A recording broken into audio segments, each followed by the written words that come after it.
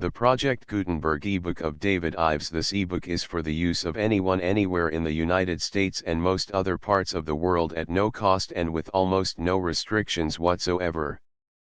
You may copy it, give it away or reuse it under the terms of the Project Gutenberg license included with this ebook or online at www.gutenberg.org. If you are not located in the United States, you will have to check the laws of the country where you are located before using this ebook.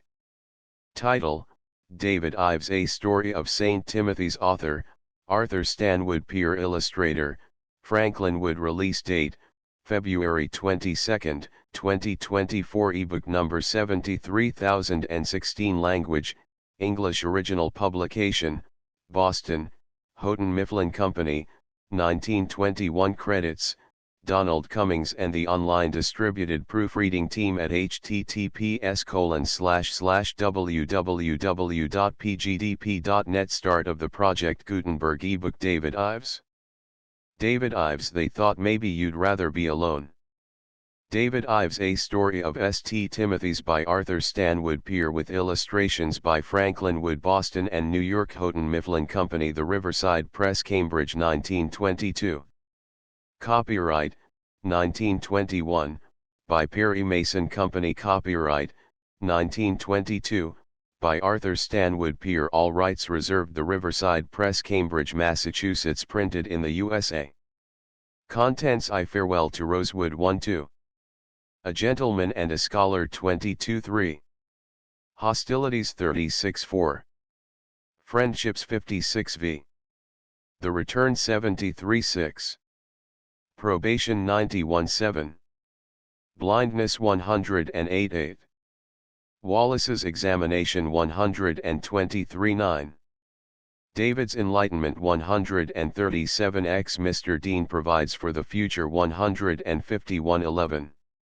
The Family Migration 169-12. The New Neighbor 183-13. Hero Worship 196-14. Anticlimax 218-15. The Torn Page 231-16. Lester and David 242-17. The First Marshal 256-18. Relinquishment 278-19. Attainment 294. Illustrations: They thought maybe you'd rather be alone. Frontispiece: How did you find the examinations? 30. Tackled a runner in the open field and got a wrenched ankle. 70. Oh, cried David. He clasped Mr. Dean's hand. It can't be serious. 114. David Ives. Chapter: I Farewell to Rosewood. The suburb in which David Ives lived and in which David's father had most of his medical practice was by no means one of the wealthy and prosperous suburbs of the wealthy and prosperous city. It was a new and raw-looking region.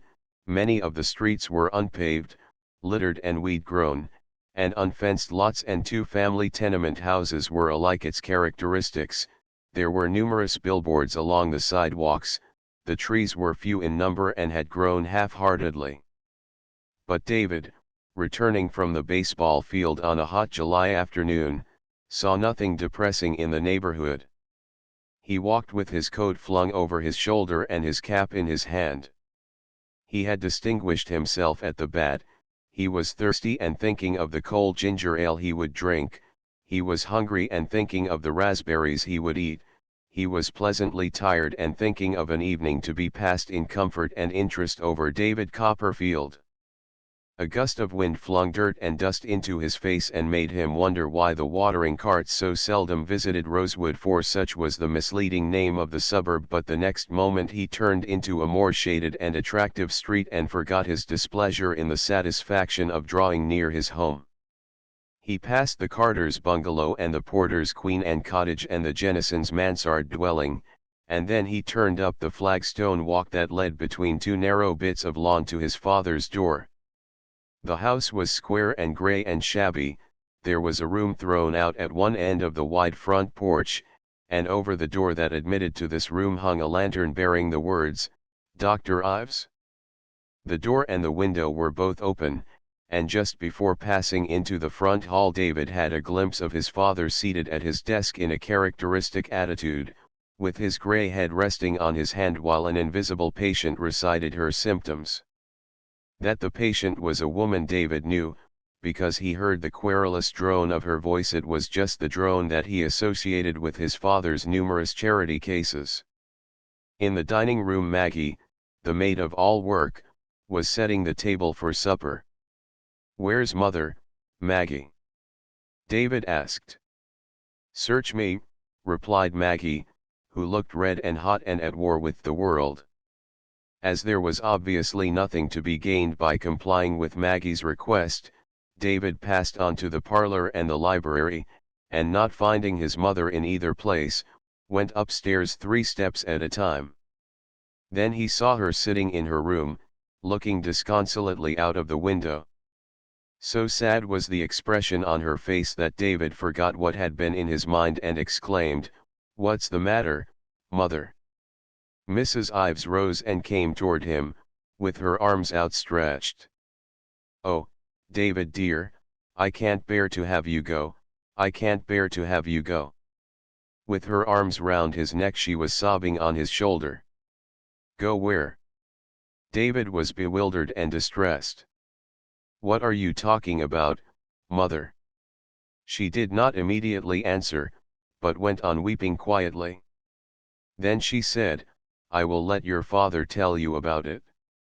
It is his decision." "Then it can't be anything so very terrible, mother," David said, and he stroked and patted her while she clung to him. "Not for you, perhaps, David, but it seems very hard to me.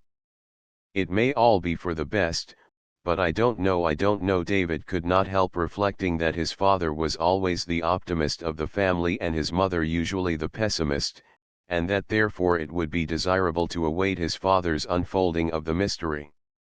So he set about getting his mother into better spirits, which he did by tweaking her ears, kissing her, and telling her that he did not know where he was going or for how long, but that, wherever it was, they could not keep him from coming back to home and mother.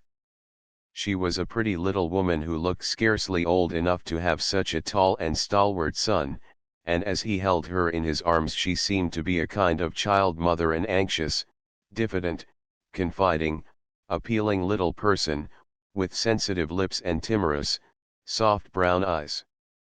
David looked like her and yet not like her. His eyes were brown and shone affectionately, but there was fearlessness rather than timorousness in their glance.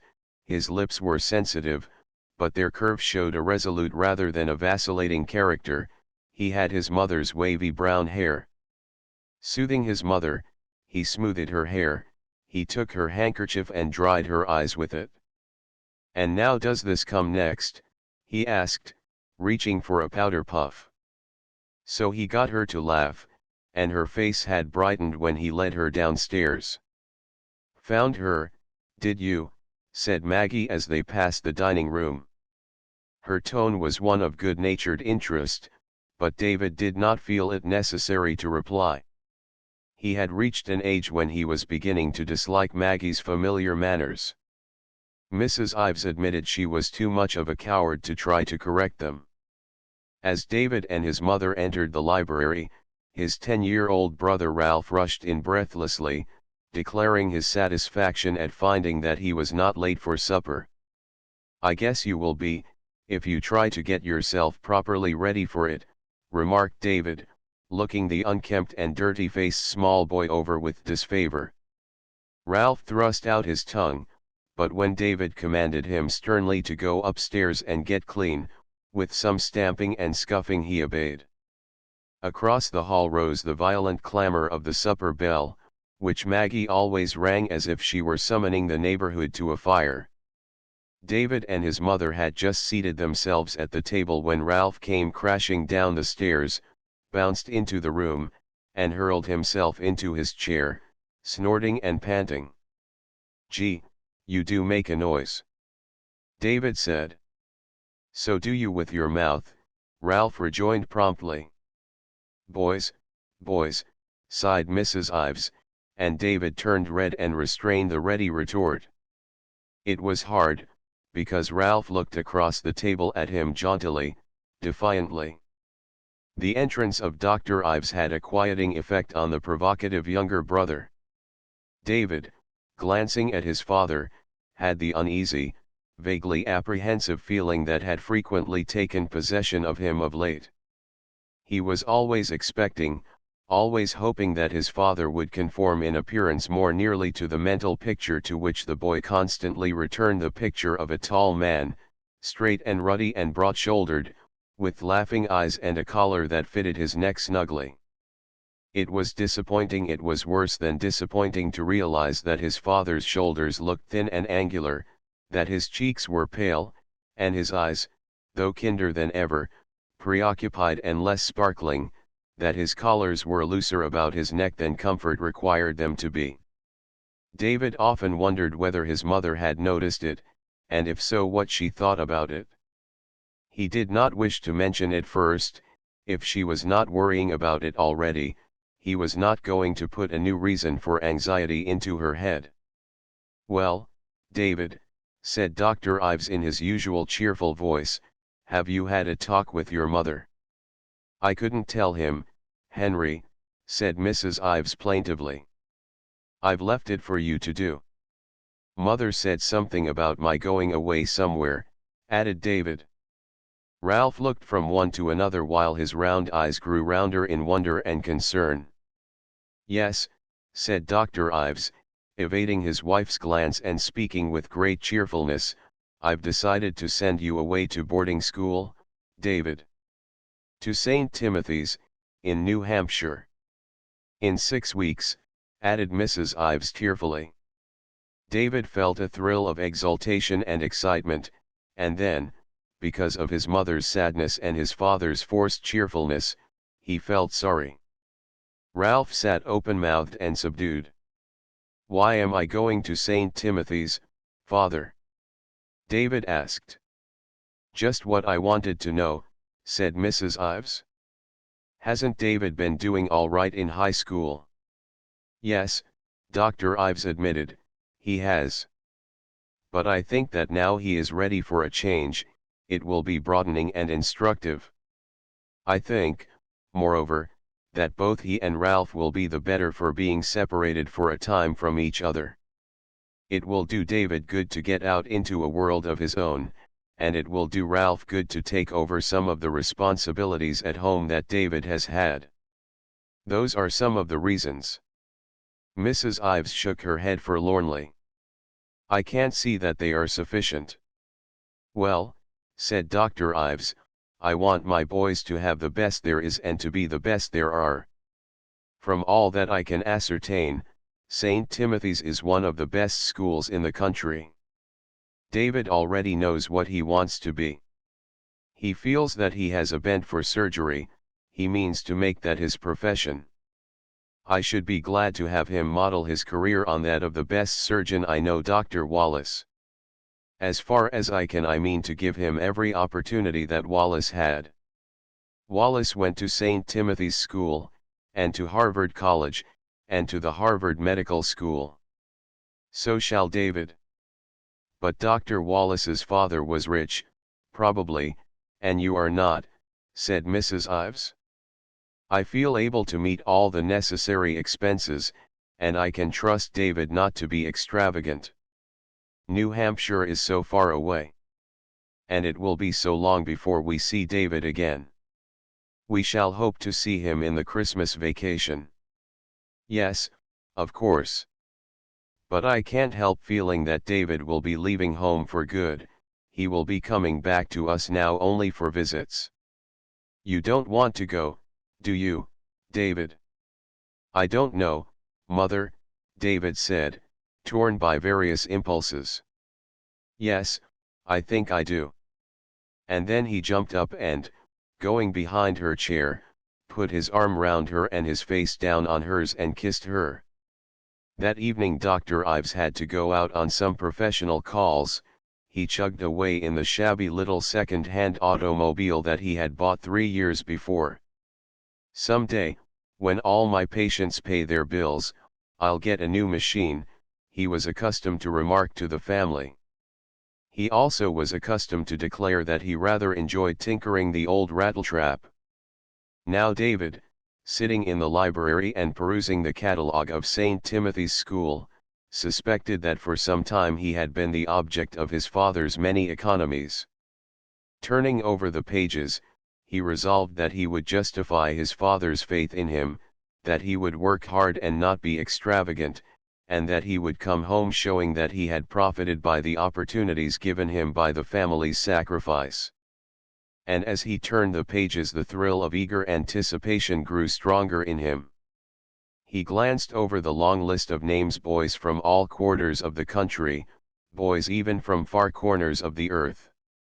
David, who had never traveled more than 40 miles from the city in which he had been born and brought up, and who had never known any boys except those in the immediate neighborhood of his home, felt a tingling of romance as he read the names. While he read, Ralph sat quiet over a storybook, and Mrs. Ives, with a pile of mending in her lap, worked at intervals and at intervals gazed wistfully at her older boy. He was her favorite, though she felt guilty in admitting it even in her heart. Ralph had always been more thoughtless, more unmanageable, a more trying kind of boy. It made her feel quite helpless to think of dealing with Ralph alone after David had gone. But that was not the worst to which she must look forward, that was not the saddening thought. What weighed her down was, as she had said, the premonition that when David went away it would be really for good and all. It would be years and years before home would be more than a place to which he made visits. Perhaps what was now, and always had been, his home would never really be his home again. And his father and his mother, who had always been so near to him, would never be so near to him again. Tears filled her eyes and fell unnoticed while David and Ralph read. She wiped them away furtively and determined to be brave. Perhaps it was all for the best, and she would not begrudge anything that was best for David. But it seemed such a doubtful venture, and David's father did not look well, but she was not going to imagine that any more. It produced such a heaviness about the heart. She was going to try to be cheerful. She had never been cheerful enough. She anticipated the usual rebelliousness and struggle when at 9 o'clock she said, "Bedtime, Ralph." "All right, mother." To her astonishment he spoke with the utmost docility. He closed his book at once and came over and kissed her.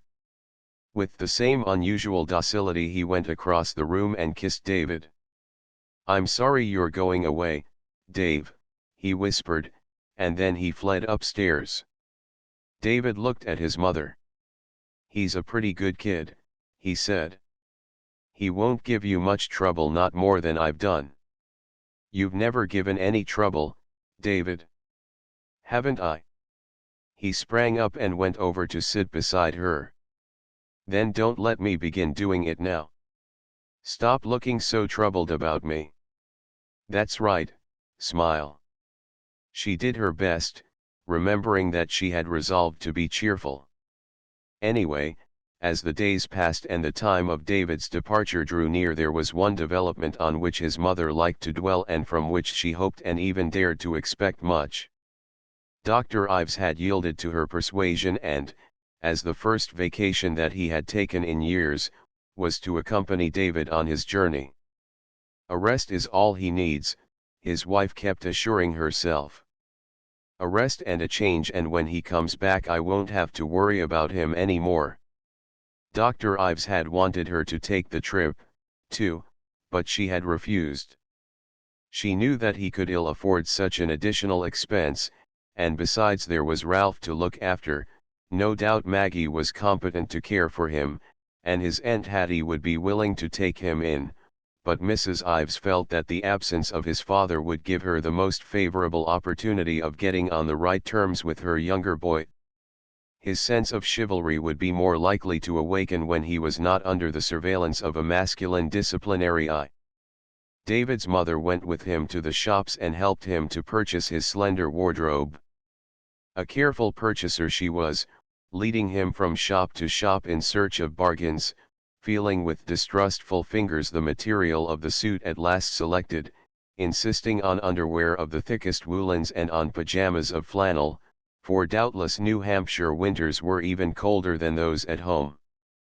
David felt that he was rather old for his mother to be buying his clothes for him. He was 16, but he had not the heart to assert any independence in the matter, to intimate that he had outgrown the need of her guidance. Likewise he restrained the desire to intimate to Maggie that her criticism and comments were unwelcome. Maggie attacked him one day when he was alone in the library. "What's all this, David, about your goin' away to boardin' school?" she asked truculently, standing in the doorway with her hands on her hips. "Well, it's true," David answered. "Ain't there no good schools near home?"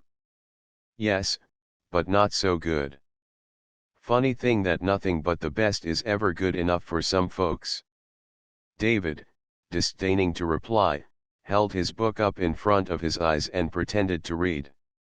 "It's none of my business," continued Maggie in a somewhat more pacific tone, "but I think your pa and your ma both need looking after, and you'd ought to stay home to do it.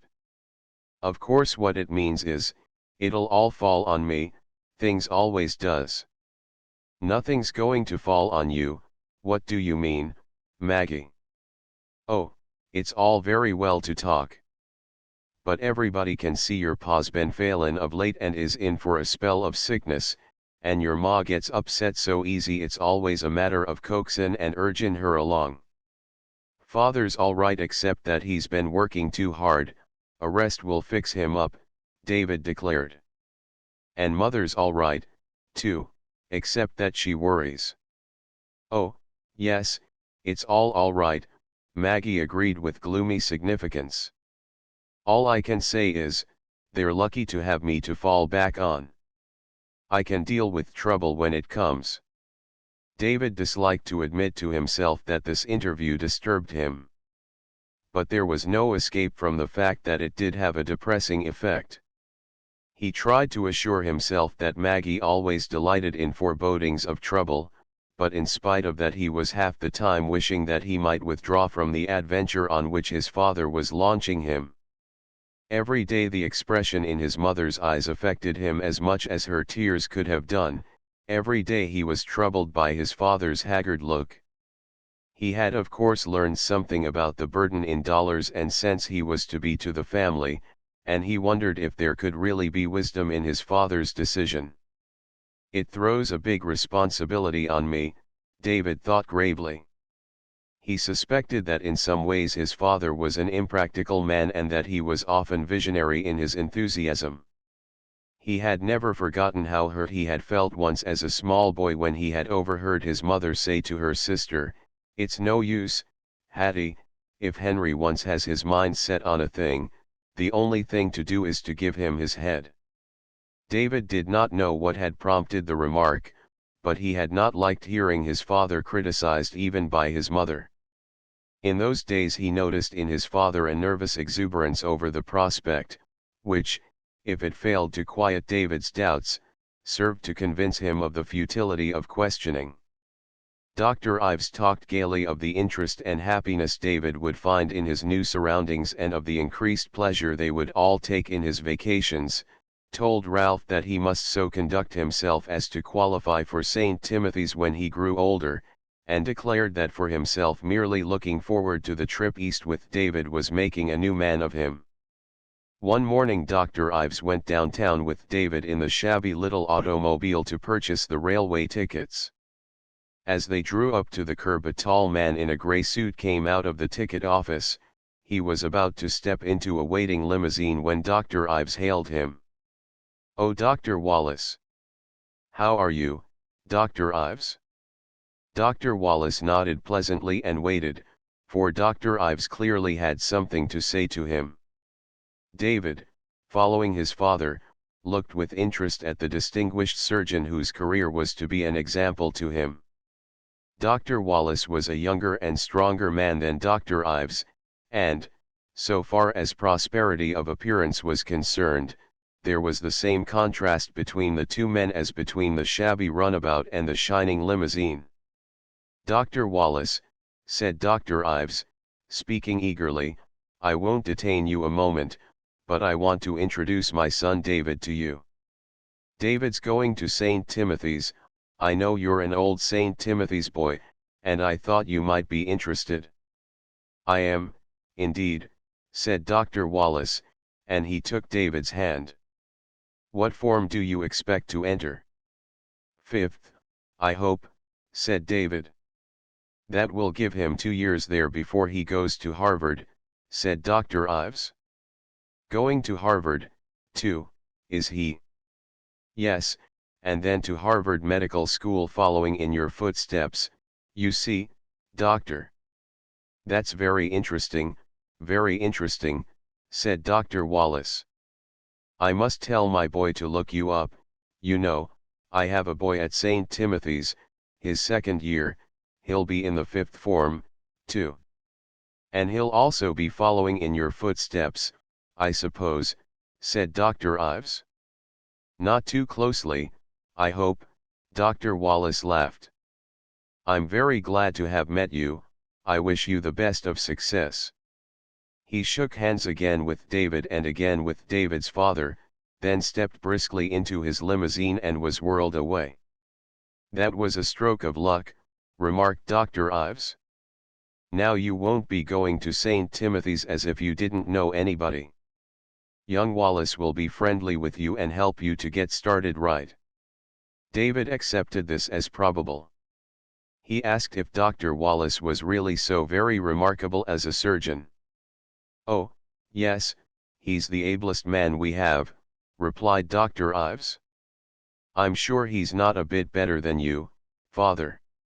"Oh, I'm a surgeon only under stress of emergency and as a last resort. The less surgery a family doctor practices on his patients the better for the patients. Anyway, you could have been as good a surgeon as Dr. Wallace if you'd studied to be." "Oh, we don't know what we might be, given certain opportunities. That's why I want you to have those opportunities the best. So that you can go far ahead of me. I guess I never could catch up with you. And I don't care what you say, I think you're way ahead of Dr. Wallace or any other doctor. I'm sure you do more for people and think less about what you can get out of them." "I shall have to think more about that now, I shall for a fact," said Dr. Ives, chuckling good-humoredly. "When you come home for the Christmas vacation, David, you'll probably find me turned into a regular Shylock. You couldn't be that, and Mother isn't the kind that could turn you into one. If only you had Maggie to manage you and get after patients." They both laughed. But in spite of all the brave little jokes, in spite of all the loving words and loving caresses, David's last 2 days at home were painful to him and to the others of the family. He caught his mother shedding tears in secret, he felt her looking at him with a fondness that made him wretchedly uncomfortable, he received a mournful consideration from Ralph as disconcerting as it was novel, he could not help being depressed by the grim and relentless quality of Maggie's disapproval. In such an atmosphere Dr. Ives desperately maintained cheerfulness, assumed gaiety and light-heartedness, and professed undoubting faith in David's adventure and enthusiasm over his own share in it. The bustle and confusion of packing lasted far into the evening. Mrs. Ives hurried now to the assistance of David, now of his father. Ralph prowled round in self-contained excitement until long after his bedtime. It was long after everyone's bedtime when David finally got into bed, and then his mother came and knelt beside him and besought him to think often of home and to do always as his father would have him do. Together they said their prayers as they had done every night when David was a little boy and as they had not done before for a long time, and it made David feel that he was a little boy again, and that he was glad to be so, this once, this last time in his life. The next morning the expressman came for the trunks before breakfast, and before breakfast, too, Maggie showed her forgiving spirit by presenting David with a silk handkerchief bearing an ornate letter D embroidered in one corner. After breakfast, while the family waited in the front hall, David bade Maggie goodbye, and for one who was usually so outspoken and fluent, Maggie was strangely inarticulate, saying merely, over and over, "Well, goodbye, David, I'm sure, goodbye, I'm sure." They took the trolley car to the station, and there, after the trunks had been checked, they all went aboard the train. Mrs. Ives and Ralph sat facing David and his father, and occasionally someone said something just to show it was possible to speak. David said, "Ralph, you're to take care of mother while father's gone," and Ralph said, "I guess I know that." Dr. Ives looked at his watch and said, "Well, Helen, it's time for you and Ralph to get off the train." That was the hardest moment of all: the last kisses, the last embraces, the last words. Then, for just a few moments longer, David gazed through the window at Ralph and his mother on the platform, Ralph looking up solemn and round-eyed, his mother smiling bravely and winking her eyelids fast to stem back the tears. For a few moments only, then the train started, and the little woman and the little boy were left behind.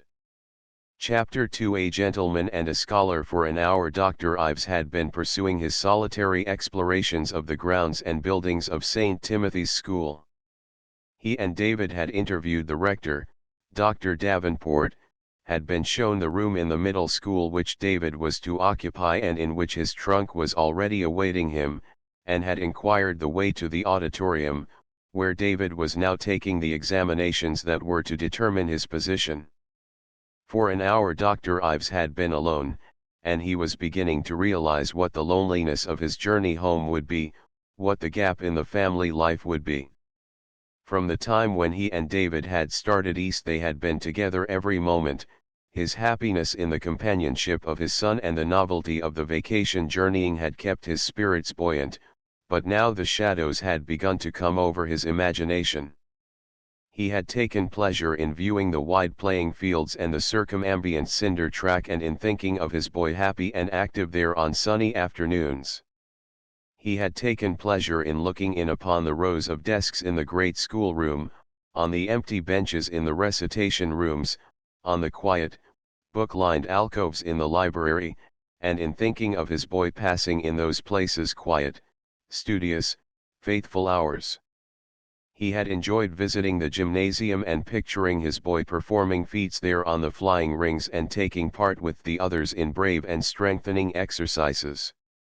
He had stood by the margin of the pond and in imagination had seen canoe races and boys splashing and swimming, even while he looked the season changed, and he had seen them speeding and skimming on the ice while their skates hummed and their hockey sticks rang, and always his boy had been foremost in his eye. But now, though he had walked neither far nor fast, Dr. Ives found himself suddenly overcome with fatigue. He was near the study building and he sat down on the steps to rest. He grew tired so easily.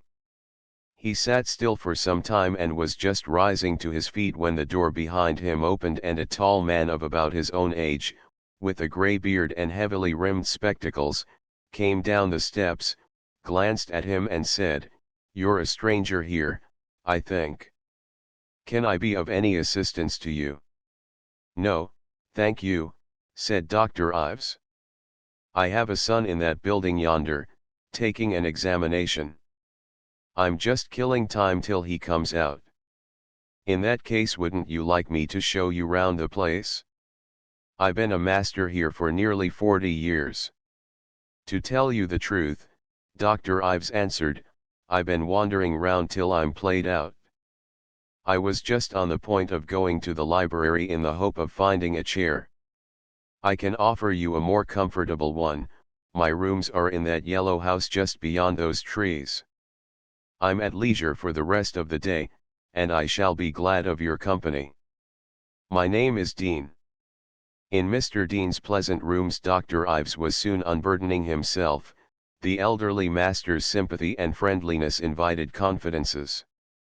So in a way did the character of the rooms, about which there was nothing formal or austere.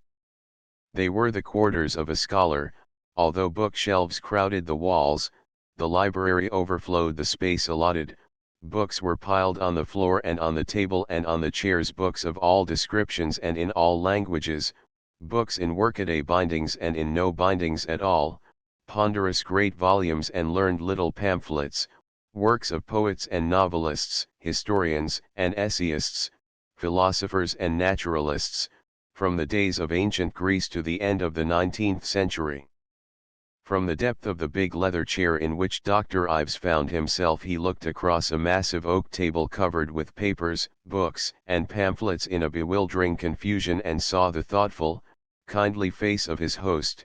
He felt that Mr. Dean was a man on whose courtesy, consideration, and wisdom any boy or parent might depend. It was the master's eyes that were so assuring, so inspiring, so communicative, grey eyes that sparkled and twinkled and watched and seemed even to listen. The spectacles behind which they worked deprived them of no part of their expressiveness. The smile that hardly stirred in Mr. Dean's beard sprang rollicking and frolicsome from his eyes.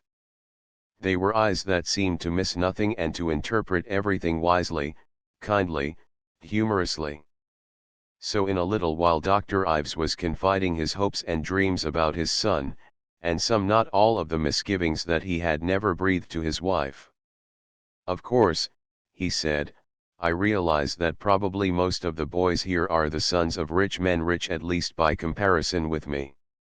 And for some time I wondered if it were altogether wise or fair to David to put him into a school where, financially, anyway, he would be at a disadvantage." "It all depends upon the boy," said Mr. Dean. "Not all our boys are rich, though most of them are. The spirit of the place is to take a fellow for what he is. If your boy is the sort who is simple and straightforward, as I have no doubt he is, he has nothing to fear from association with the sons of the rich. Is he an athlete? He runs, he's a pretty good quarter-miler. And he plays baseball. But he hasn't any false notions of the importance of athletic success. You'll find him a good student. He led his class at the high school. We give a double welcome to every boy who comes with the reputation of being a good student. We have unfortunately a good many who have not been brought up to appreciate the importance of study.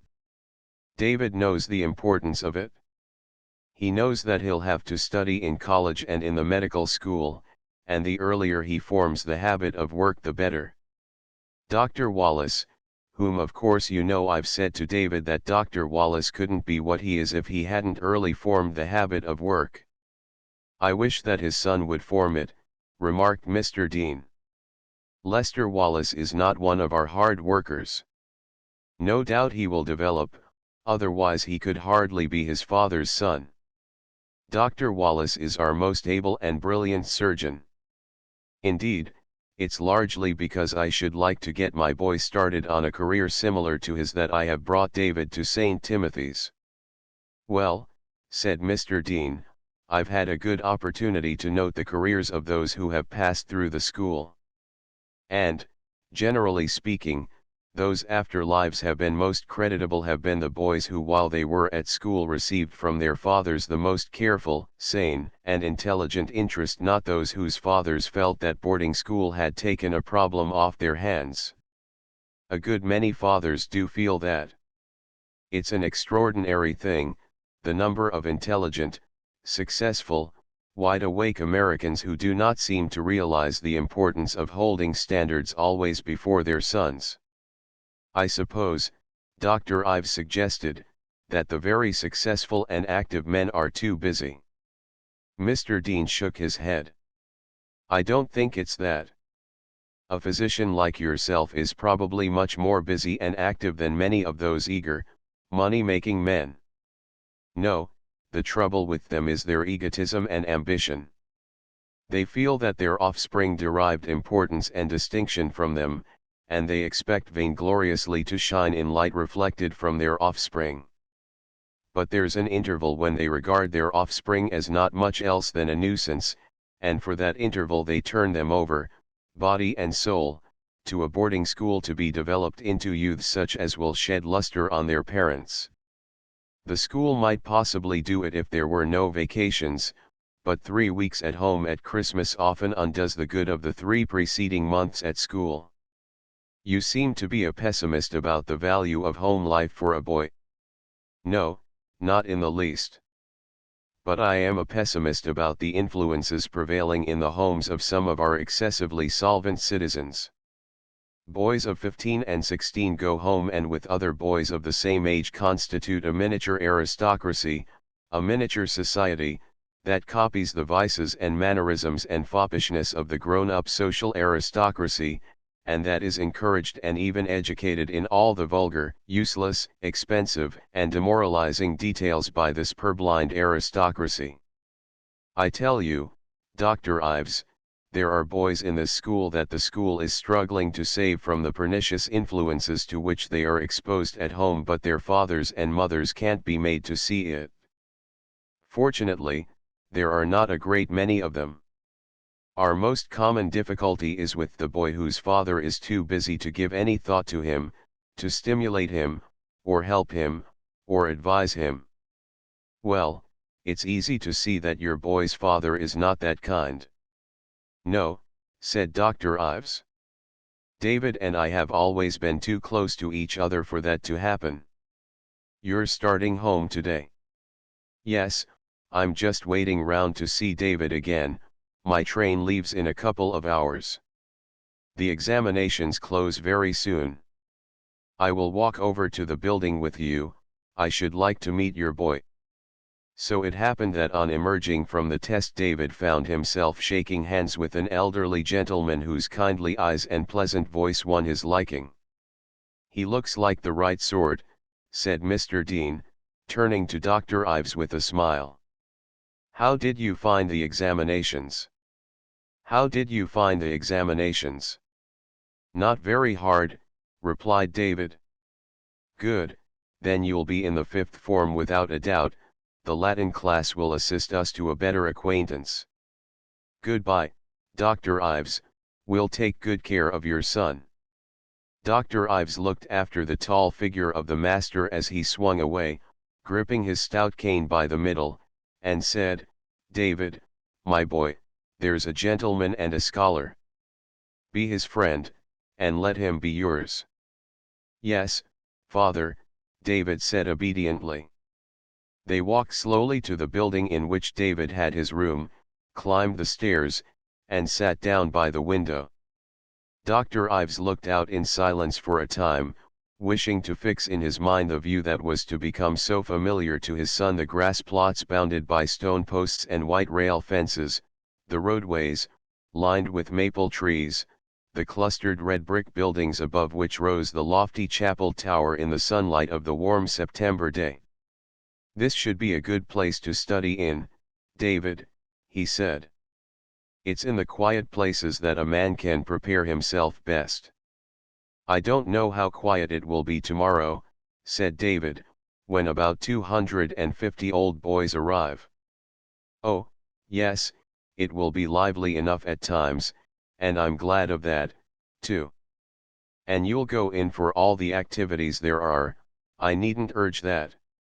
The thing I do want to emphasize, David, is the importance of making full use of all the quiet hours. I will do my best, father. And you will remember, of course, that it's more necessary for you than for most of the fellows you will associate with to practice economy. Yes, father, I shall be careful. There was silence, and during it they saw a motor car turn in at the gateway and a moment later draw up before the steps of the building. They both knew what it meant, yet each shrank from declaring it to the other. Write to us often, David, said Dr. Ives. You will be always in our hearts, we shall be thinking and talking of you every day. Don't forget us. David found himself unable to speak. He shook his head and squeezed his father's hand. They sat again in silence for a little while. Well, my boy, said Dr. Ives. Hand in hand they went along the corridor and down the stairs.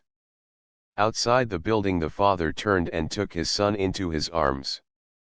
That last kiss became one of David's sweetest and saddest memories. It was surprising even to himself how soon he fitted into place. His seat in chapel, his desk in the schoolroom, his locker in the gymnasium, his place in the dining hall at the end of a week, he thought of them as if they had always been his. In the same short time he was recognized as the fellow who was likely to lead his division of the fifth form in scholarship. His uncomfortable zeal for study and his tendency to forge instantly to the head of his class, regardless of being a new kid, were not conducive to the attainment of popularity. So, although in superficial ways the school soon became a second home to him, he felt that in the things that counted he remained a stranger.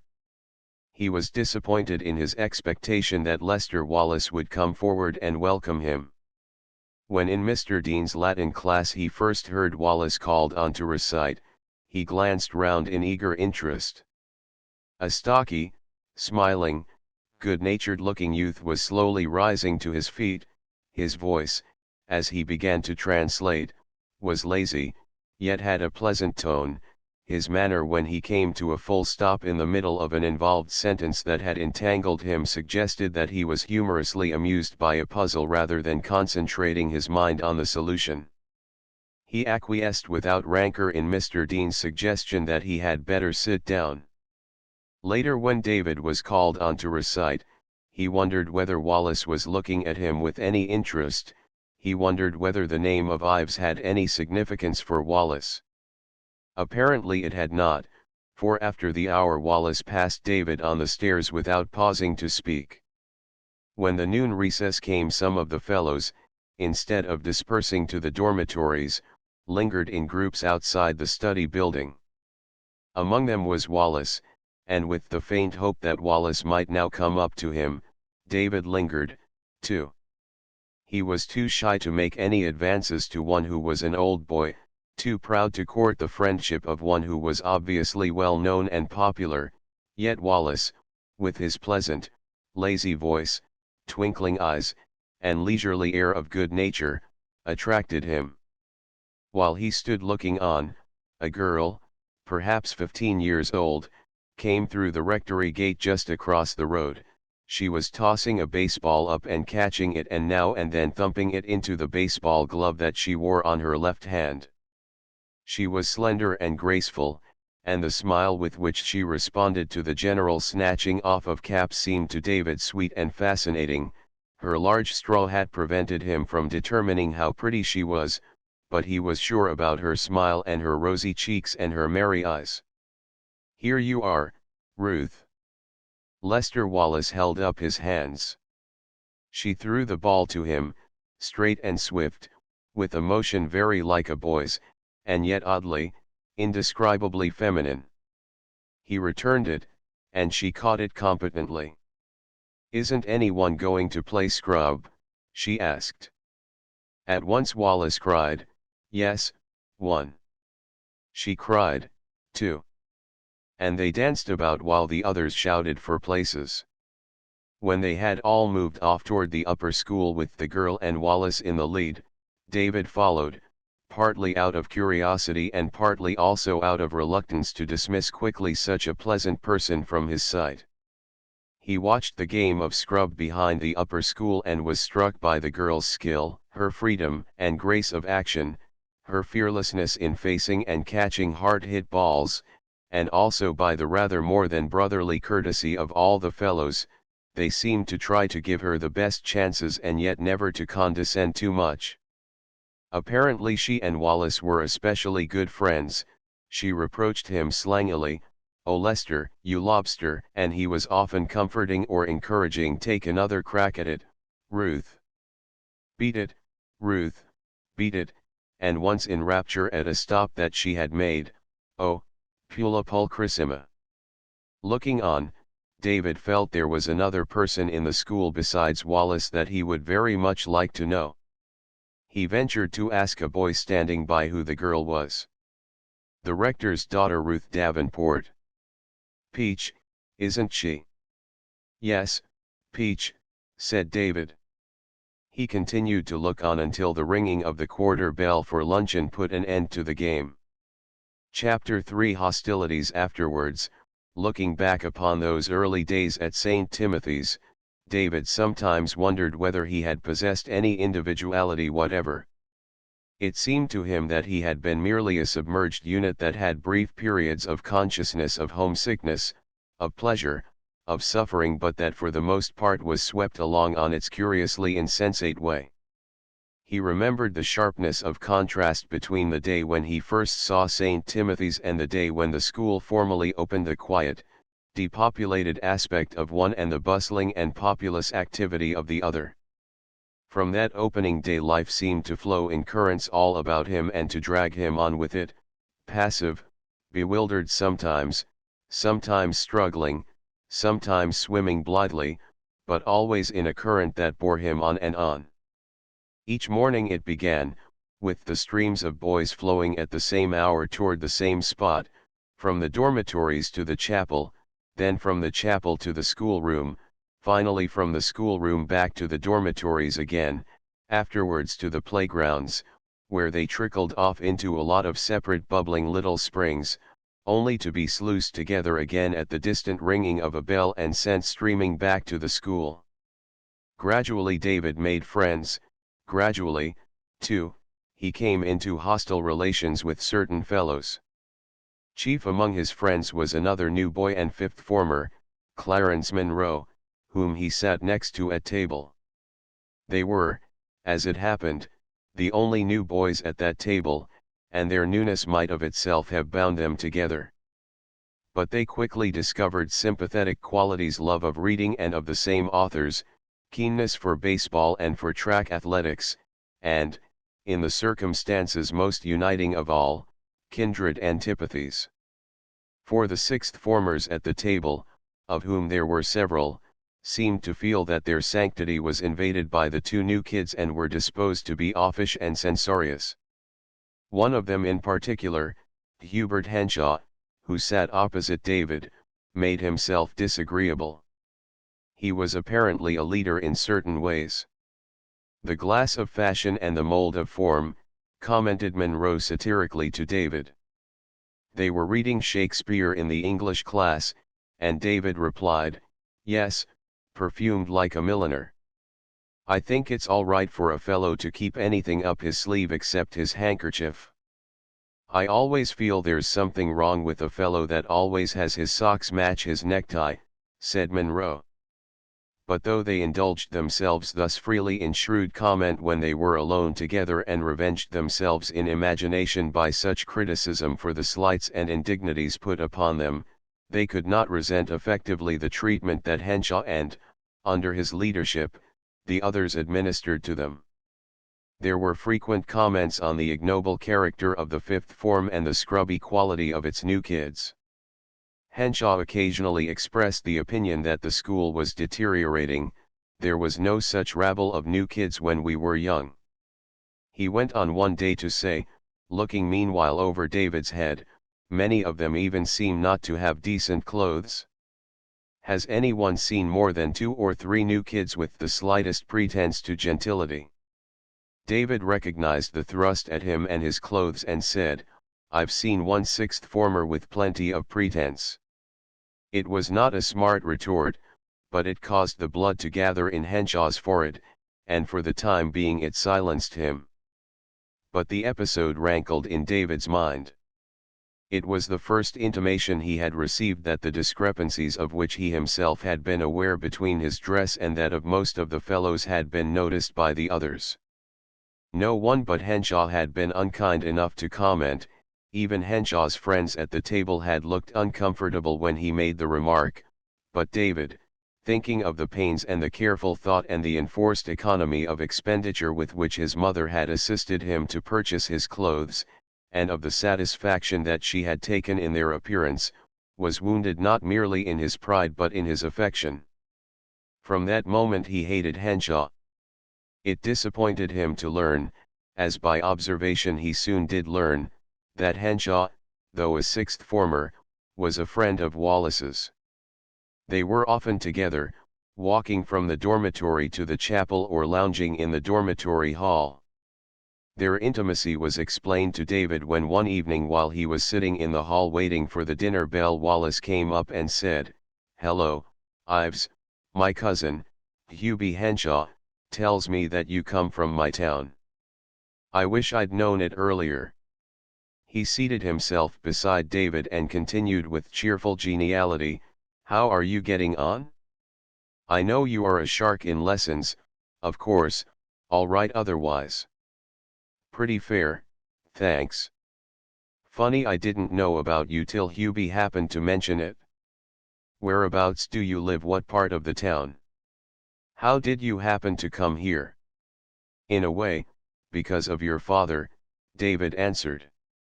"My father is a doctor in Rosewood, and he wants me to be a surgeon like yours. He thought that, since your father came here to school, I had better come here, too. I must write and tell Dad about it, he'll be awfully pleased. I guess he'll think you're more of a credit to him than I am." "Oh, I guess not," said David. Then, prompted by Wallace's friendliness, he went on to tell of his meeting with Dr. Wallace and of hoping that Wallace would come up to him just as he had done. "Dad forgot all about it," said Wallace. "I'm glad you told me. You room in the north wing, don't you?" "Yes. I'm in the south. Come and see me sometime." Apparently Henshaw had not poisoned Wallace's mind, whether he had tried to do so or not, and for his cousin's sake David was for a little while more kindly disposed toward Henshaw. But the era of good feeling could not last. 2 days later, as David and Monroe were passing after breakfast from the dining room into the outer hall, Henshaw thrust his way up to them. "Ives," he said, "we've all got mighty sick of that necktie. Is it the only one you have?" "Oh, shut up, Hube." It was Wallace, at Henshaw's side, who spoke. Even in the stupefaction of his anger David saw that on Wallace's face a look of concern was overspreading its habitual good nature. Wallace was plucking at his cousin's sleeve. "Shut up, Hube, you make me tired. If you sat at our table, that necktie would make you tired. What's the reason that you never make a change, Ives? Is it your only one?" David's eyes were hard and glittering. With a suddenness that startled everyone he gave Henshaw a resounding slap on the cheek with his open hand. Henshaw staggered from the blow and stood for an instant, blinking, gathering pugnacity, while his cheek showed the livid marks of David's fingers.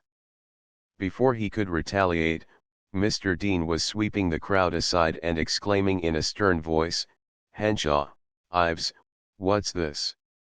They both looked at him, silent, equally defiant. David felt that he could justify himself and that he must not, a feeling that intensified his bitterness. Why should an act prompted by righteous indignation disgrace and discredit him before the man who had been ready to befriend him? "You may go now." Mr. Dean's eyes were as stern as his voice. The two principals in the row were escorted by a crowd out of the door and down the steps. At the bottom Henshaw turned and said to David, "You've got to fight me for this." "It will be a pleasure," David answered bitterly. Meanwhile Wallace and Monroe had remained behind, close to Mr. Dean. Wallace was the first to speak. "Mr. Dean," he said, "I hope you won't report Ives." He simply had to slap Hubie's face. "Why?" "Hubie insulted him." "Henshaw's always insulting him," broke in Monroe. "At the table he's always saying nasty things." Ives couldn't stand it any longer. "Mr. Dean." What was the remark that provoked the blow? Wallace repeated it as he remembered it. Monroe's version was essentially the same. "I am glad to have your evidence," said Mr. Dean. "However, there is no question that Ives infringed the rules, and for that he will have to be punished." "It isn't fair," protested Monroe. "Possibly not. Sometimes it is necessary to be unfair in the interests of discipline. At any rate, you both may feel that you have done Ives and me a service by telling me the facts in the case. Wallace and Monroe alike wondered what the service had been when after chapel they heard David's name read out on the list of moral delinquents for the day. Ives, disorder in dormitory, 1 sheet. That meant an hour of work that afternoon on Latin lines. David, hearing it, flushed with mortification. So Mr. Dean had chosen to judge him harshly. It was natural enough. So far as Mr. Dean had been aware, there were no mitigating circumstances. His thoughts wandered from his books that morning. He continued to make creditable recitations when called on, but at other times he did his work listlessly and with many pauses. He was not afraid to fight Henshaw, he wanted to fight him, he wanted to administer a punishment more severe than that one resounding slap on the face. And yet he hated fighting. He had never engaged in a fight at the high school. He remembered the most savage fight there that he had ever seen, how he had stood by, fascinated and yet disgusted, too, by the blazing fury in the combatants' eyes, their dishevelment, their blood-marked faces, the animal wrath with which they mauled and grunted and battered. He had been disgusted by it all, by his own interest in the spectacle, by the gloating eyes of the other bystanders.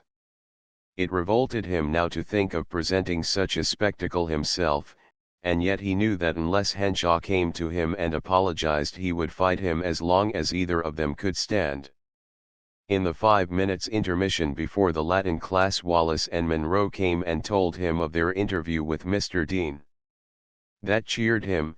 So did Wallace's remark, "Henshaw's my cousin, but he makes me awfully tired at times. I'm with you and not with him in this." At the end of the Latin recitation when David was going out Mr. Dean said, "Ives, 1 moment, please." David stopped while the master gathered up books and exercises. "If you're going up to the dormitory, I'll walk along with you," said Mr. Dean. And as they walked along the corridor he asked, "Where did you get your feeling for the language?" "For Latin? I didn't know I had it." "Oh, yes, you have, to quite a marked degree.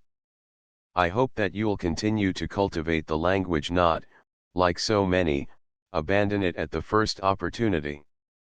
There are very few persons nowadays who read Latin for pleasure with pleasure. You will be able to do it if you keep on, for you have the feeling for the language. It will help you in acquiring other languages." They passed out of the door, and then Mr. Dean said abruptly, "No doubt it seems harsh to you that I should be punishing you alone for the disorder this morning. Well, discipline often must stand on technicalities. Yours was the only visible breach, so you have to suffer. I want to say, however, that I realize there are occasions when self-respect, to vindicate itself, must defy rules, and this appears to have been one of those occasions. If Henshaw affords you the opportunity, I trust you will complete his punishment. Make it substantial." He shook hands with David quite solemnly and then turned aside up the path leading to his house. The talk put new cheerfulness into David's heart. Mr. Dean understood and sympathized and was still his friend. And fighting was just one of those unpleasant things that you had to do now and then in life, and there was no use in letting yourself get disgusted at the thought of it. He felt so much better in his mind that at the luncheon table he turned back Henshaw's scowl with a cheerfully ignoring glance and devoted himself with unconcern to his friend Monroe until Truesdale, the sixth former who sat on his left, said, "Henshaw wants me to tell you he'll meet you this afternoon back of the sawmill at 3 o'clock. "He'll have to make it 3:30, David replied. "I have lines until then." Truesdale glanced across the table at Henshaw, who nodded. "All right, 3:30, Truesdale said. "Don't bring a crowd." "I shan't bring anybody but Monroe here," David answered. You fellows will probably collect the whole sixth form, said Monroe, whose pugnacity was roused even more than David's. Don't get excited, little one, replied Truesdale. All we care about is to see fair play. After luncheon Monroe walked with David to the study building, where David for an hour was to perform his task of penmanship. Are you pretty good with your fists? Monroe asked. I have no special reason to think so, David answered. But I guess I can hit as hard as he can. If you're not much on boxing, you'll have to stand up to him and take what you get until you can put in enough good cracks to finish him. Monroe spoke with a certain satisfaction in the prospect of a sanguinary encounter.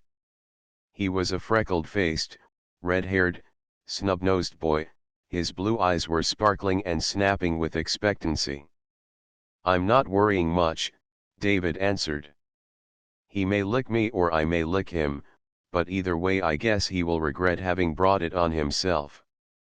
And that's the main thing. Sure, said Monroe. But lick him. They parted at the door of the study. Monroe assured David that he would meet him there at a little before 3:30. When David finally emerged, he found Monroe waiting outside and Wallace again passing a ball with the rector's daughter. I've got to stop now, Ruth, I have a date, Wallace said. She put the ball into the pocket of her leather coat and drew off her glove. Then she greeted David with a nod and a smile. You know Ives, don't you, Ruth? And Monroe. Wallace performed the belated introduction. Oh, yes, I know everybody. She shook hands with each of them. Your name's Clarence, and yours is David. Oh, don't you want to have a game of scrub? She looked from one to another with hopeful, boyish eyes. Wallace was the ready-tongued one of the three. Sorry, Ruth, but we have a date to go for a walk, going to meet some fellows in the woods. Oh. Her voice was regretful. Well, goodbye. The boys touched their caps to her as she turned away. David glanced back at her remorsefully. She's a pretty good kid, Wallace remarked. Sort of hard luck on her, there are no other girls of her age round here for her to play with. She's very decent about not butting in, fellows can't always be having a girl round. No, you bet not, agreed Monroe, though like David he had cast sheepish backward glances. As for David, the sight of the girl had revived the sense of loathing for the brutalities of battle that Mr. Dean's cheerful words of encouragement had aided him temporarily to suppress. He walked on silently, thinking how that girl would hate him if she knew what he was about to do. His mood again became one of sullen revengefulness against Henshaw, whose behavior had forced the situation upon him. He and his friends entered the pine woods that bordered the pond behind the gymnasium. Soon they passed beyond sight of the school buildings. They walked on until they emerged from the quiet woods upon a hillside crowned with a decrepit apple orchard. They climbed a hill and followed a path that led them into a thicket of birch and oak, and at last they came out into an open space behind a disused sawmill. There 7 or 8 fellows, among them Henshaw, were waiting. One of the sixth formers, Fred Bartlett, who had played end on the school football team the preceding year, stepped forward. I've been asked to referee this scrap, he said. Any objection, Ives? David shook his head. 2-minute rounds. Get ready now, both of you, strip. Ruth had stood with a puzzled look in her eyes gazing after David and Wallace and Monroe as they entered the path into the woods. A few minutes before, a group of her sixth form friends had passed that way, and to her friendly inquiry whither they were bound had, like Wallace and Monroe, returned vague, evasive answers. On an afternoon ideal for games, it seemed to Ruth incomprehensible that so many fellows should be going for a walk. She had not been brought up in a boarding school without acquiring wisdom in the ways of boys, and when another group of fifth formers slipped by and entered the path into the woods, her suspicions were aroused. Harry Carson, captain of the School 11 and the most influential and popular fellow in St. Timothy's, came sauntering down from the upper school with his roommate, John Porter. They took off their caps as they passed Ruth and then turned into the path that all the others had followed. Ruth formed a sudden, courageous resolve. "Oh, Harry," she called. "Won't you wait a moment, please?" Carson turned and came back toward her, and she advanced to meet him. "Why is everybody going into the woods this afternoon?" "Is everyone?" said Carson. "Yes, I think it must be that there's going to be a fight."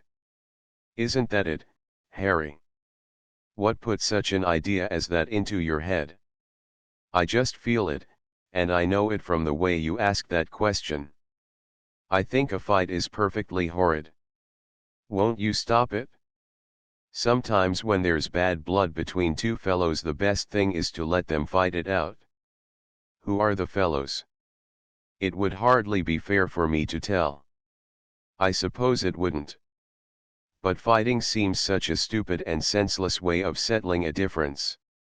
And it's just as likely to settle it the wrong way as the right way. I wish you'd stop this fight, Harry." "I haven't any authority to stop it."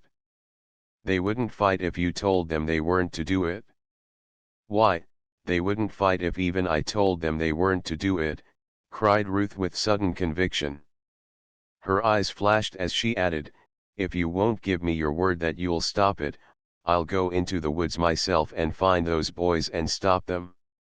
"No, that wouldn't do at all, Ruth," said Carson anxiously. "I will, unless you promise." "I'll do what I can." "Good for you. And do hurry." Carson turned away and rejoined his companion, to whom he reported the conversation. "The girl's more or less right," said Porter. "Henshaw ought to be made by the crowd to apologize to Ives. It oughtn't to be necessary for Ives to fight him. I'm with you in whatever you do." Carson and Porter came into the open space behind the sawmill just as the two combatants, stripped to the waist, stood up to face each other. Carson broke rudely through the circle of eager onlookers and shoved his heavy bulk between the two gladiators. "It's all off," he said, addressing Henshaw rather more than David. "If you fellows have so much energy and fight to get rid of, get out and play football. One of you owes the other an apology, and he knows mighty well that he does. When he makes it, there will be no occasion for anything further." "Oh, let them go to it, Harry," cried a disappointed spectator. "It'll do them good." "I'll fight anybody that tries to make them fight," replied Carson belligerently, and the crowd laughed. "I'll fight them if they try to fight," he added. "And I'll say that one of these two fellows, if he doesn't apologize to the other for his insulting remarks, deserves a licking whether he gets it or not." David spoke up crisply, "I have nothing to apologize for." There was a moment's silence, and then Henshaw said in a rather subdued voice, "I have. I beg your pardon, Ives. I was insulting, and you had a right to resent it." David put out his hand, Henshaw took it, and Carson administered to each of them a loud and stinging clap on the bare back, which drew an "ow" from Henshaw and a delighted guffaw from the crowd. The two participants in the bloodless encounter put on their clothes, the meeting broke up, and in groups of twos and threes the fellows took their way back to the school. Ruth came out of the rectory as David and Monroe and Wallace were going by. "Why, you weren't gone very long on your walk, were you?" she said. "Well, no," Wallace answered. "We decided we'd do something else, after all." At that moment Carson and a group of sixth form friends, among them Henshaw, came up. "I have the honor to report, Ruth," said Carson, "that I fulfilled orders. I am the great pacificator." He suddenly grabbed Henshaw by the collar with his right hand and David by the collar with his left. "I have the honor to restore to you one Hubie Henshaw of the 6th form and one David Ives of the 5th, unscathed, unscratched, unharmed." "Good boy," exclaimed Ruth. Her eyes sparkled with amusement, laughter rose from the crowd, and David and Henshaw stood blushing and grinning foolishly. "You certainly do look like a pair of sillies," said Ruth. "But you might be looking even worse, and you've got me as well as Harry Carson to thank that you aren't. Come in now, and I'll give you all some tea." Chapter 4 Friendships. David learned that the handicap track meet held every autumn by the Pythians and Corinthians would take place in the latter part of October. He entered his name for the quarter mile as a representative of the Pythians. He found that he had outgrown the running shoes that he had worn in the spring when he had been the crack quarter-miler of the high school. So he put on his tennis sneakers and practiced daily on the track in those. Most of the candidates for the track meet proved to be very casual in their training. They were nearly all out trying for a place on one of the Pythian or Corinthian football 11s, and that meant that they had to do their track work in the half-hour recess before luncheon or on occasions when they were excused from football. There was no regular coaching for them. Bartlett, the Pythian captain, and Carson, the Corinthian, were alike devoting their chief energies to football, but occasionally found time to supervise the work of their candidates, and more often Mr. Dean, though superannuated so far as active participation in athletics was concerned, gave hints and advice out of a historic past. Among those who were playing football on the Corinthian 11 was Wallace. He told David, however, that he meant to enter the quarter mile, too, and that he was coming out a couple of days before the meet to see if he could get back his speed. He had finished third in the championship meet of the preceding spring. When he made his appearance in running clothes 2 days before the race, he asked David to time him and was much pleased because he ran the distance in only 1 second more than at the spring meet.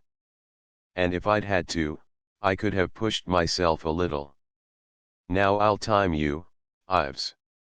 You haven't got on your running shoes. Spikes hurt your feet?" "Yes, the old shoes are too small. But these will do." David started off, and while he was circling the track, Bartlett came over from the football practice and watched him. "Look here," exclaimed Wallace in excitement when David stopped, panting, in front of him. "As nearly as I can make it, your time is the same as mine to a fraction." "Then I guess I shall have to push myself a little, too," David said. "Both Johnson and Adams, who licked me last year, have left the school, and I thought I had a cinch," Wallace complained. "And now you turn up, running like a deer." Bartlett put in a word of praise. "You're going pretty well, Ives. Tomorrow be sure to come out in running shoes." "I haven't any," David replied. "You can get them at the store in the basement of the study." "CTR notes, I'm sorry, but I can't afford to buy them." "You needn't pay cash. You can have them charged on your term bill." "I can't afford it, anyway." Bartlett looked at him perplexed, unable to see why a fellow could not afford to have a thing charged on his term bill for his father to pay. Wallace spoke up. "Maybe you could wear an old pair of mine," he said. "What's your size?" 8, I think. "So is mine." "I'll see if I can't fit you out." "Thanks. I guess, though, I can run in these." "No, you can't," Bartlett said. "It will be mighty decent of you to lend him your extra pair, Wallace." Half an hour later David entered the basement of the study and went to the locker room to hang up his sweater. Returning, he passed the open door of the room in which athletic supplies were kept for sale and saw Wallace trying on a pair of shoes. A second glance showed David that they were running shoes. He flushed with instant understanding, and without letting Wallace know of his presence he went upstairs. Before dinner that evening Wallace came to his room, bearing a pair of spiked shoes. "Yes, I found I had an extra pair," he said carelessly. "Here you are. I hope they fit." David gravely tried them on. "Yes, they're a perfect fit," he said. "I hope your new ones fit you as well." "My new ones?" "Yes. You've been running in these right along, and you've just bought yourself a new pair in order to give these to me." "Oh, you're dreaming." "It was no dream when I saw you trying them on in the store." "You oughtn't to have done it, Wallace." "It was awfully good of you." "Oh," Wallace said, trying to conceal his embarrassment, "I didn't want to have you run in sneakers and lick me. That would be too much. Besides, old top, we've got to stand by each other, we come from the same town." If David could not express his appreciation fully to Wallace, he could at least tell someone who would appreciate Wallace's act, and it came into his mind to tell Mr. Dean. Not only would Mr. Dean, who had followed his practice, be interested, but he might be moved to look more leniently on Wallace, who was giving very casual attention to his Latin. A good opportunity presented itself the next afternoon. Mr. Dean watched him while he made his trial, and after it congratulated him on his speed and commented on the improvement produced by the aid of the running shoes. "I owe them to Wallace," David said, and then he described the manner in which Wallace had relieved his need. "Very thoughtful and tactful as well as very sportsmanlike," commented Mr. Dean. "That's the kind of thing I like to hear of a fellow's doing. I'm almost tempted to raise his Latin marks." "I hoped you might be." "Even if I were, it wouldn't help his prospects for passing his college entrance examinations. The trouble with Wallace is he has never yet learned how to study." Mr. Dean paused for a moment, then he said, "Come up to my rooms after you've dressed, and we'll talk over Wallace's case." So in half an hour they were holding a conference. "I suppose that you'd like to help Wallace if you could," Mr. Dean began, and David assented earnestly. "It may be possible. Just a moment till I change my seat, my eyes are bothering me, the light troubles them. Now, as I said, Wallace hasn't learned how to study. Would you be willing to teach him?" "Of course, if I could." "Now suppose that you and Wallace were excused from the schoolroom for an hour each day and given a room to yourselves in which to work out the Latin together, without interference or supervision from anybody. Just put on your honor to study Latin every minute of that hour. Couldn't you be of some use to Wallace?" "I might be," said David thoughtfully. "I should try. The trouble with him is, sitting at his desk in the schoolroom he doesn't concentrate his thoughts. He studies, or thinks he studies, for a few minutes, then he changes to another book, then his eyes wander and with them his thoughts, then he takes up a pen and begins to practice writing his signature. It's really wonderful, the variety of flourishes and the decorative illegibility that he has managed to impart to it through such frequent idle practice. Of course when he's detected wasting time he's brought to book for it, but the master in charge of the schoolroom can't ever compel him to give more than the appearance of studiousness. And that, I am afraid, is the most that he ever does give. But he's an honorable fellow, and I believe that, put on his honor to study where there was no watchful eye to challenge his sporting spirit and with you to guide him, he might achieve results. On the other hand, for a while, anyway, such an arrangement would probably slow you up. I should try not to let it. Even if it did, it wouldn't be a serious matter. No more serious probably than slipping from first place to second or third. That wouldn't be important. If it happened as a consequence, I should write to your father and explain. I hope, by the way, that you have good news of him." David's face clouded. "Not very. He doesn't say anything himself, but mother writes that his vacation seems to have done him no good. She says he looks bad and seems played out. But he goes on working. That's a habit of good doctors. Remember me to him when you write. I will have a talk with the rector and see what arrangements we can make for you and Wallace. Good luck to you in your race tomorrow. The handicapping committee are putting you and Wallace together at scratch. David expressed his satisfaction at that news. The event justified the handicapping committee's arrangement. Besides David and Wallace, there were only 2 contestants in the quarter mile, a 4th former named Silsby, who was given 20 yards, and a 6th former named Hurd, who was given 10. It was a chill and windy day, a fact that reduced the number of spectators to a small group who stood near the finish line with their hands in their pockets and their overcoat collars turned up. On the turf encircled by the track, the football squads continued to practice, more or less oblivious of the races that were being run. What chiefly marked the day as different from one of trial tests and dashes was the table placed on the grass near the athletic house and bearing an assortment of shining pewter mugs and medals. It was toward the end of the afternoon that the quarter mile was called. David and Wallace started together at the crack of the pistol and held together, shoulder to shoulder, halfway round the course. There they passed Hurd, and a little farther on they passed Silsby, and then Wallace forged a little ahead of David. But David had planned out his race. He was not going to be drawn into a spurt until he was 100 yards from home. So he let Wallace lengthen the distance between them from 1 yard to 5, and from 5 to 10, and then he set about closing up the gap.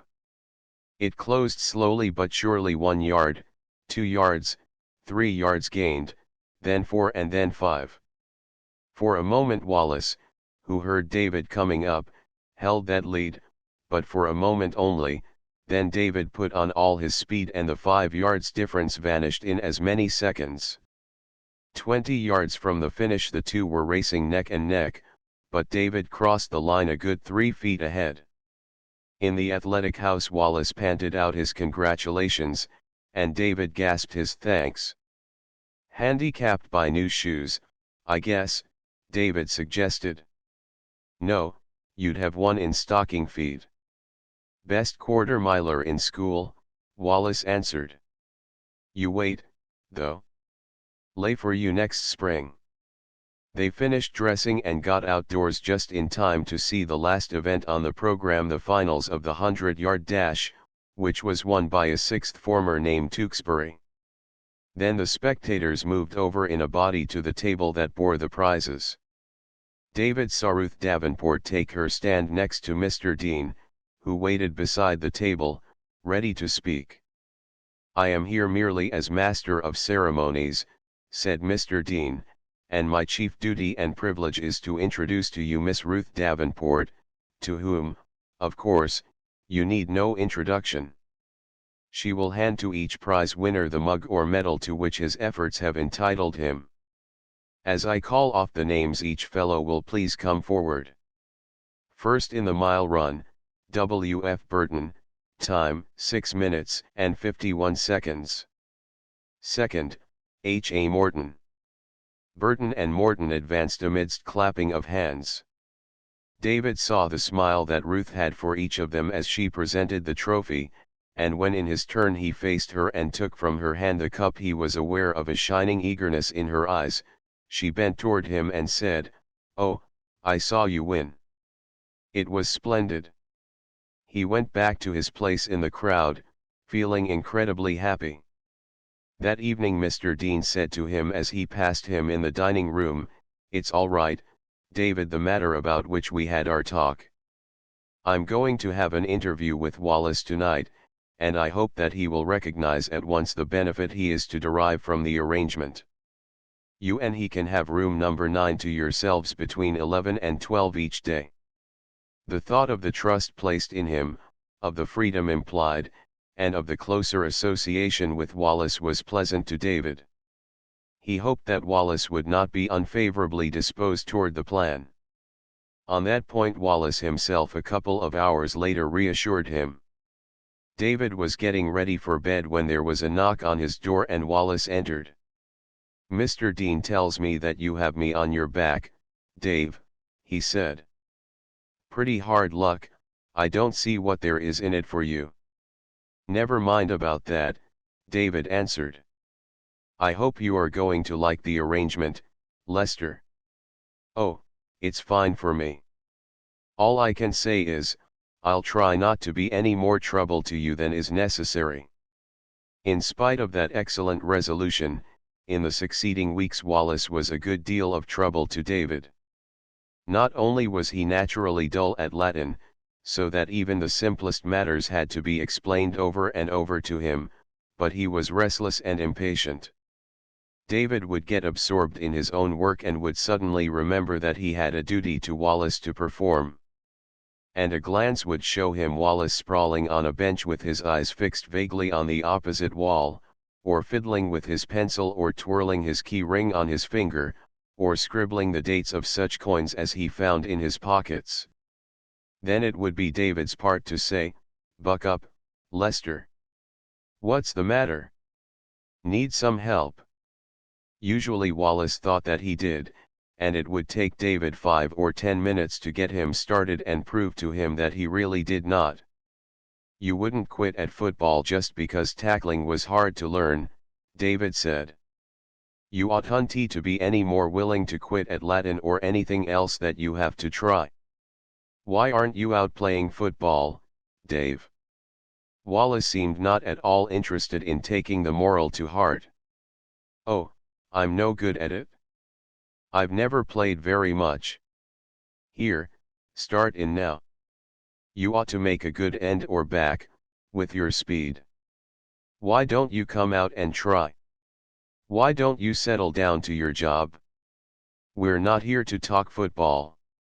As a matter of fact, it was David rather than Wallace whose thoughts went straying after that conversation.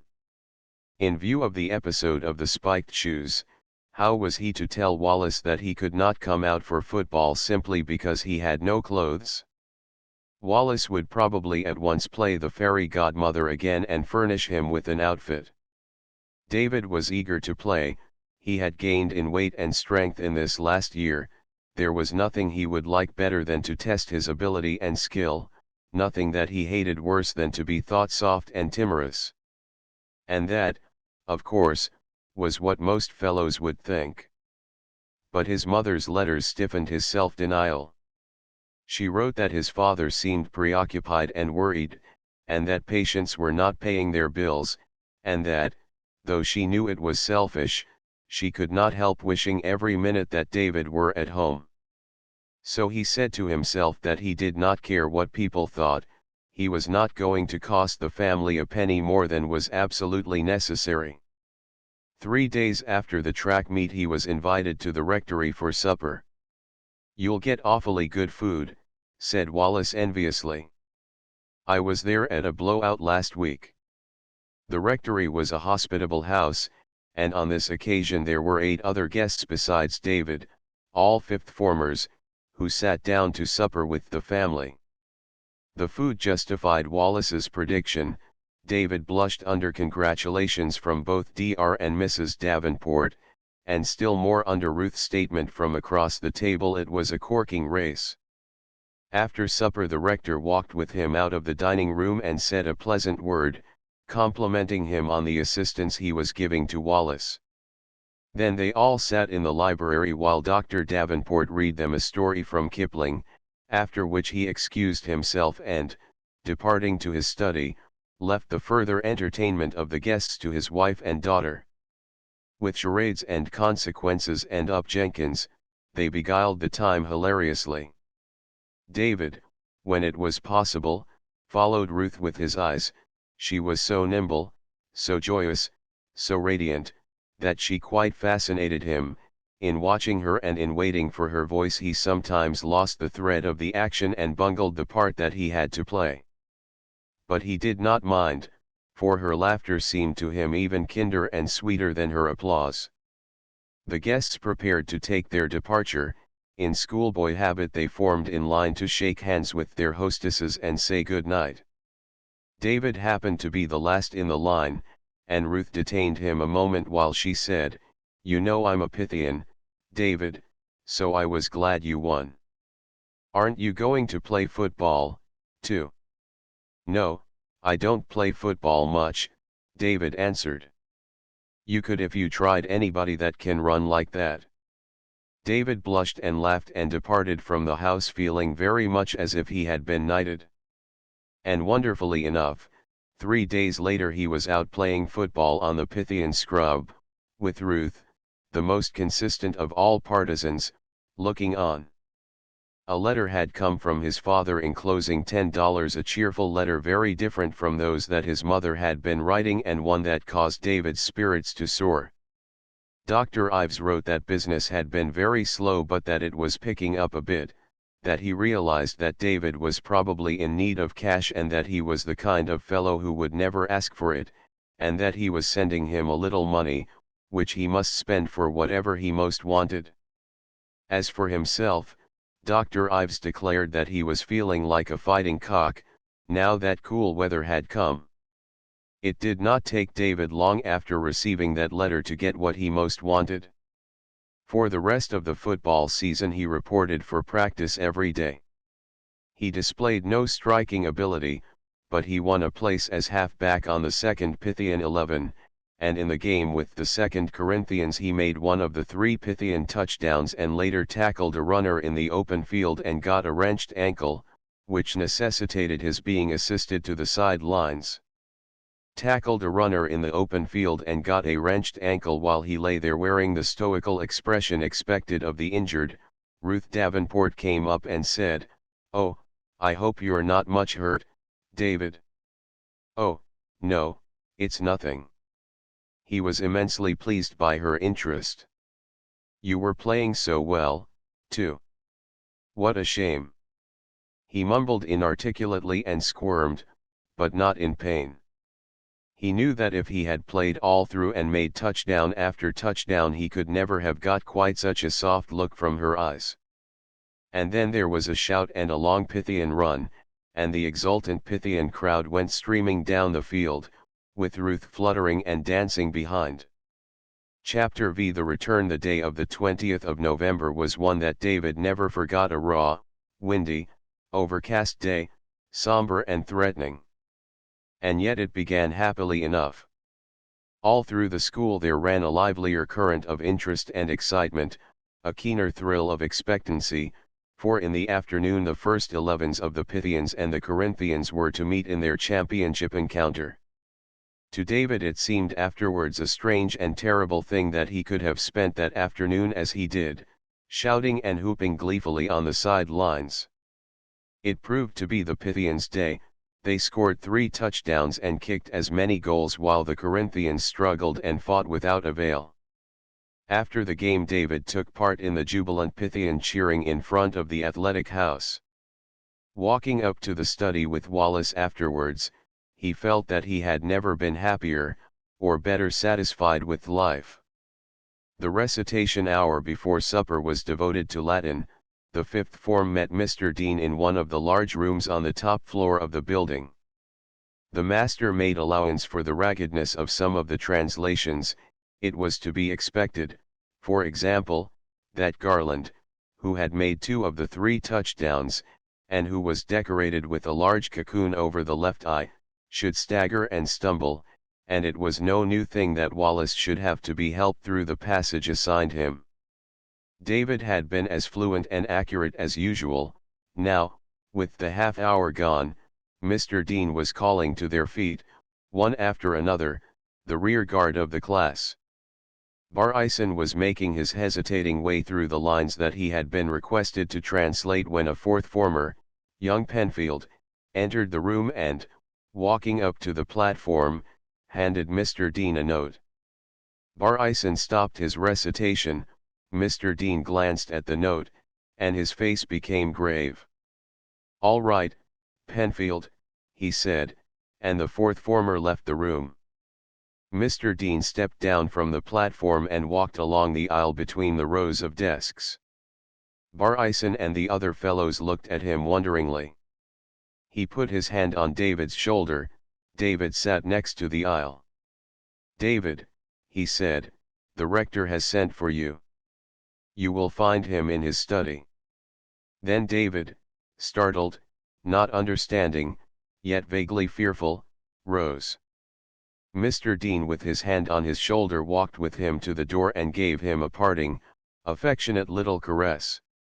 David hurried along the corridor with fast-beating heart. He knew instinctively from the manner of Mr. Dean's dismissing him that he was not being summoned because of any evil doing. He felt that it was something worse than that. The door of the rector's study was open, and Dr. Davenport was walking back and forth inside. Coming forward to meet David, he put his hands on his shoulders. "My boy," he said gently, "very bad news has come for you. Your mother has telegraphed that your father is very ill, and you are to go home." Tears welled into David's eyes, and he asked in a breaking voice, "Is he dead, Dr. Davenport?" "The telegram said that he is dying." The rector drew the sobbing boy to him and held him close. "Let us hope that you will reach home in time, David. You can get a train to Boston at 7 o'clock, and you can get a midnight train from there to New York. While you are packing, I will arrange by telephone about reservations for you." But David was not heeding. "Oh, Dr. Davenport," he cried. "Isn't there any hope? Mother wrote that he was better. Isn't there some mistake?" "I'm afraid not, David." The rector showed the telegram. David held it a moment, and the tears flowed down his cheeks. "Poor mother! Poor little Ralph! Yes, they are needing you, my boy. And we'll get you to them just as soon as it's possible." The rector was silent a moment, stroking David's shoulder, giving him time to recover his composure. "I'll see that you are provided with money enough. There will be a carriage to take you to the station at 6:30. It's now 5:15. The rector turned to a safe in the corner of the room, and took out some money. "Here," he said, "is $50. You must not be in any hurry about returning the amount. Goodbye, David, my boy, and God bless you." David went down the stairs blinded with tears. Outside it was dark except for the scattered lights along the road and the illuminated windows of the buildings. David saw the dormitory ahead and thought of the day when he had stood on the steps and received his father's last embrace, and as he stumbled on and the lights were breaking and dancing through his tears, he wished with all the passionate love of his young heart that he could have that day, just that one day, over again. The janitor of the building brought the boy's trunk down from the loft, and soon David was at work, not merely emptying the drawers of his wardrobe, but dismantling his room.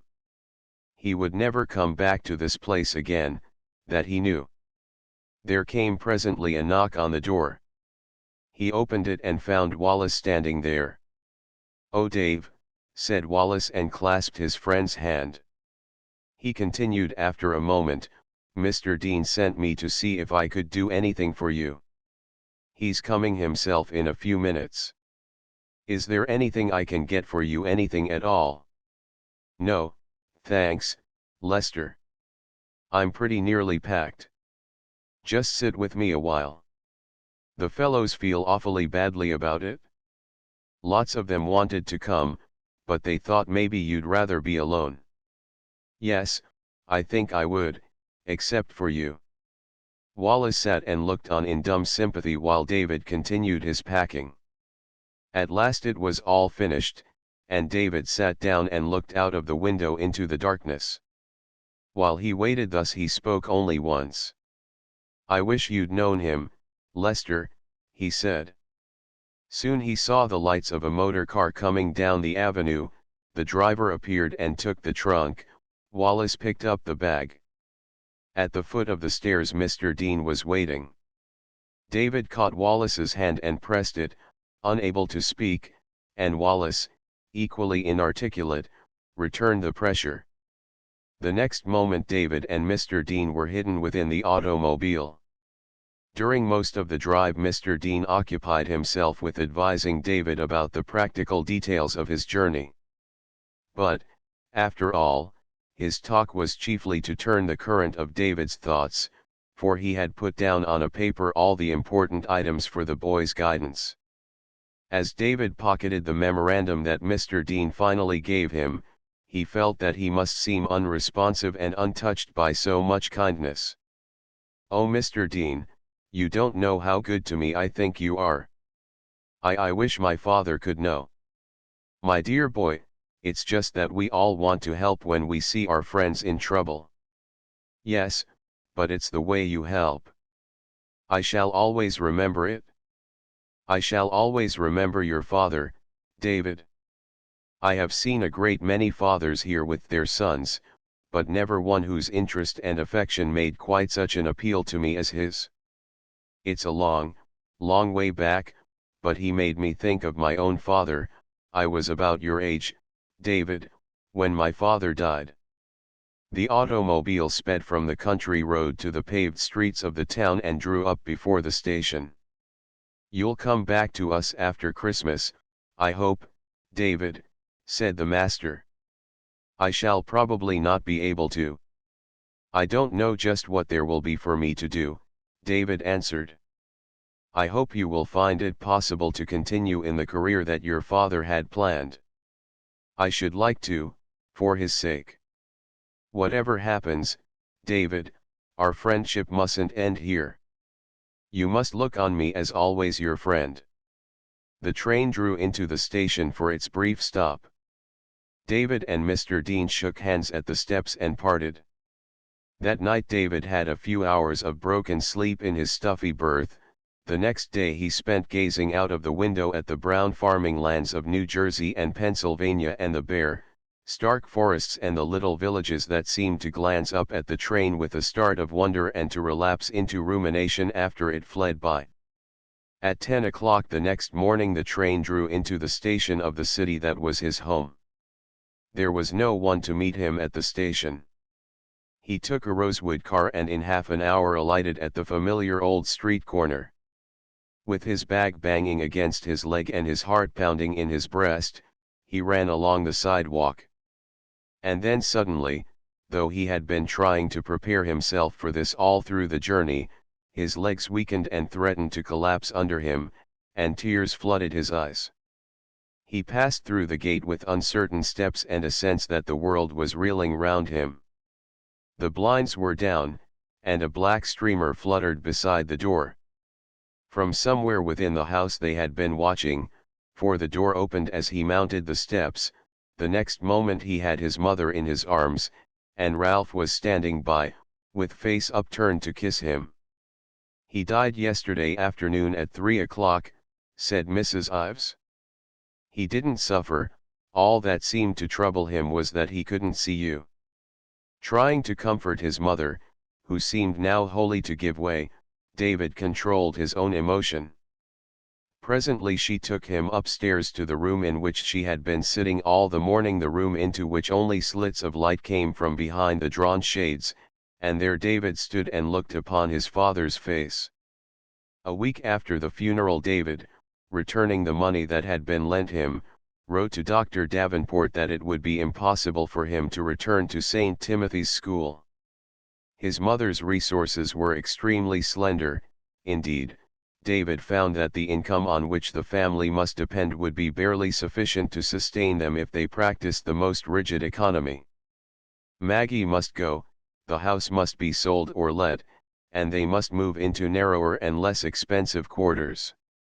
Maggie, however, refused to accept dismissal. "I've been with you altogether too long to be deserting you in your trouble," she said to Mrs. Ives.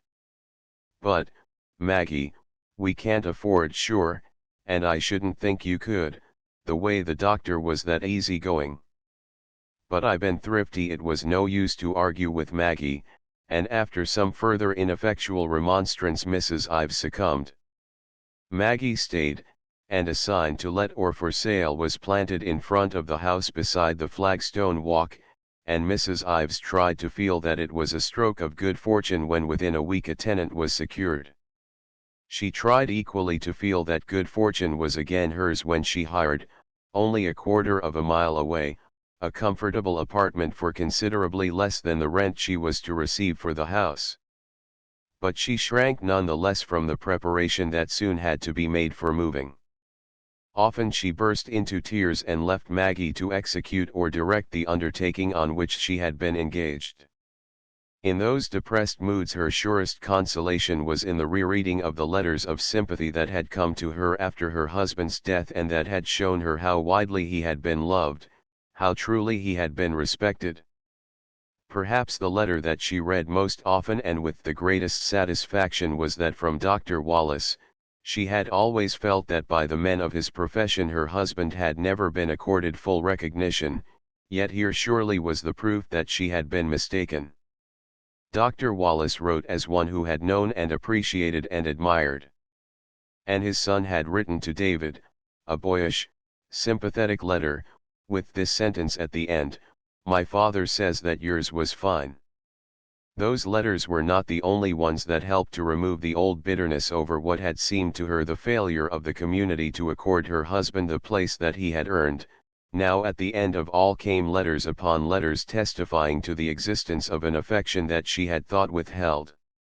She read them over and over, but Dr. Wallace's oftenest of all.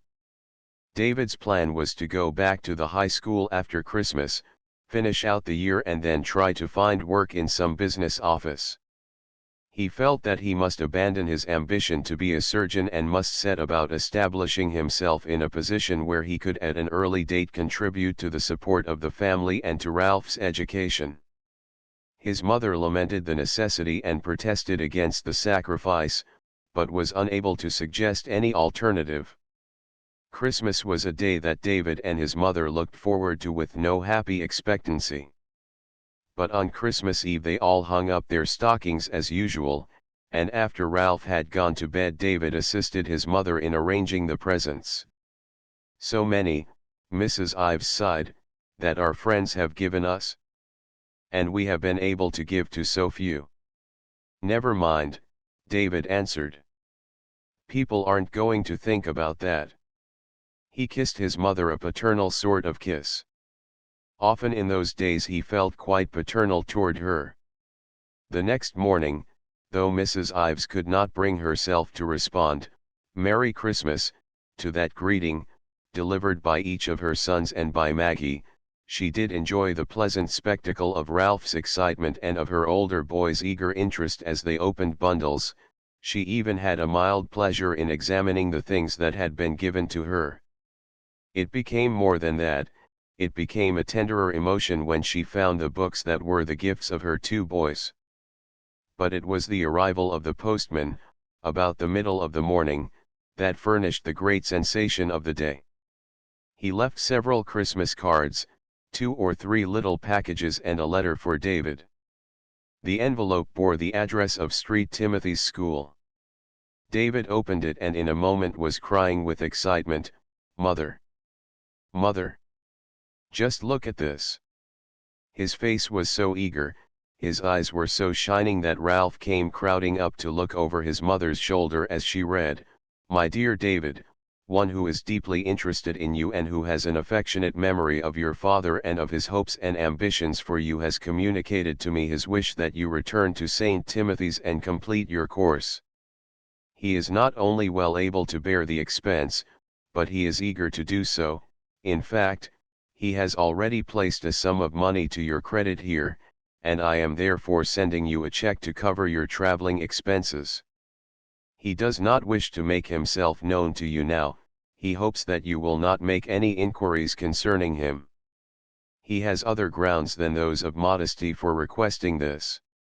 We shall all welcome you back after the Christmas holidays. And I am very glad indeed that the school is not after all to lose one of its best pupils. Sincerely yours, C.S. Davenport." "Isn't that splendid, Mother?" David began, and then stopped, for instead of joy there was an added sadness in his mother's face. "Yes, David, yes," she answered, and quickly tried to assume cheerfulness. "Only it will be harder than ever to part with you now. I won't go if you feel you need me, mother. Of course you must go. You could not decline an offer made by one who wants to help you to carry out your dear father's wishes." But David was still doubtful. "I wonder if I ought to go. I wonder if I ought to stay here and find work." "No, David, no. We must look to the future, dear. I couldn't think of letting you sacrifice an opportunity so wonderfully offered. Who do you suppose is giving it to you, David?" "I can't imagine unless it's Dr. Wallace." "Of course. That's just who it is." Mrs. Ives's thoughts reverted to the sympathetic letter that he had written her. "Of course it's Dr. Wallace. He's taking this way of showing how much he thought of your father." "I shouldn't wonder at all if Lester had suggested it to him," said David. "Lester's my best friend. I suppose, though, I mustn't say anything to him about it?" "No, since it's Dr. Wallace's wish. Perhaps Lester will come and see me during the vacation, perhaps he'll refer to it in some way." "Of course, if he should do that. But we must be careful to respect Dr. Wallace's wish." She could not help rejoicing with her boy over his good fortune, and she could not help sorrowing for it in her heart. Already she had come to look upon him as her prop and her companion in the loneliness with which she must always now be surrounded. Was there no end to the sacrifices required of women? But even while her spirit made that outcry, a look into her son's radiant face comforted her. The day after Christmas the moving began. By the middle of the afternoon it was all accomplished. Some of the family possessions were in storage, the rest were already disposed in a quite orderly manner in the neat little apartment. David, who had gone back to the house to effect a final clearance of discarded articles, had turned the key in the lock for the last time. He looked up and saw Lester Wallace entering at the gate and ran to meet him eagerly. "Do you know my great news?" "No." "What?" "I'm going back next term, after all." "Oh Dave, isn't that great? Somehow I felt it must be all a mistake that you weren't coming back. All the fellows will be so glad." From Wallace's manner David could not be sure whether he had any knowledge or intimation of his father's generosity or not. He seemed, at any rate, not at all interested in the question how the means for David's return had been provided. So into that question David did not go. He prevailed on Wallace to come into the new apartment for a few minutes and meet his mother. She, with the thought of Dr. Wallace foremost in her mind, could hardly refrain from uttering words of gratitude that pressed to her lips. Altogether, Wallace's brief visit imparted a pleasant glow of cheerfulness and hopefulness to Mrs. Ives on that trying first day in her new surroundings. Maggie did not disapprove of David's return to St. Timothy's so much as he had expected. "Well," she said, "I guess you'd better be there than strammin' round a small place like this. I'm sure it will mean less than half as much work for me. I must say, though, if I was that rich I had to be giving money away, I wouldn't be doing it to take a boy from his mother whoever I was." That, to be sure, was just what David's benefactor was doing, and it came home to the boy when on the last day his mother accompanied him to the station. Ralph, who had been excused from school, was with them, and in the trolley car and afterwards on the bench in the waiting room sat snuggled close to his brother, demonstrative in this way of his affection. Mrs. Ives was silent most of the time, but often surreptitiously squeezed David's hand.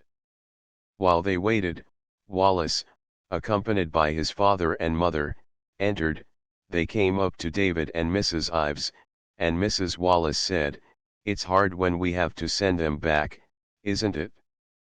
Mrs. Ives, mindful even in that moment of the obligation to which she must not refer, answered, "Yes, it's hard, but I am trying not to be sorry." David is so glad.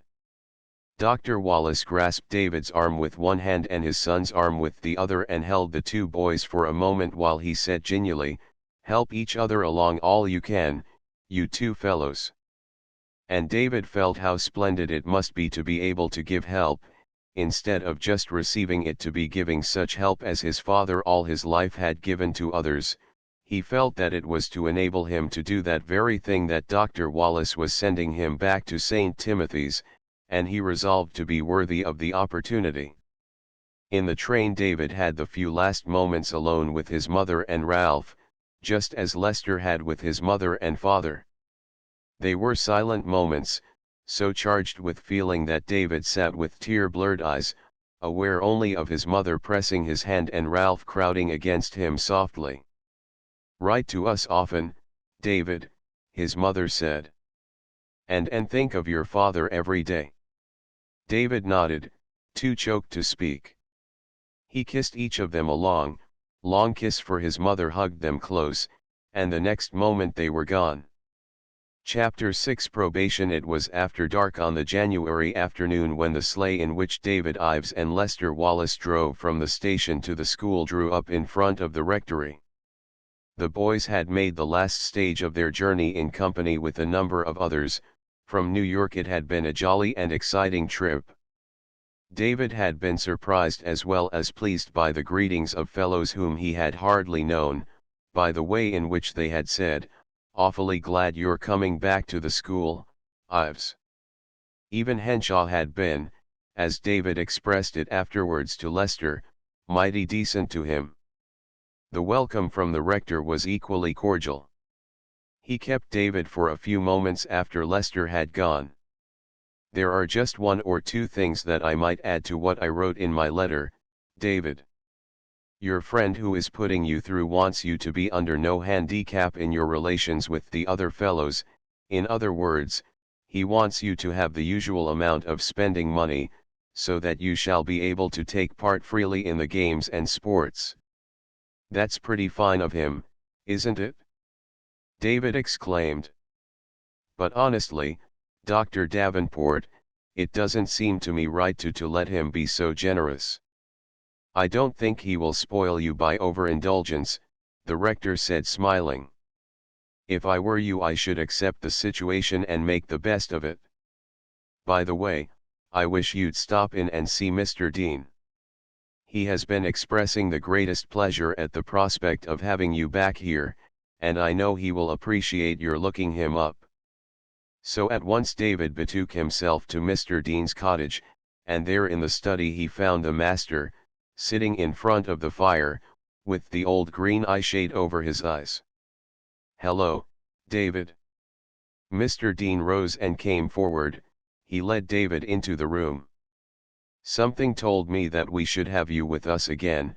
I felt sure that somehow you'd manage it." "I didn't manage it," David said. "It came to me as a great surprise, a Christmas surprise, too." Mr. Dean looked interested. "I suppose you know, Mr. Dean, how it happens that I'm back. I understood that someone who sympathized with your father's wishes for you was arranging it." "Yes. I don't know who it is, at least I'm supposed not to know, though I can't help suspecting." Mr. Dean took off his glasses and polished them with his handkerchief. "It's odd that the man should want to make a mystery of it," he remarked. "Yes, I don't quite understand that. He's a doctor at home who knew my father and wrote the finest letter about him." "Well, I don't see why I shouldn't tell you who I think it is. It's Lester Wallace's father. An old St. Timothy's boy himself. Good for him. He won't be sorry. I hope you had a good vacation, Mr. Dean." "Not the best. I had to spend most of it in Boston under an oculist's care, and I have to look forward to some tedious hours. No more reading at night. Take care of your eyes, my boy. They're pretty strong, I guess."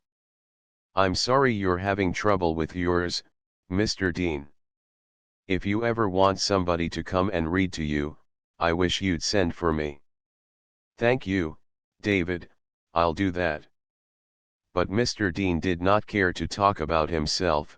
He questioned David concerning his mother and Ralph, expressed his sympathy for Mrs. Ives's feeling of forlornness at her son's return to St. Timothy's, and said he should think she would really hate the man who was responsible for it. Oh, no, David hastened to say, she's just as grateful to him as I am, only she couldn't help being sorry, too. Well, if it's Dr. Wallace, it's a pretty good investment, so far as his own boy's concerned, remarked Mr. Dean. Lester slid off badly last term after you left us. Do you think you can take hold of him again and keep him going? David was willing to try, he found Wallace willing to submit. Indeed, Wallace seemed unwilling to make any independent effort with his lessons. He needed the stimulus of David's interest and David's prompting. Without them his mind was incorrigibly preoccupied with athletics. It did not matter what the season might be, his passion for athletics was universal. Now, in midwinter, snowballing, coasting, snowshoeing, and hockey were keeping his mind as active as his body. In study hours he was planning expeditions, arranging snowball fights and ambuscades, imagining himself the hero of exciting hockey games, in which he dodged brilliantly through the opposing forces, steering the puck always before him. Even when the weather was so bad that no form of outdoor sport was possible, Wallace's attention was not more easily fixed on books. Then thoughts of the gymnasium engrossed him, of the brilliant feats that could be executed there. Indeed, as the time of the spring exhibition drew near, he became more and more intent on qualifying himself for some prominent part in it. He and Monroe practiced together daily and became proficient in feats of ground and lofty tumbling. David, going into the gymnasium one afternoon, was much impressed by the quickness, sureness, and rhythm of their performance, somersaulting over each other, snapping each other up from the mat, giving each other a hand at just the right moment. Pretty slick, was David's admiring comment. You make a great team.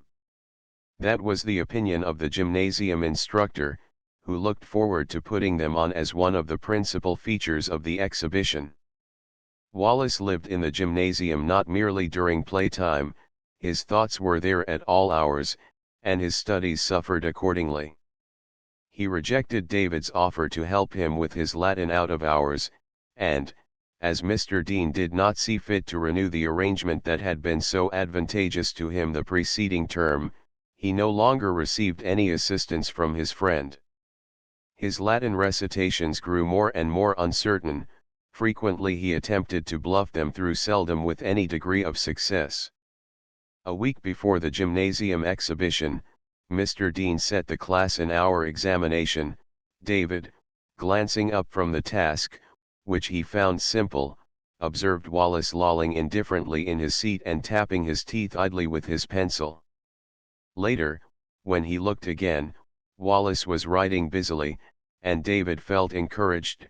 He relinquished hope, however, when he saw Wallace leave his seat half an hour before the full time allotted for the examination had expired, hand in his work at the desk, and depart jauntily from the room. He did not encounter Wallace until after luncheon, then they met in the hall of the dormitory. "Cinch, wasn't it?" Wallace said, and in surprise David asked, "What?" "Old Dean's exam. I killed it. Did you see me get through way ahead of time?"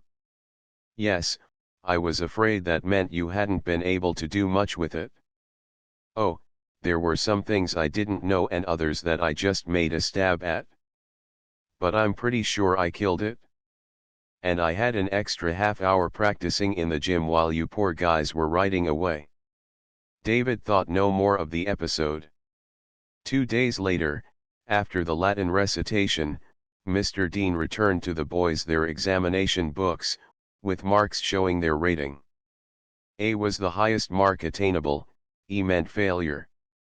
David, well pleased at seeing the large A in red ink on the cover of his book, walked slowly down the corridor, turning over the pages. Monroe joined him, happy at being awarded a B, and they descended the stairs together and stood outside the door of their building comparing their books. Suddenly Wallace burst out upon them. They looked up, startled by his flaming, angry face. "What do you think of that?"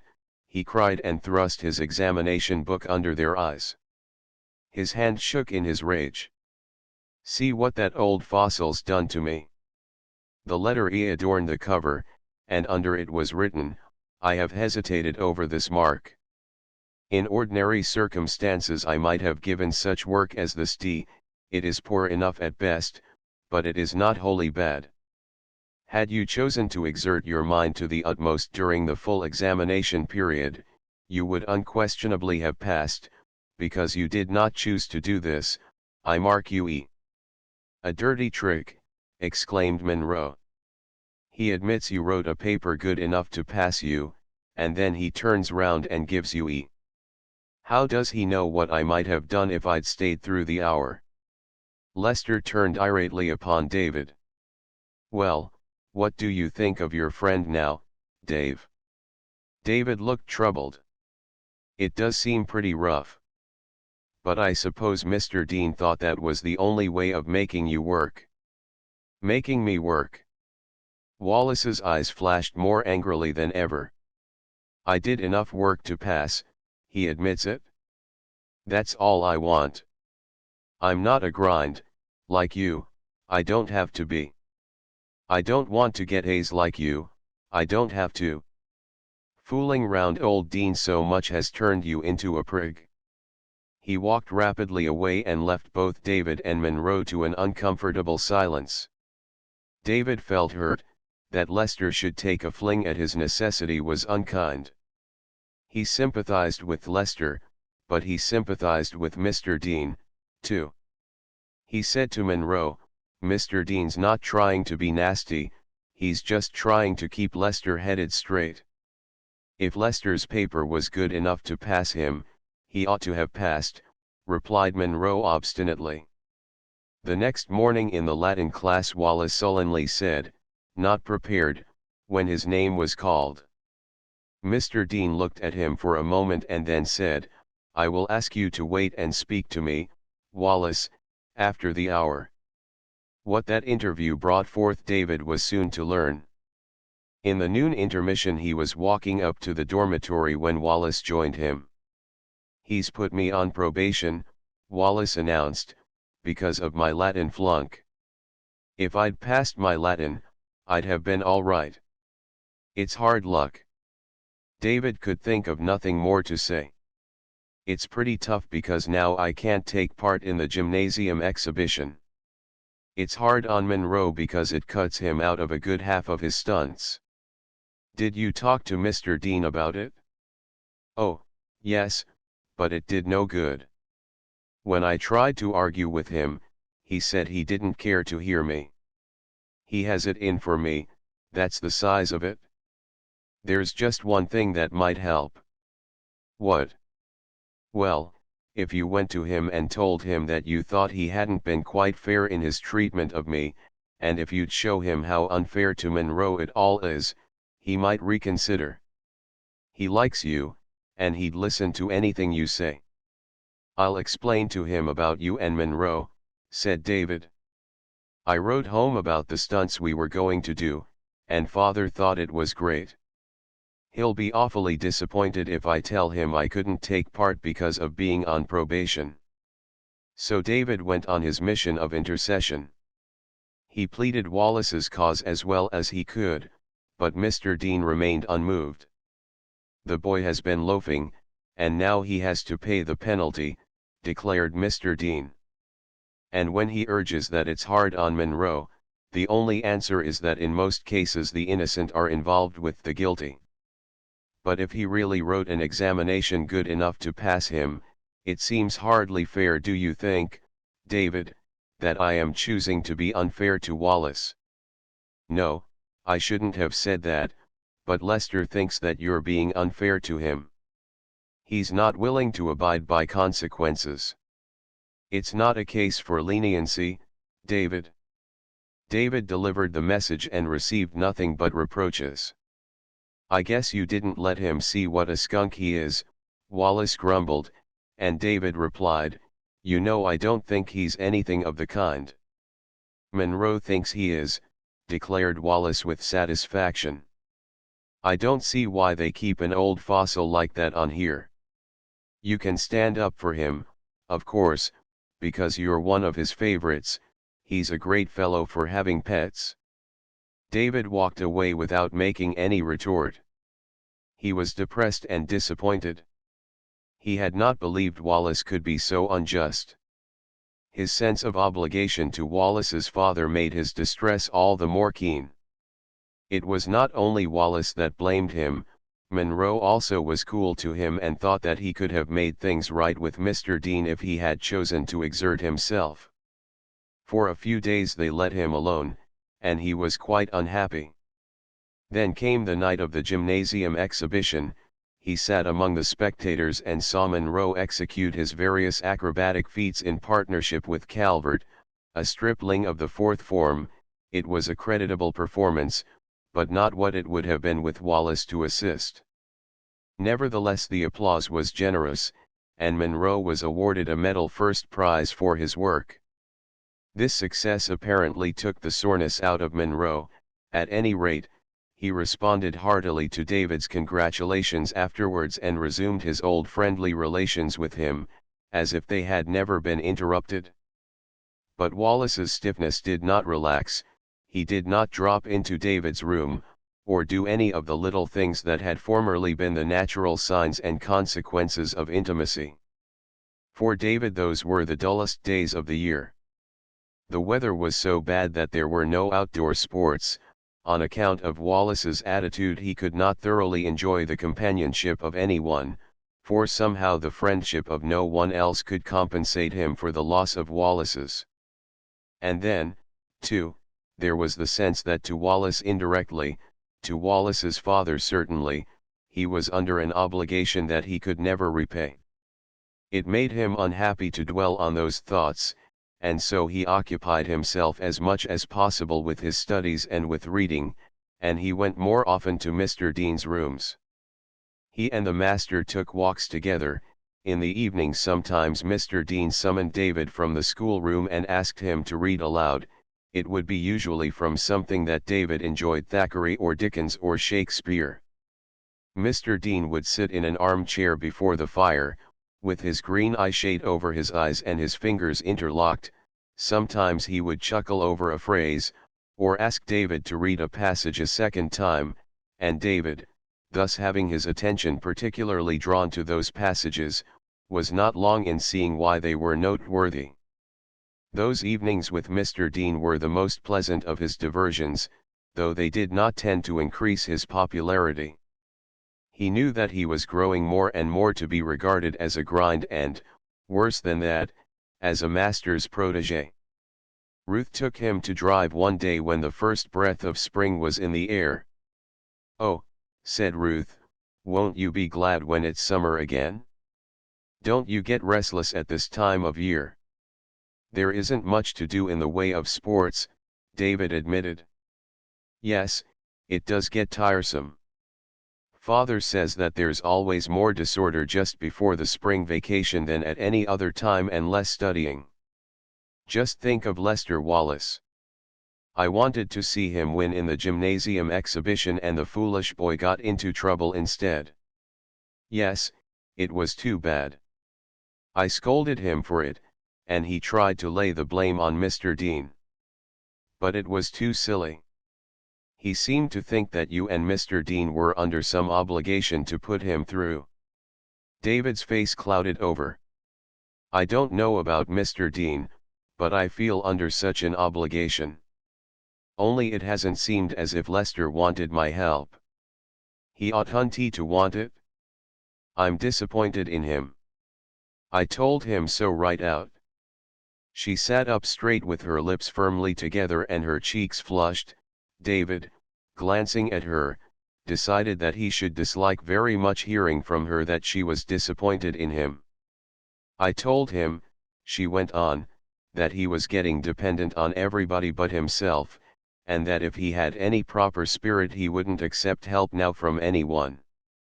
And he got sarcastic at that and thanked me for my helpful advice and said that he could get along very well without any more of it. Since then we're very cool to each other.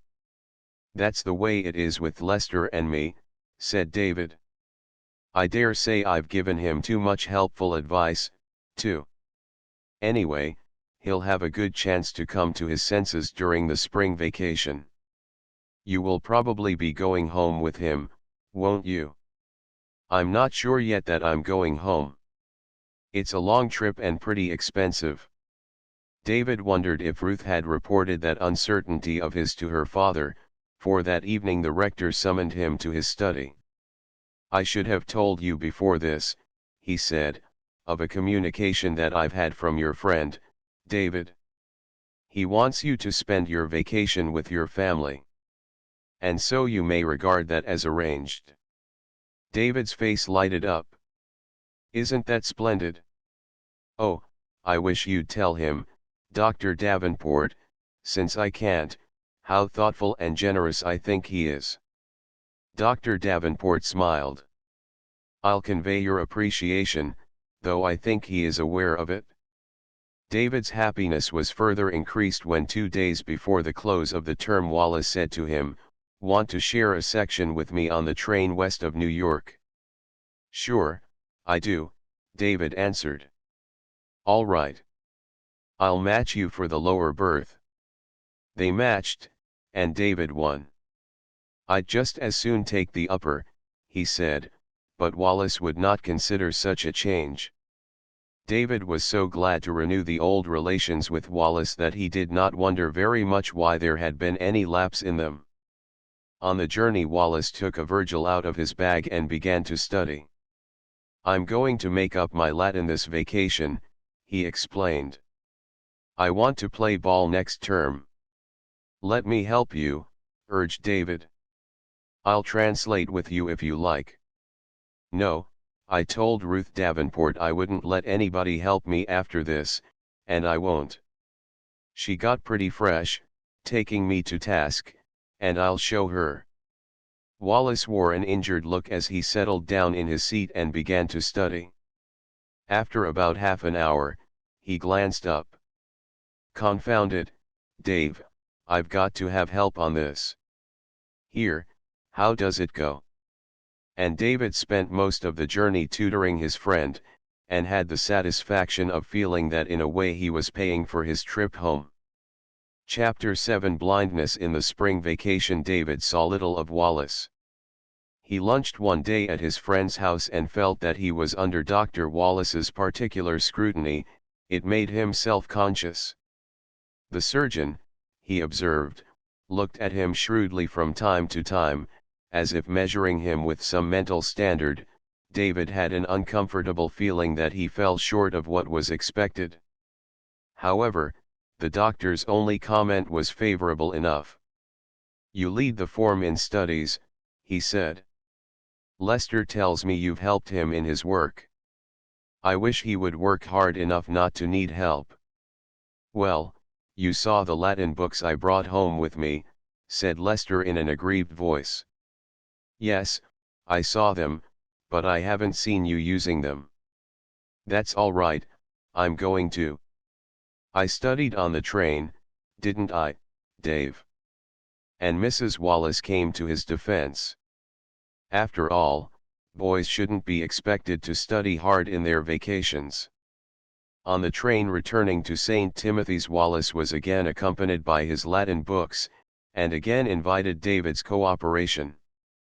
David observed that he opened to the place at which on the homeward journey he had left off, and concluded that Mrs. Wallace's sympathy had not quickened his zeal. Lester was too full of reminiscences to keep long or steadily at work. He would interrupt his studies to relate to David anecdotes of parties that he had attended or of automobile trips that he had made. David listened with eager interest and from time to time conscientiously directed his friends' thoughts back to the channels from which they so readily escaped. With all his help, the amount of ground covered in Virgil during that trip was not appreciable. The opening of the spring term marked an acceleration of activities. Outdoor sports at once began to flourish. The boat crews practiced every afternoon on the ponds, the runners and high jumpers, the shot putters and the hammer throwers engaged in daily trials at the athletic field. There was a race after luncheon every day for the tennis courts, and scrubbed baseball nines occupied the various diamonds. With all that outdoor activity to interest and divert him, Lester Wallace did not display the immediate improvement in scholarship to be expected of one ambitious to remove the blight of probation. Particularly in Latin did he continue to give imperfect readings. Even when David tried to help him, he seemed unable to fix his attention on the lesson. Mr. Dean showed less patience with him than ever in the Latin class. "No, it doesn't do any good for you to guess at meanings," he would say when Wallace tried to plunge ahead without having prepared the recitation. "You may sit down." Wallace did not seem disturbed by his failures. There was a whole month before the Pythian-Corinthian baseball game, in which he expected to play shortstop for the Pythians. In that time, when he set his mind to it, he could easily emancipate himself from the shackles of probation. Henshaw, captain of the Pythians, was more uneasy than Wallace. "Don't you worry, Hubie," Wallace said in reply to Henshaw's expression of uneasiness. "When the time comes, I'll be all right." And then he would utter some sneering and disparaging remark about old Dean. He was especially fond of making contemptuous comments on the master when David could hear them. He seemed to take a malicious pleasure in rousing David to defense or in seeing him bite his lip in vexed silence. It seemed to David especially unkind that Wallace should cherish this grudge when Mr. Dean was in a depressed condition of spirits. David had noticed the change in the master during the preceding term. Often he seemed abstracted and subdued, and occasionally when he sat with his green eyeshade shielding his eyes while David read aloud to him, something told the boy that he was not listening and that his thoughts were sad. Now since the spring vacation Mr. Dean's manner had been even more that of one who was tired and troubled. David had perhaps the best opportunity of all the boys to judge his condition. Mr. Dean sent for him more frequently and, though he talked less than had been his wont, seemed to enjoy David's presence in the room or by his side. "I hope it doesn't bore you, David," he said one evening, "to come and sit with me and read. You mustn't let me take you away from livelier companions." "Oh, no," David replied, somewhat embarrassed. "I see enough of the fellows through the day." "You read very well," Mr. Dean remarked irrelevantly. "I like to hear you read." David colored with pleasure. "We used to take turns reading aloud at home in the evenings," he said. "I always liked reading better than being read to." "When you get old you like being read to," replied Mr. Dean. "As our pleasures diminish in number, we enjoy more those that are left, which is very fortunate for some of us." David wondered what he meant and why he looked so grave. The boy felt that some sorrow of which he knew nothing oppressed the master. It seemed to him that Mr. Dean did not like to be alone. David often wondered what it could be that had so visibly affected his spirits. The time was not long in coming when he learned. One day Monroe was translating in the Latin class. The hour was half over. Mr. Dean closed his book and laid it on the table. Monroe and the other boys looked up in wonder. "I shall have to dismiss the class," Mr. Dean said. "Will David Ives stop and speak with me?" There was a strange note in his voice that struck awe into the boys. He did not seem to look at anyone, his face was pale and rigid, and he sat grasping the edge of his table as if for support. In mute wonderment the boys filed out of the room, all except David, who waited in front of the platform. "David," said the master, still without moving his head, "Is David Ives here?" "Yes, right here, Mr. Dean." David's voice was scared, he could not understand what had happened. "Give me your hand, David." The master put out his own gropingly. "I can't see, David. I'm blind." "Oh," cried David. He clasped Mr. Dean's hand. It can't be serious. It will pass off." "Oh," cried David. He clasped Mr. Dean's hand. It can't be serious, no, I've known it would come." Mr. Dean rose. "If you'll take me home," David leading the helpless man along the corridor and down the stairs. David was too stunned and too full of pity to speak. He had not known before how much he cared for Mr. Dean, how affectionate was the feeling in his heart for him. To have him now clasping his arm dependently brought tears to his eyes. They descended the stairs in silence. The boys of other classes were studying in the schoolroom or attending recitations. Not until David led Mr. Dean outdoors did he see anyone. Then in front of the study he found his classmates waiting in curious groups. They watched him with silent astonishment as he led Mr. Dean away. Monroe and Wallace and one or two others made signals expressive of their desire to know what was wrong, but David shook his head without speaking. Mr. Dean walked clinging to him, apparently unaware of their presence. As the two made their way slowly up the path to the master's cottage, David looked about him, wondering what it must be to be suddenly and forever deprived of sight. And to be so stricken on such a day in spring, when the new grass shone like an emerald, and the elms were living fountains of green spray. The boy looked up at the man's face with wonder and compassion, wonder for the expression of calmness that he saw, compassion for the sightless, spectacled eyes. "It came upon me suddenly in the midst of the recitation," Mr. Dean said. "A blur of the page, and then blackness. But I wasn't unprepared for it. I have known that this was before me ever since last Christmas. For a long time I had been having trouble with my eyes that no glasses seemed to help. When I went to an oculist in Boston during the Christmas vacation, he told me that sometime I must expect to suffer total blindness." "But wouldn't some operation help?" asked David. "I'm afraid not, from what he told me then and from what he has told me at various times since. Of course I shall have an examination made, but there really isn't any hope." "Well," Mr. Dean added, with an effort to speak cheerfully, "at any rate I shall no longer have to live in dread of the moment when the thing happens."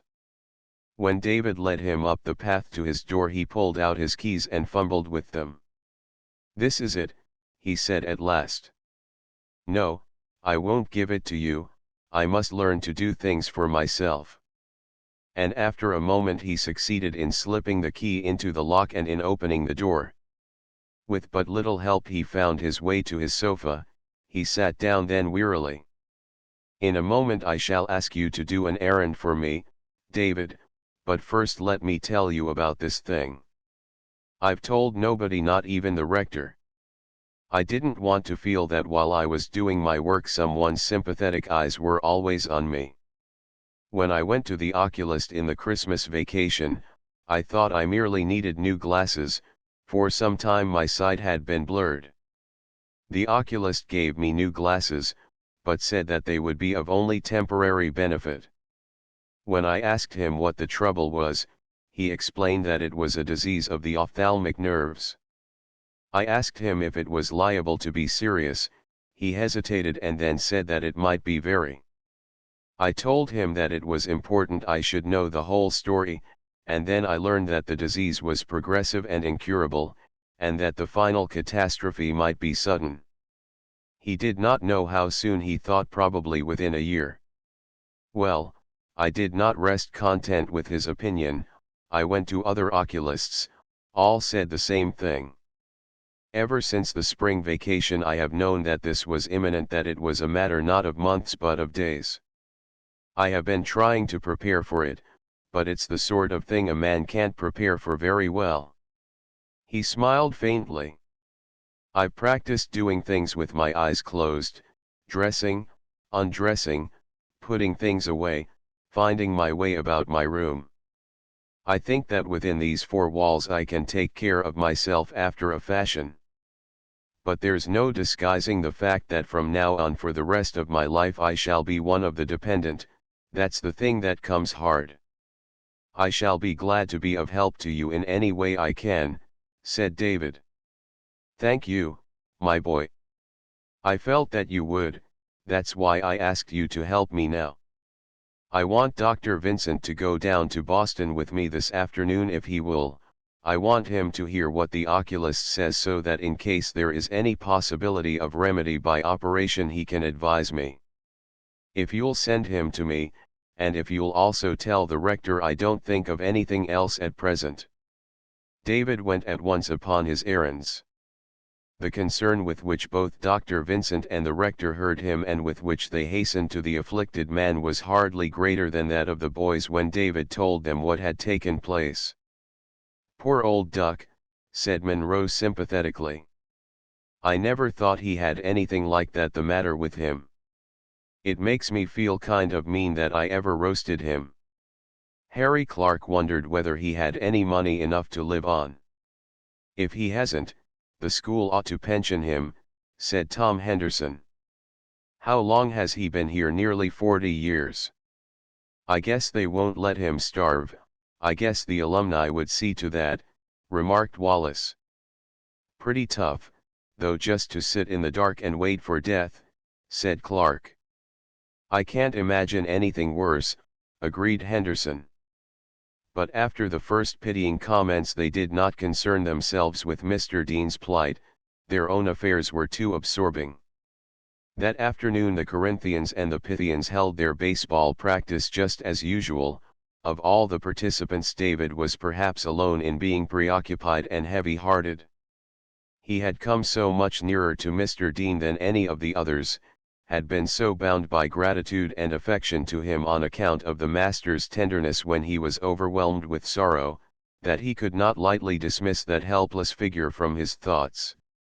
So his playing was mechanical and listless, he could take no part in the brisk dialogue, the lively chatter that prevailed.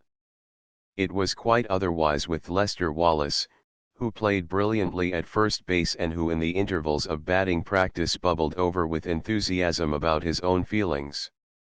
Wish we were playing a real game today, said Lester. I've got my batting eye right with me, and my wing feels fine. Some days I can whip 'em over to third better than others. This is my day all right. You bet. Keep up this clip and you're going to play first on the school nine, remarked Henderson.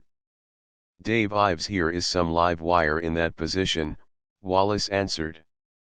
Oh, Dave will do for a substitute, said Henderson candidly. If you get off probation, Lester, you'll have the position cinched. I'll get off all right. It won't be such a job either now that someone else will take Mr. Dean's place. That remark, more than Henderson's frankness, made David wince. That Wallace could imagine any advantages accruing to himself from Mr. Dean's misfortune was most unpleasant. Upon the impulse David spoke. You know perfectly well there isn't a fairer-minded man than Mr. Dean in this school. Wallace flushed. I wasn't trying to run him down, even if he always has had it in for me. David made no response, the disclaimer was as unkind as the innuendo. 2 days later Mr. Dean returned to the school. He sent for David at noon. David, entering his study, found him sitting at the desk with a pen in his hand. I'm trying to learn to write, Mr. Dean explained as he laid down the pen and held out his hand. Take up the page, David, and tell me whether I overrun it or crowd lines and words together. What is my tendency?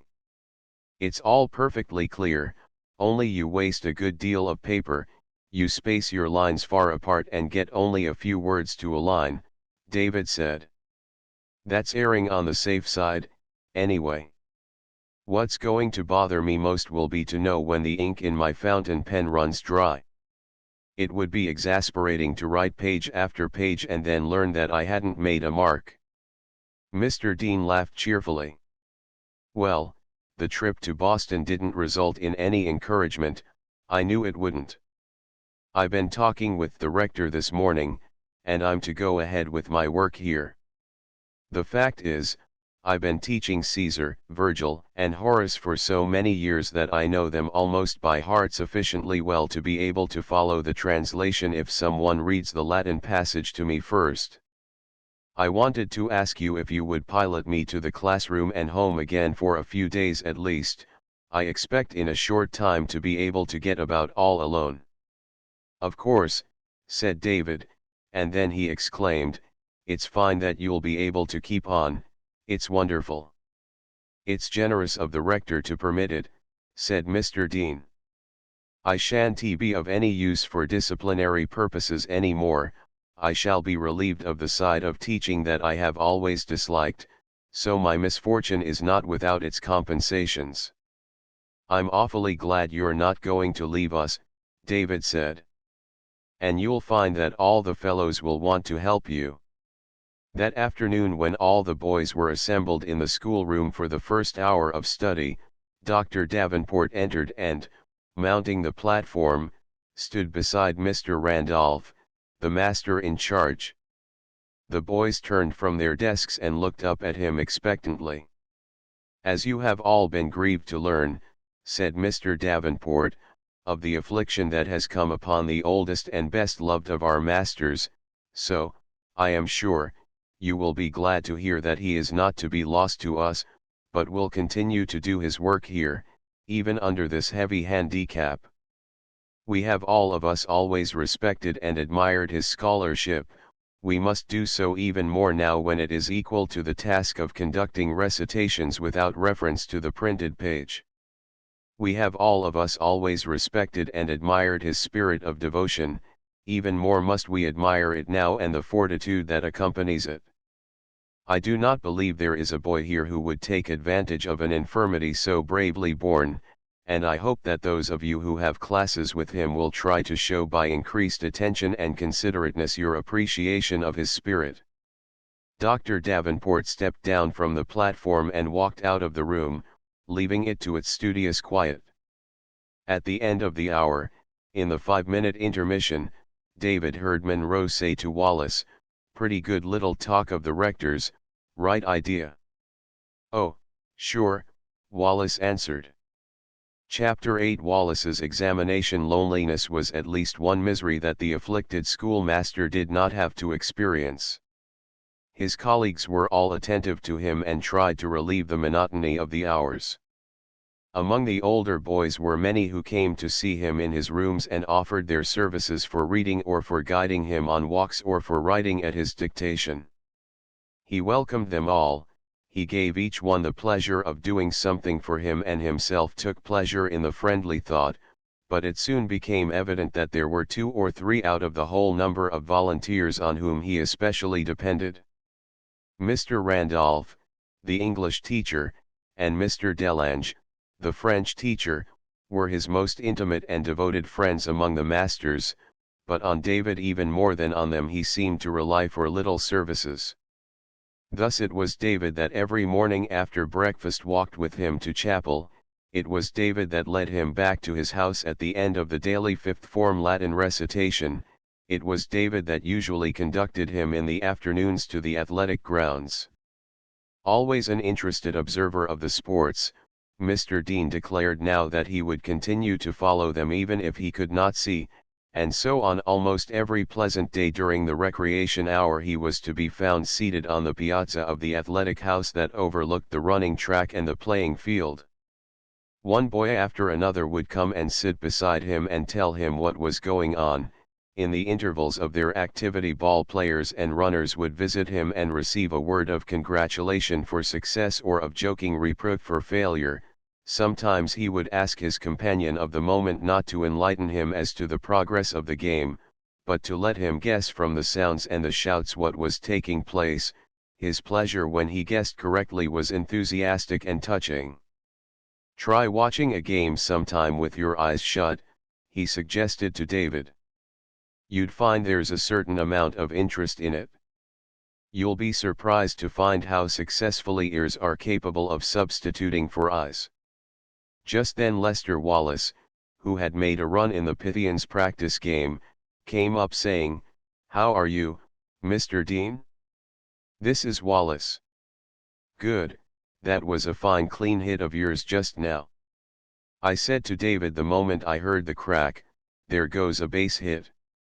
"Don't forget that the Pythians need your batting, Wallace." "That's one thing I wanted to ask you about, Mr. Dean." Wallace glanced at David somewhat sheepishly. "When do you think I'll get off probation?" "I wouldn't undertake to predict about that." If there was no longer any twinkle behind the dark glasses that Mr. Dean now wore, there was a genial puckering of the wrinkles at the corners of his eyes. "But I can tell you perhaps when you'll have an opportunity to get off probation. The game with the Corinthians is a week from today, isn't it? Well, you come to me in the noon intermission that day, and I'll give you an oral examination." "You don't think I could get off any earlier?" "I'm very much afraid, Wallace, that you need all the time I can give you." "Haven't my recitations been better lately, Mr. Dean?" "Yes, there has been a decided improvement." "I've noticed it, and I've appreciated it, Wallace. For I thought that it was due not only to a regard for your own welfare, but also to a kindly consideration for me." He put out his hand gropingly and patted the boy's leg. David noticed that Wallace flushed and looked momentarily unhappy, then an unpleasant, sulky expression appeared on his face. "If my mark has improved so much and I go on reciting well in class, I don't see why I should have to stand an examination." "Only because it's the rule, and we can't make exceptions. I shall let your work in the classroom count towards your efforts to regain your freedom, but the examination must be important, too." Wallace's acceptance of that decision did not seem to David particularly gracious, nor did the dissatisfied look vanish from his face. He withdrew after a few moments. Mr. Dean remarked rather sadly to David, "I don't seem ever quite to get hold of Wallace. There's something there, but I don't reach him." "He'll be all right when he's off probation," David said. "And I think he really has been working harder. I've thought his recitations were much better lately." "Yes, there's no doubt of that, and perhaps it's my fault that when we meet he's not more responsive. Every one of us is Dr. Fell to somebody, I suppose, and there's no use in blaming that somebody for what he can't help. There, who hit that crack? That must have been a good one. Henshaw long fly to center, Morris got under it all right. The Corinthians are going out for practice now, Mr. Dean." "All right, good luck. Put up a star game at first, so that you can tell me about it when you come in." David laughed and departed. Looking back, he was glad to see that someone already had taken his place beside Mr. Dean's chair. He played well that afternoon and had the satisfaction of being commended by the captain, Treadway, as well as by Mr. Dean. When he came out of the athletic house after dressing, the master was gone. David walked up to the dormitory with Wallace. "I wish I were off probation now," Wallace said. "It seems to me Mr. Dean likes to keep me in suspense, this idea of not knowing until the day of the game whether I can play or not." "Oh, you'll be able to play," David assured him. "You've been doing well in class lately, there's no doubt about your getting through the examination.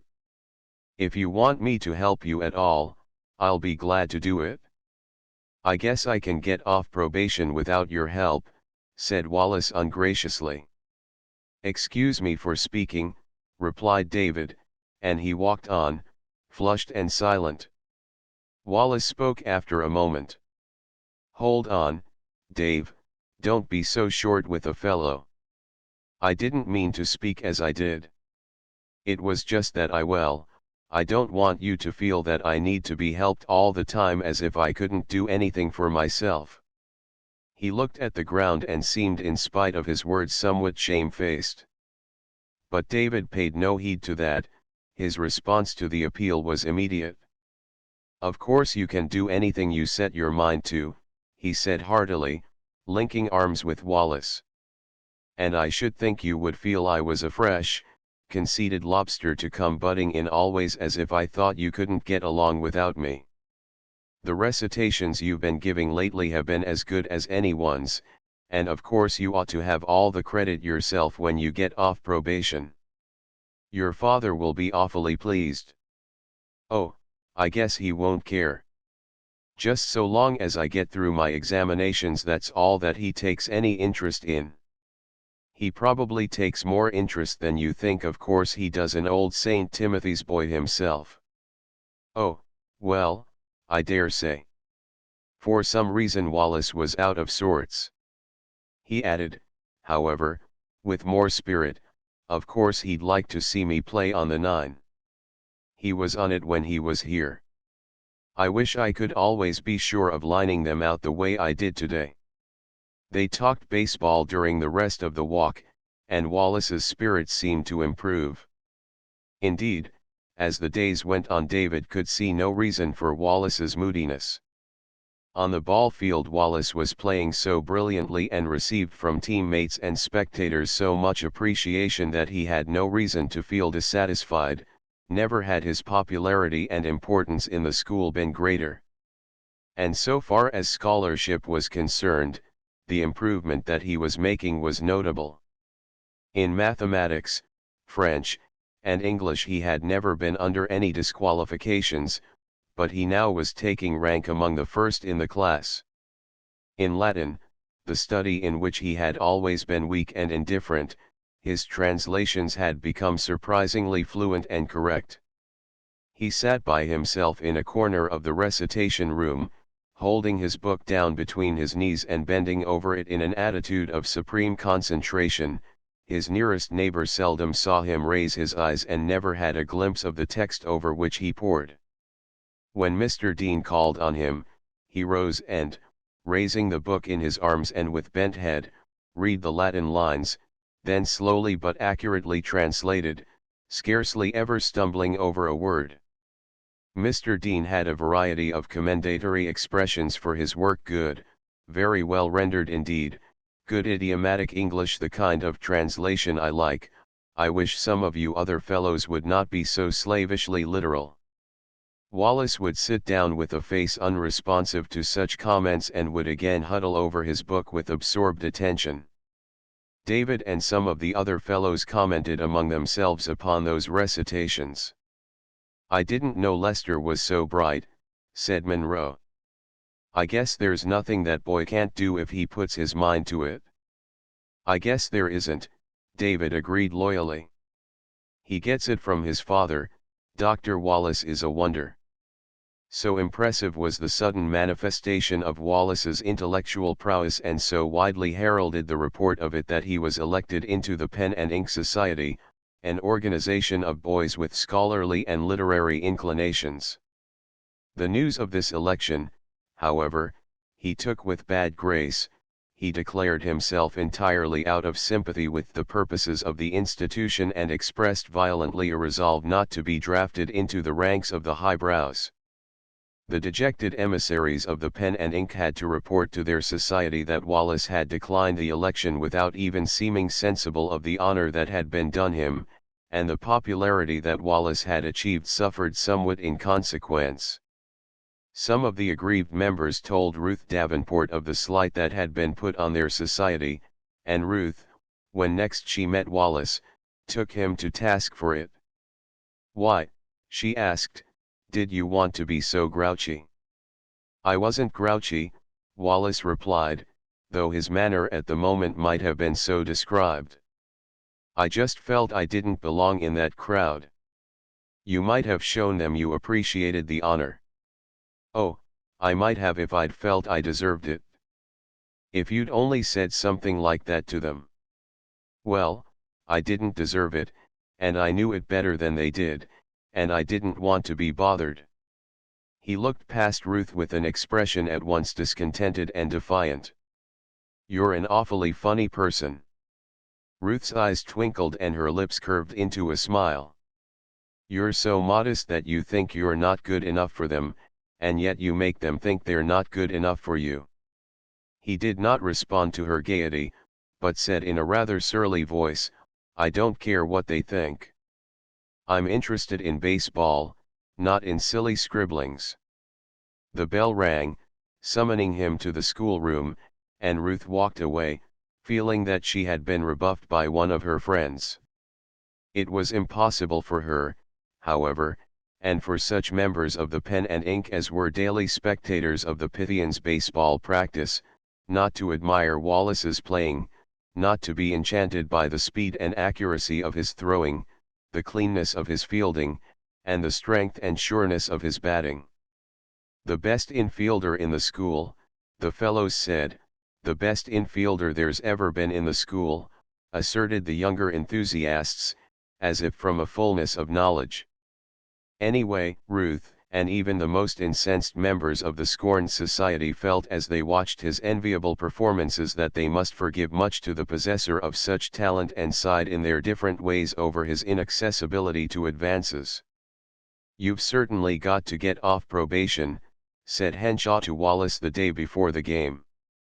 Oh, I'll get off all right, Wallace assured him. I'm to have a special oral examination tomorrow at noon. You can count on me. The fifth form Latin recitation came at the hour immediately preceding that set for Wallace's test.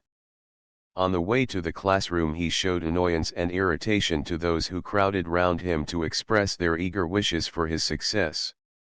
You needn't hang about and wait for news, he said when Hudson, the Pythian shortstop, had hoped that the suspense would not last long. I'll be all right, and I don't want a gang looking round when I come out. Hudson dropped back and remarked to David that he was afraid Wallace's nerves were pretty much on edge. At the end of the recitation hour, while all the other fellows were moving toward the door, Wallace kept his seat at the back of the room. Mr. Dean asked David to stop and speak with him a moment. He told him that Wallace's examination would last about 15 minutes, and that then he would as usual be glad to have David's assistance in walking home. So David returned to the schoolroom and proceeded to work on the problems in algebra assigned for the afternoon. He had finished one and was halfway through another when a glance at the clock told him that it was time to be going to Mr. Dean's assistance and also, no doubt, to Wallace's relief. The examination was still proceeding when he entered the classroom and sat down near the door. Wallace had moved forward and was occupying a seat immediately under Mr. Dean. He looked up, startled, when David appeared and then at once huddled himself over his book, which he entirely embraced with arms and knees. He continued in a rather mumbling and hesitating voice with his translation, but the halting utterance did not disguise the accuracy of the rendering. David, listening, was glad to be assured that Wallace was acquitting himself so brilliantly. Mr. Dean interrupted the translation after a moment to say, "Is that you, David?" "Yes, right here," David answered. "Lester and I will be finished in a few moments. We won't keep you waiting long." "If it's just about walking home, Mr. Dean," Wallace said, "David needn't stay. I shall be glad to walk home with you if you'll let me." He spoke with eagerness, and Mr. Dean in his reply showed pleasure. "Thank you." "All right, David, I won't detain you then any longer." As David departed he felt that Wallace had found his presence unwelcome, and he was glad to remove himself from his position of involuntary listener and critic. Besides, he could make good use of the time in finishing his algebra exercises. He returned to the schoolroom and was hard at work when Wallace entered, past him with brisk steps crying, "I'm all right, off probation," and, opening his desk, which was just behind David's, tossed his book into it. Then, Without waiting for any congratulations, Wallace hurried out to join Mr. Dean. David, to his annoyance and perplexity, found that he had gone astray in some of his processes and that his solution was wrong. Inspection showed him where he had blundered. He opened his desk and looked for his eraser. It was not there, and he remembered having lent it to Wallace the night before. He got up and opened Wallace's desk. The confusion of books and papers daunted him, but he proceeded to search. Then the topmost book, the one that Wallace had deposited there a few moments before, arrested his attention. It was not the edition of Virgil that the class used.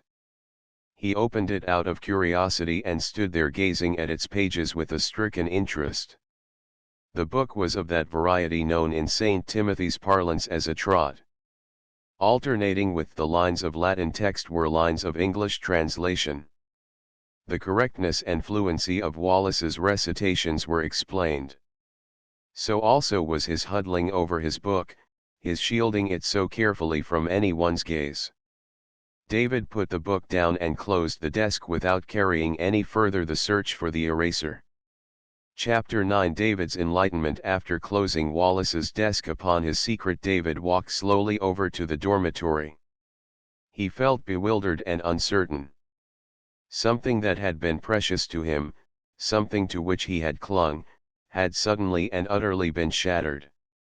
To get the better of a master in any way that you could was, he knew, the code of many fellows, and in ordinary circumstances, where the master had what the boys termed a sporting chance, a resort to subterfuges and deceptions did not necessarily imply depravity.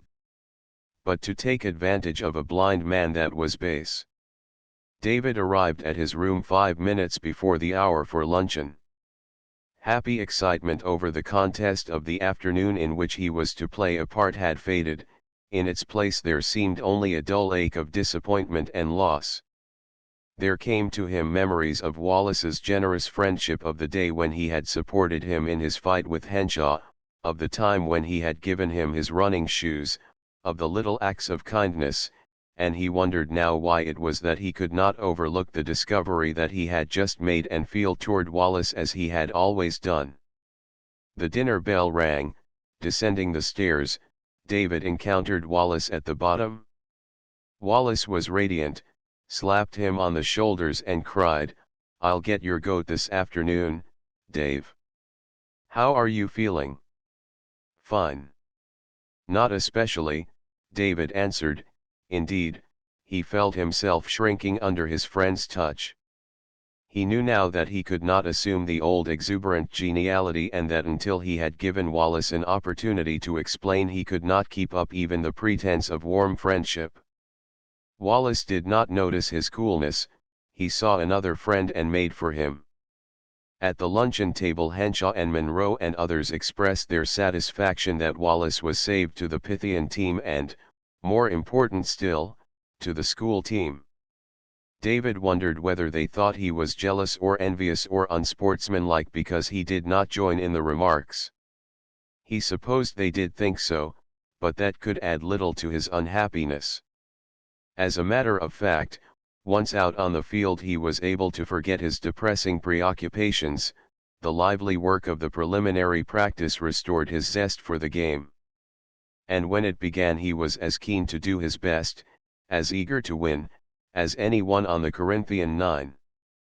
But victory did not perch on the Corinthian banner, in spite of the loyal support of the rooters along the third base line, in spite of the desperate efforts of catcher and captain and whole infield to steady a wavering pitcher, in spite of a ninth-inning rally, when a shower of hits by seemingly inspired batters brought in 3 runs that were within 1 of tying the score. The Pythians triumphed, 8-7, and unquestionably the chief honors belonged to Wallace. His home run, a smashing hit to left center in the 3rd inning, brought in 2 others, and his double in the 7th sent what proved to be the winning tally across the plate. Moreover, it was his leaping one-hand catch of a hot liner from Treadway's bat that closed the game when the Corinthians were most threatening. David, crouched forward on the player's bench in nervous intentness when that incident happened, felt a pang of disappointment, then a throb of admiration for the brilliant catch and of gladness for him who had made it, and then the chill of despondency. There could be no real heartiness in any congratulations that he might offer to his old friend. The Pythian crowd was rallying round Wallace. In another moment he was hoisted on their shoulders and was being borne exuberantly toward the athletic house, while spectators and players streamed in his wake. David, walking slowly, overtook Mr. Dean, who arm in arm with Mr. Randolph was leaving the field. "A pretty good rally that you fellows made, David," said Mr. Randolph. "If it hadn't been for that catch of Wallace's you might have beaten them." "Yes, yes." Mr. Dean chuckled. "Wallace was too much for your team, David. It seemed to me that I kept hearing the crack of his bat and the thud of his glove all through the game. Well, he earned his right to play, and I'm glad he distinguished himself." "He certainly played a wonderful game," was all that David could say in reply. In the athletic house Wallace was still surrounded by his admirers. David dressed hastily and went to his room. He shut himself in there and thought. If he told Wallace what he had discovered and what he suspected and how the suspected act of dishonesty had made him feel, what would be the result? Wallace would probably always shun him henceforth, and he would always be uncomfortable when Wallace was present. Intimacy between them would die. And then David knitted his brows over this question: could he afford to return to St. Timothy's for another year at Dr. Wallace's expense? Would he not feel ashamed to do it? Would not Lester Wallace be justified in that case in looking at him with a sneer? It did not take David long to determine what must be the answer. No, in such circumstances to continue to be the beneficiary of Dr. Wallace's bounty would be intolerable. David realized that his career at St. Timothy's must come to an untimely end. With that thought in mind, gazing out of the window at the pleasant, sun-swept lawns and the ivy-covered buildings, he felt sad and sorrowful. He did not want to leave prematurely this place that he had learned to love and that was to have been had already been so helpful in his development. But schooling purchased at the sacrifice of self-respect would cost too dear. To preserve his self-respect he must not play any false part toward Wallace. He must let him know exactly what he had discovered and what a change in his feelings the discovery had made. 15 minutes later, on his way to the study, he met Ruth Davenport and Lester Wallace. David touched his cap and was passing on when Ruth stopped him. "Wasn't he the wonder, David?" she exclaimed with a sidelong laugh at Wallace. "Do you suppose that after all he did today he'll have anything left to show against St. John's?" "Oh, just as much," David answered lightly. Wallace laughed. He was in high spirits. "Well, if I don't, they'll have a mighty good substitute to use in my place." He clapped David on the shoulder. "Yes," Ruth agreed. "It's a shame, David, that you both can't play. But anyway it will be much nicer for Mr. Dean. He told me that you help him to see a game better than anyone else. There he comes now with father. Goodbye." She darted across the road and went skipping to meet the rector and Mr. Dean. Wallace linked arms with David and started toward the study. "You put up a cracking good game, too, Dave. Next year you must try playing second base. Adams won't be coming back, and you ought to be able to get the place on the school nine. We'd make a good team, you and I, at first and second." "I probably shan't be coming back next year," David answered. Wallace dropped his arm and looked at him with amazement and consternation. "Why? What's the trouble?" "Oh, it just looks as if it wouldn't be possible. But I want to talk to you about something else, Lester. You remember I was sitting in the schoolroom when you came in after your examination at noon?" "Yes." Wallace shot at him a glance of sharp suspicion. After you'd gone, David continued with a tremor of nervousness in his voice, I wanted an eraser, I couldn't find mine, and I looked in your desk for it. I saw the book that was lying on top of the others. I suppose it was the one you had just been using in your examination. Wallace's face had turned a dull red. He hesitated a moment, then he said quietly, yes, it was. I didn't suppose you'd do that kind of thing, Lester, said David. If you'd done it to anybody else but to a man that's blind. Wallace was silent. David, glancing at him as they walked, saw that his head was downcast and his face still red. The sight made David, who had been steeling himself to be hard, soften and want to say, oh Lester, we'll forget it, we'll never think of it again. But he knew that could not be true, and he walked on, silent. I was ashamed of it, Dave, Wallace said at last in a low voice. I used the book in class, that's how my recitations happened to be so good. That's how I got a reputation for being so bright, my election to the pen and ink. You know I wouldn't take it, Dave. He spoke with appeal in his voice. I was ashamed to do that. They were approaching the study, they crossed the road to avoid groups of boys who were standing in front of the building. What you fellows having a heart-to-heart about? Called Adams, who had played second base on the Corinthian 9. Wallace made no answer, David waved a hand in reply. They walked slowly on for a time in silence. Then Wallace spoke again, I found the book just by chance in a second-hand bookstore in town. It wasn't as if I'd done anything to injure Mr. Dean. It couldn't hurt him in any way. His tone was pleading rather than defiant. No, David said. But it wasn't straight. Don't you see? I didn't always read the translation, Wallace pleaded. I only looked at it when I had to. If it had been anybody but a blind man. Lots of fellows crib any way they can. Not with Mr. Dean. You're dippy about him, you take it worse than he would himself. Wallace's manner had become resentful instead of appealing. I can't help it, Lester. Here's a thing that I've found out about you, and I've got to be honest and tell you how it's made me feel. All right, it's just the opinion of a prig. I guess you're right in leaving, you're too good to live in this school. Wallace's voice had grown suddenly bitter with anger, and his eyes, raised at last to meet David's fairly, were hard and bright. Well, said David flushing, perhaps I am a prig. Anyway, you can't be more disappointed in me than I am in you. The study bell rang out, David wheeled and walked briskly to the schoolroom while Wallace followed at a slower pace. In the hour of study David's thoughts kept straying from his books.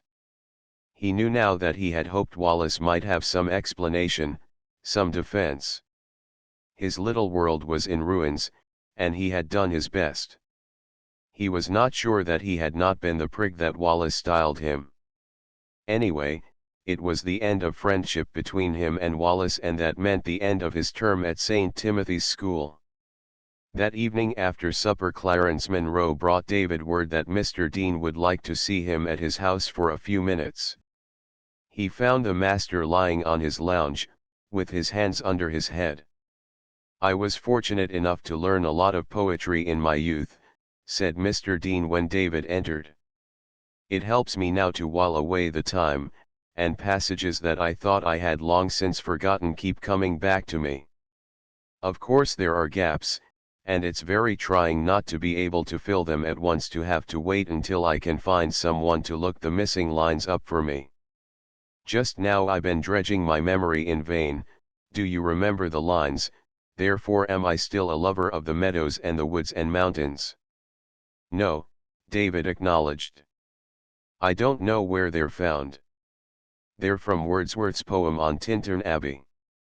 But I can't remember just what comes after. You'll find Wordsworth on that second shelf. David soon turned to the passage and began to read it, but Mr. Dean took the words out of his mouth and recited them to the close. Now, I shouldn't lose them again, he said. But you see how it is living alone here. Sometimes I can call my housekeeper to my assistance, but she hasn't much feeling for poetry, excellent housekeeper though she is, and a sympathetic soul in such a matter is important, an ear to hear and a mind to comprehend. Well, David, I sent for you because I wanted to talk to you a little about my plans. David waited, silent in mystification. I told Dr. Davenport that I should of course resign my position at the end of the year, continued Mr. Dean. I felt that I was too seriously handicapped to be of much service. To my surprise, Dr. Davenport said that if I presented my resignation he wouldn't accept it. He seemed to think that I could still be of use to the school. Of course it pleased and touched me very much that he should think so. But I realize that I shall need a regular helper in my work. This term I've been depending on the good nature of this person or that person. I've hesitated to ask you, yet I've wondered if you would make the sacrifice of coming and living here with me instead of with the fellows of your age and class. It wouldn't be any sacrifice, Mr. Dean. But David hesitated a moment. I'm afraid I shan't be coming back next year. Not coming back? Mr. Dean's voice rang with astonishment, and he turned his head toward David as if he still could see. Is it some family difficulty, David? Your mother needs you at home, you think? No, it isn't that, David answered reluctantly. She doesn't know yet that I can't come back. It's a matter, then, of very recent decision. Yes. Just within a day or two I found it out. Couldn't you take me a little into your confidence, David? It's just that Lester Wallace and I aren't on good terms anymore, David said. And I can't let his father go on helping me, even if he should be willing to. Is that a necessary conclusion? Just because you and Wallace have had a falling out that, I hope, will be only temporary. No, Mr. Dean, it isn't that. It's more serious. After what has happened I simply couldn't accept anything more from Dr. Wallace. I couldn't, that's all. Mr. Dean deliberated for a few minutes. I'm very sorry that your friendship has been broken. But as to the other matter, has it ever occurred to you to doubt that it is Dr. Wallace that is sending you to St. Timothy's? Why, no, who else could it be? Mr. Dean smiled. Oh, that you may try to guess. But it is not Dr. Wallace, that I happen to know. It isn't. The master could not see David's wide, astonished eyes, but he could recognize the sound of amazement in his voice. Then who can it be? Oh, I know. Mr. Dean. Mr. Dean. David dropped on one knee beside the couch and grasped his friend's hand. I didn't intend to take you into my secret until the end of your school career, said Mr. Dean, squeezing the boy's hand affectionately. I thought it would be better for you, less embarrassing, if you didn't feel under obligation to one in the immediate neighborhood. But since you've guessed it well, you must try to go on regarding me exactly as before. All right, I'll try. The very sound of David's laugh was grateful and affectionate. But I don't see why you ever did all this for me, Mr. Dean. I did it because I liked you and because I liked your father. I haven't any near relatives, David, and I have more money than I need for my own use. You see, the reasons were very simple. And now that you've wormed all this out of me, which you never should have done, will you come and live here with me next year? Of course I will. What is there that I should like better? At that moment there was a knock on the door. Come in, said Mr. Dean. It was Lester Wallace that entered.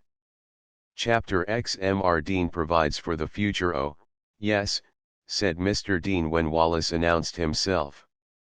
"Sit down, Wallace. You're going, David? Then we may consider the matter settled. If you're sure you really want it so." "I'm sure. Goodbye." As David passed out, Wallace was still standing by the door, embarrassed, with downcast eyes. He had given David no greeting and seemed to desire none. Such evidence of his bitterness shadowed David's happiness, shadowed it, but not for long. How could he help being happy? The sacrifice that he had been prepared to make was unnecessary. The friend who was helping him was a friend whom he knew and loved and understood, not one who in all essentials was a remote stranger. The only disappointment involved in the discovery was his loss of the vague belief that Dr. Wallace had chosen generously to testify his professional admiration for an unappreciated confrère. And that disappointment was balanced by satisfaction in Mr. Dean's declaration that he had been actuated by his liking for David's father as well as for David himself. How splendid it was of Mr. Dean! And then David thought how thrilled and excited his mother would be at learning the unexpected solution of the mystery. He began a letter to her as soon as he reached his room. He had not finished it when Wallace stood in his doorway. "Hello, Lester." David could not quite keep the note of surprise out of his voice. "Come in and sit down." Wallace closed the door quietly behind him and dropped into a chair. "I've just told Mr. Dean of my cribbing in the examination. I decided it was the only thing to do. That took sand all right." The old admiration shone from David's eyes. "No, it didn't. After the way you talked to me, I felt I didn't want to go on always knowing I'd done such a crooked thing without ever trying to make it right. I told Mr. Dean that I should never have confessed if you hadn't found me out. So he knows I didn't deserve much credit. Just the same, I think you do, and I guess he thinks so," David said warmly. "He was mighty good to me," Wallace acknowledged. "He asked me what I thought should be my status now, and I had to say that, as I hadn't honestly passed the examination, I supposed I ought to be put on probation again. He said he supposed so, too, but he said he didn't want the school to know the reason for it all. He thought that, as I had come to him, the story needn't be made public. I said I was willing to take my medicine, but of course I should be grateful if I wasn't shown up before everybody. So he's just going to let it be known that I'm on probation again, after all, and that there was some mistake made in letting me off it. People can draw whatever conclusions they please." David went over and seated himself on the arm of Wallace's chair. He slipped his own arm round Wallace's shoulders. "Lester," he said, "I feel somehow as if I'd done a mighty mean thing to you. I guess I did talk like a prig. You were right about it, anyway. And I'm glad I've got the thing off my chest. I don't want you to think of me as crooked, Dave. I won't. I never will. I was afraid you didn't care any more what I thought of you. Well, I do." Wallace reached up and gripped David's hand. "Look here, Dave, what was all that about your not coming back next year?" "Oh, that was a mistake. I was feeling blue. I am coming back all right." "Good enough. Don't you think we might make a go of it if we room together, Dave?" "I'd rather room with you than any other fellow here, Lester. I've often hoped you'd suggest it. But Mr. Dean has asked me to live with him next year. He needs someone. That was what we were talking about this evening." "Well, I'm sorry." Wallace hesitated a moment and then said, "You know, I like Mr. Dean. He's making an awfully plucky fight. I never stopped to think about that. The way he talked to me this evening, he was white clear through. I'll tell you one thing, Dave." Wallace got slowly out of his chair. Nobody's going to have any chance to put me on probation next year. That resolve, however, as David knew, did not make it any easier for Wallace to face the surprise, the disappointment, and the inquiries of the school. The next day all St. Timothy's buzzed with rumor and excitement, the strangeness of Wallace's case, off probation one day, on again the next, and his own reticence as to the cause, led to gossip and speculation. All he would say in reply to the questions of his best friends was that Mr. Dean was not to be blamed in any way for thus disqualifying him for the school nine, it was all his own fault, and he did not care to talk about it. Henshaw, captain of the nine, came to David. "I've got to try you now at first," he said. "I guess you'll hold your end up all right. But Lester makes me tired. He was the best batter on the team." Wallace himself tried to make amends to the team for failing them. He gave the members batting practice, he played on the scrub, he heartened and encouraged the players with his praise. And his spirit of willing service went far toward re-establishing him in the affections of the school. The game that year was played at St. John's, and thither on the day appointed all St. Timothy's journeyed even Mr. Dean. And during the game Mr. Dean and Wallace sat side by side on the players' bench, and Wallace reported to him the progress of events. He clapped his hands with the rest when in the second inning David made a hit that brought in a run, the only hit, to be sure, that he made during the game. It was a hard-fought game, in which Carter, the St. Timothy's pitcher, had a little the better of it up to the ninth inning. Then, with the score 4-3 against them, St. John's came to the bat. The first man struck out, but the next singled and the third was given his base on balls. Carter seemed nervous and unsteady. Henshaw came in from third base to encourage him. The St. John's supporters had taken heart and were keeping up a distracting tumult along the third base line. Wallace leaned forward, gripping cold hands together. Mr. Dean sat with an expression of patient expectancy. Henshaw returned to his position, and Carter faced the captain of St. John's. The captain had determined to wait them out, but Carter recovered control, and after having 2 balls called sent 2 strikes over the plate. Then the batter hit a hard grounder toward Adams, the second baseman.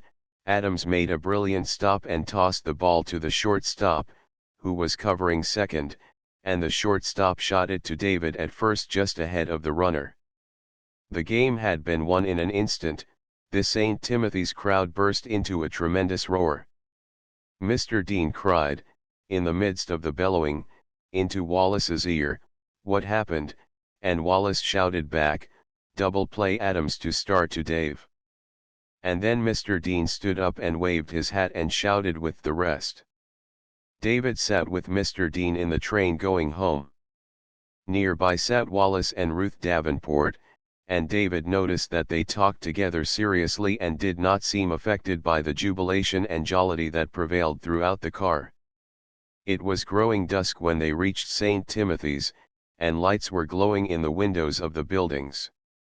The hungry swarm poured into the dining room and rattled into their places at the tables. The clatter of knife and fork did not, however, subdue the clamor of tongues. Inexhaustibly they dwelt upon the afternoon's triumph. David, receiving congratulations and compliments from every side, was fairly simmering with happiness.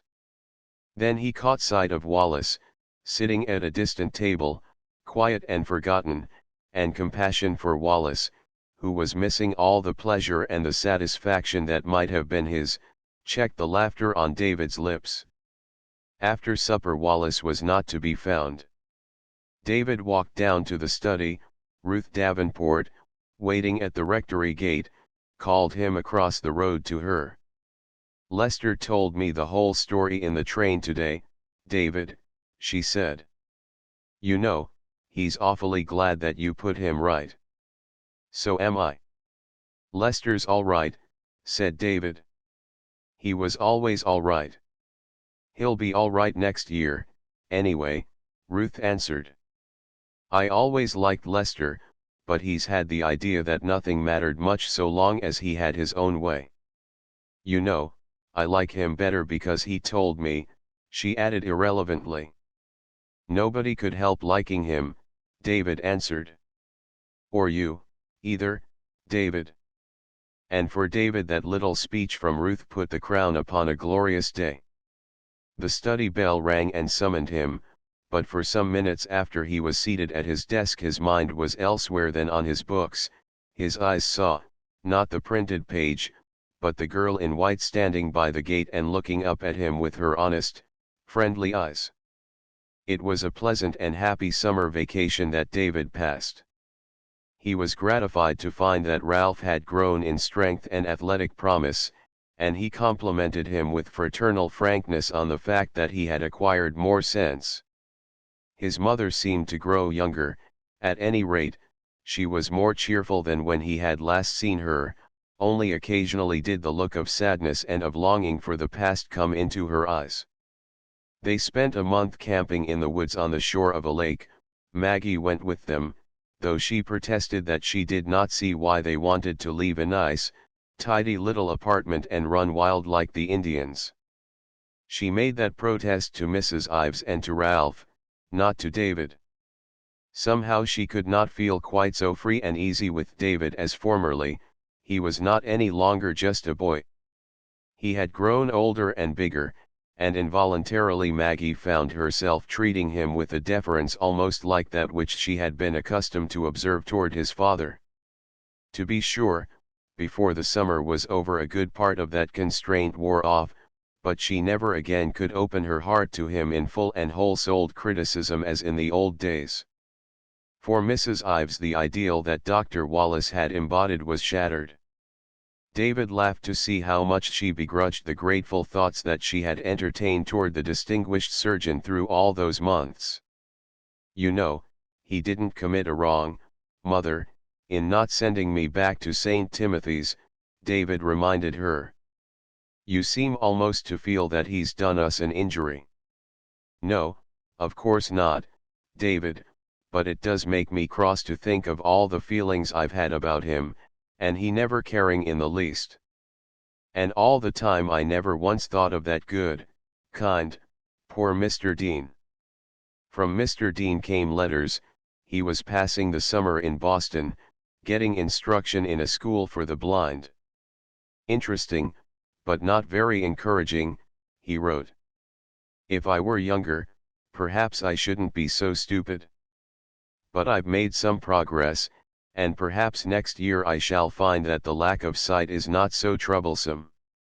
As David's vacation drew to a close, his mother became again subdued and wistful. She talked hopefully. She was glad that Mr. Dean had intimated his intention to prepare David for the career that the boy's father had intended, but she could not readily resign herself to the wrench of another parting. We live so far away, she lamented on the last morning. It takes so long for letters to go and come. I can't help feeling that you'll be less and less my boy, David, dear. He scoffed at her, but nevertheless her words struck home to a tender spot. Of course he would never grow away from her in his heart, but he realized that he would be away from her more and more continuously as the years went on, and with a pang of shame he suddenly knew that the separation would mean more to her than to him. He determined then and there that he would try his best to make up to her through his letters for the loss that she must always feel, to convince her that she always had his confidence as well as his love. And during the next year he fulfilled faithfully that resolve. It was a busy year, for besides doing his own work he had to give a good deal of help to Mr. Dean. Moreover, as a sixth former he had responsibilities and offices that demanded a considerable amount of attention. His athletic avocations, in which he had a gratifying success, were numerous. But the more he had to do the more he found to write home about, and the gayer and cheerier was the spirit of what he wrote. It pleased him when in the short vacations at Christmas and Easter his mother said, "I can hear you in your letters, David. You write me such good letters. Between Mr. Dean, dependent on David in so many little matters, and David, dependent on Mr. Dean in one large affair, the friendship grew stronger and closer. The boy admired the man for his learning, his kindness, his courtesy, and most of all for his courage. David wondered how anyone stricken with such an affliction could make so little of it. And the man liked the boy for his responsiveness and for a certain stanch and honest quality that could not fail to impress even one who was blind. So the association was a happy one, so happy that the masters commented upon it among themselves and wondered how Mr. Dean would manage the next year. He seemed to have nobody in training to take David's place. David himself often wondered about it, but refrained from asking any questions, and Mr. Dean kept his own counsel, kept it, indeed, until one evening 2 weeks before the end of the school year, the evening of the day on which St. Timothy's had again met St. John's upon the ball field and been victorious. The members of the 9 had been cheered at the bonfire built in their honor. Lester Wallace, the captain, had made a little speech, and then David had slipped away to go to his room. But as he passed the open door of Mr. Dean's study, the master called him. "A great celebration, David." "Yes, pretty fine." David came in and described the scene round the bonfire. Mr. Dean smiled. "Yes, I could hear the cheering. It was a great game. I wish I could have really seen it. And you played well at second base. I managed to pull through without any errors. But Lester was a wonder at first, just like lightning. You and he seemed to develop some fine team play together. And not just on the ball field, either. You have shown good team play in everything this year. At Harvard next year I hope it will continue. There will be just as many opportunities for it." Mr. Dean hesitated a moment and then said, with a shade of diffidence and embarrassment, "And I think our team play has been pretty good, David, don't you?" "Yours has been splendid, Mr. Dean." "You've done your share, David. So well that I don't know how I shall get on without you. In fact, I don't want to get on without you." David was silent for a moment in embarrassment, not knowing what to say. "Anybody else would be of just as much help, Mr. Dean," he said finally. "Nobody else could be, because I couldn't feel about anybody else as I do about you, David." "Well, I can't ask you to stay on and be a schoolboy indefinitely, can I?" Again Mr. Dean paused. He was apparently finding it hard to say something that he had in mind. "I've talked with the rector and told him that I shouldn't come back next year. He was very kind and urged me to reconsider, but I told him no. I'm not so useful as I once was, and I can't help being aware that in some ways I hamper the administration. So it's best for St. Timothy's and for me that I should withdraw. The school will be awfully sorry to lose you, fellows and masters both," said David. "I hope they'll feel a friendly regret, the same that I feel at parting from them. But the step is one that I've decided to take. And now the question is, what am I to do with myself? I have enough money to live comfortably. I was wondering, David, if your mother wouldn't like to take a house in Cambridge or Boston, since you're to be at Harvard, and take me in as a boarder? I know it's asking a tremendous lot to suggest that she undertake the care of a blind man. She mustn't feel under any obligation to say she'll do it. But I thought perhaps she might like to be near you, and then there's your brother Ralph, we might arrange about his education, too. How do you feel about it, David? And how do you think your mother would feel about it?"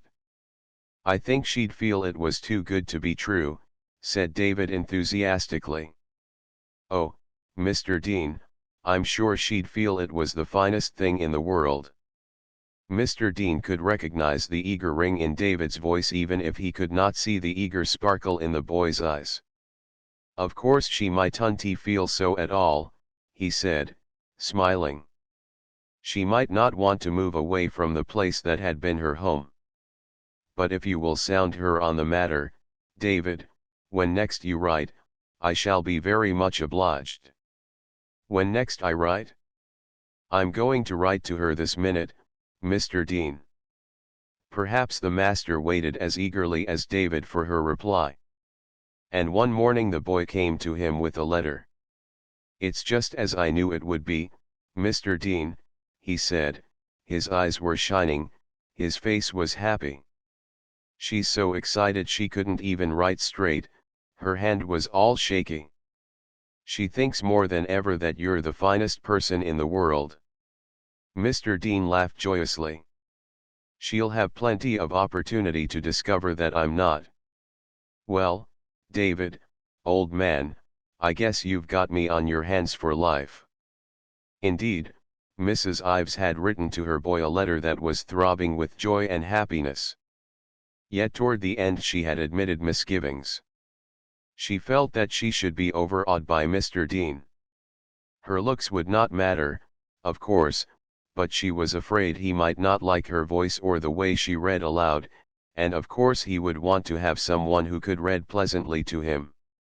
David laughed and did not pass on those doubtful questionings to Mr. Dean. He knew that his mother's voice was all right. He laughed, too, over the end of the letter. I've just told Maggie, and she said, the dear sake of all the crazy notions. You mean to tell me you're going to pull up stakes, root and branch? I said I thought I really should, and then Maggie said, very well. But you and a blind man, you'll need me to look after the both of you. Isn't it nice of her? As for Ralph, he's simply wild with delight and so on. Before the end of the school year the arrangements were partly made. Mr. Dean was to spend the summer in Boston at the School for the Blind. About the 1st of September David was to bring his family on from the west, and then they would all go house hunting together. David went round those last few days walking on air. Examinations did not bother him, everything was fine, everyone was happy. And then there came upon him a sense of melancholy, even of sadness. He did not want so soon to leave this place that had been so dear to him. The days slipped by inexorably. And on the last night, in the middle of the school hymns, he was very near to weeping, and when he shook hands with the rector and said goodbye he could not say more than just that word. Outside he saw a figure in white standing behind the rectory gate. He crossed the road and spoke to her. I hate to go, Ruth. You've been awfully nice to me here. I'm sorry to think that you and Lester and all the rest are leaving, David. That's the trouble with being a girl in a boys' school. Your friends are always leaving you over and over and over. You make so many new ones that perhaps you don't miss the old. Yes, I do, David. You'll come up and see us sometimes, won't you? They bade each other goodbye, and he went away. Yes, he would go back to St. Timothy's and see them, he said to himself quite distinctly often and often. Chapter 11 The family migration. The departure from the city that had been their home cost David and Ralph few pangs. To them it meant faring forth gaily into a world of novelty and excitement. They assumed light-heartedly that the friends and places that they were leaving would always be friends and places that they would love and revisit, and on the last morning when they stood with their mother beside their father's grave they felt that in future years they would often return to the shrine. Mrs. Ives laid a spray of roses against the headstone, her hand rested for a moment gently on the mound of earth. When she stood up the tears were flowing down her cheeks. She caught and pressed the hands of her boys and cried, "Oh, I can't go. I can't go." Then they stood, renewing each of them poignantly the sweetness and the bitterness of their common sorrow, loath to turn from that little, hallowed spot of ground. In the row of cedars that partly screened the gravelled driveway below them birds were singing, the fragrance of pine and hemlock, of clipped hedges and mown lawns, of white phlox and candy tuft and sweet alyssum were in the air. A squirrel suddenly sprang from a tree and ran away over mounds and headstones. "Look, mother, look at the squirrel," cried Ralph. "Yes, dear, yes." Mrs. Ives dried her tears. Children could not be expected to be sad for very long. The scamper of that inconsequent bit of furry life, with plumy tail streaming behind, and the eager instant cry of the small boy closed the chapter of wistful meditation. Mrs. Ives turned away from her husband's grave. In comparison with that no other parting could be sad. And when at last they were on the train, and the train was pulling out of the city, the mother's spirits rose like Ralph's, for at heart she was almost as much a child as he. "Look, Ralph," she said. "There's the academy and the library and the church. It's so queer to think we shan't be seeing them again in a few days. But just think of all that we shall see: the Longfellow House and Bunker Hill and Plymouth Rock. The last time I took a long journey like this was on my honeymoon. I was awfully excited the first time I made this trip east," observed David. "I been over the road so often now that I know it all pretty well. How do you like it, Maggie?" He could not help feeling his dignity as the experienced traveler, but the degree of patronage that he bestowed upon the members of his party was not offensive, even to Ralph. Maggie, replying to his question, reached what was for her the acme of enthusiasm. "Oh, well enough so far," she said. "I don't know how it'll be when it comes night." Indeed, to all of them the journey was one that held the spirit of romance. It was an adventure that was altering the course and current of their lives, and because they were all embarked in it together and it was beginning so pleasantly, they felt happy and hopeful concerning the outcome. Each river that they crossed, each town that they left behind, marked a stage in their progress toward romance, mysterious romance, in the person of a poor blind man who waited for them eagerly, who had been their friend and helper and who now needed their friendship and help. For 2 days they traveled, then in the middle of the afternoon, a warm, golden afternoon, their train drew into Boston. Nervousness overcame Mrs. Ives at this approach to the first crisis in her new life. "Do you think Mr. Dean will be at the station with someone to meet us?" she asked David. "I think very likely. He knows we're arriving by this train. Do you think I look all right, David?" "You surely do. But it couldn't make any difference if you didn't." "That's true. I keep forgetting. But anyway, I always feel that, if I look all right, I shall be more likely to behave in a way that will make a good impression. And I do want to do that. Even though Mr. Dean can't see me, he is sure to form some impression of me. A nice shy little person that he'll like the better the more he knows her, that's the impression he'll have of you. Yes, your face is clean, and your hat is straight, and your veil too." Nevertheless, it was an agitated little woman that, clinging to her elder son's arm, was swept along the platform in the midst of the streaming crowd. She clutched him still more tightly when he cried, "I see him, mother. I see him." The next moment he had Mr. Dean by the hand, and Mr. Dean's face had lightened, even the black glasses that he wore seemed no longer to cloud it as he cried, "David, my boy. So you're here. And your mother? And Ralph?" "Right here," said David. "This is mother, Mr. Dean." He placed her hand in the blind man's.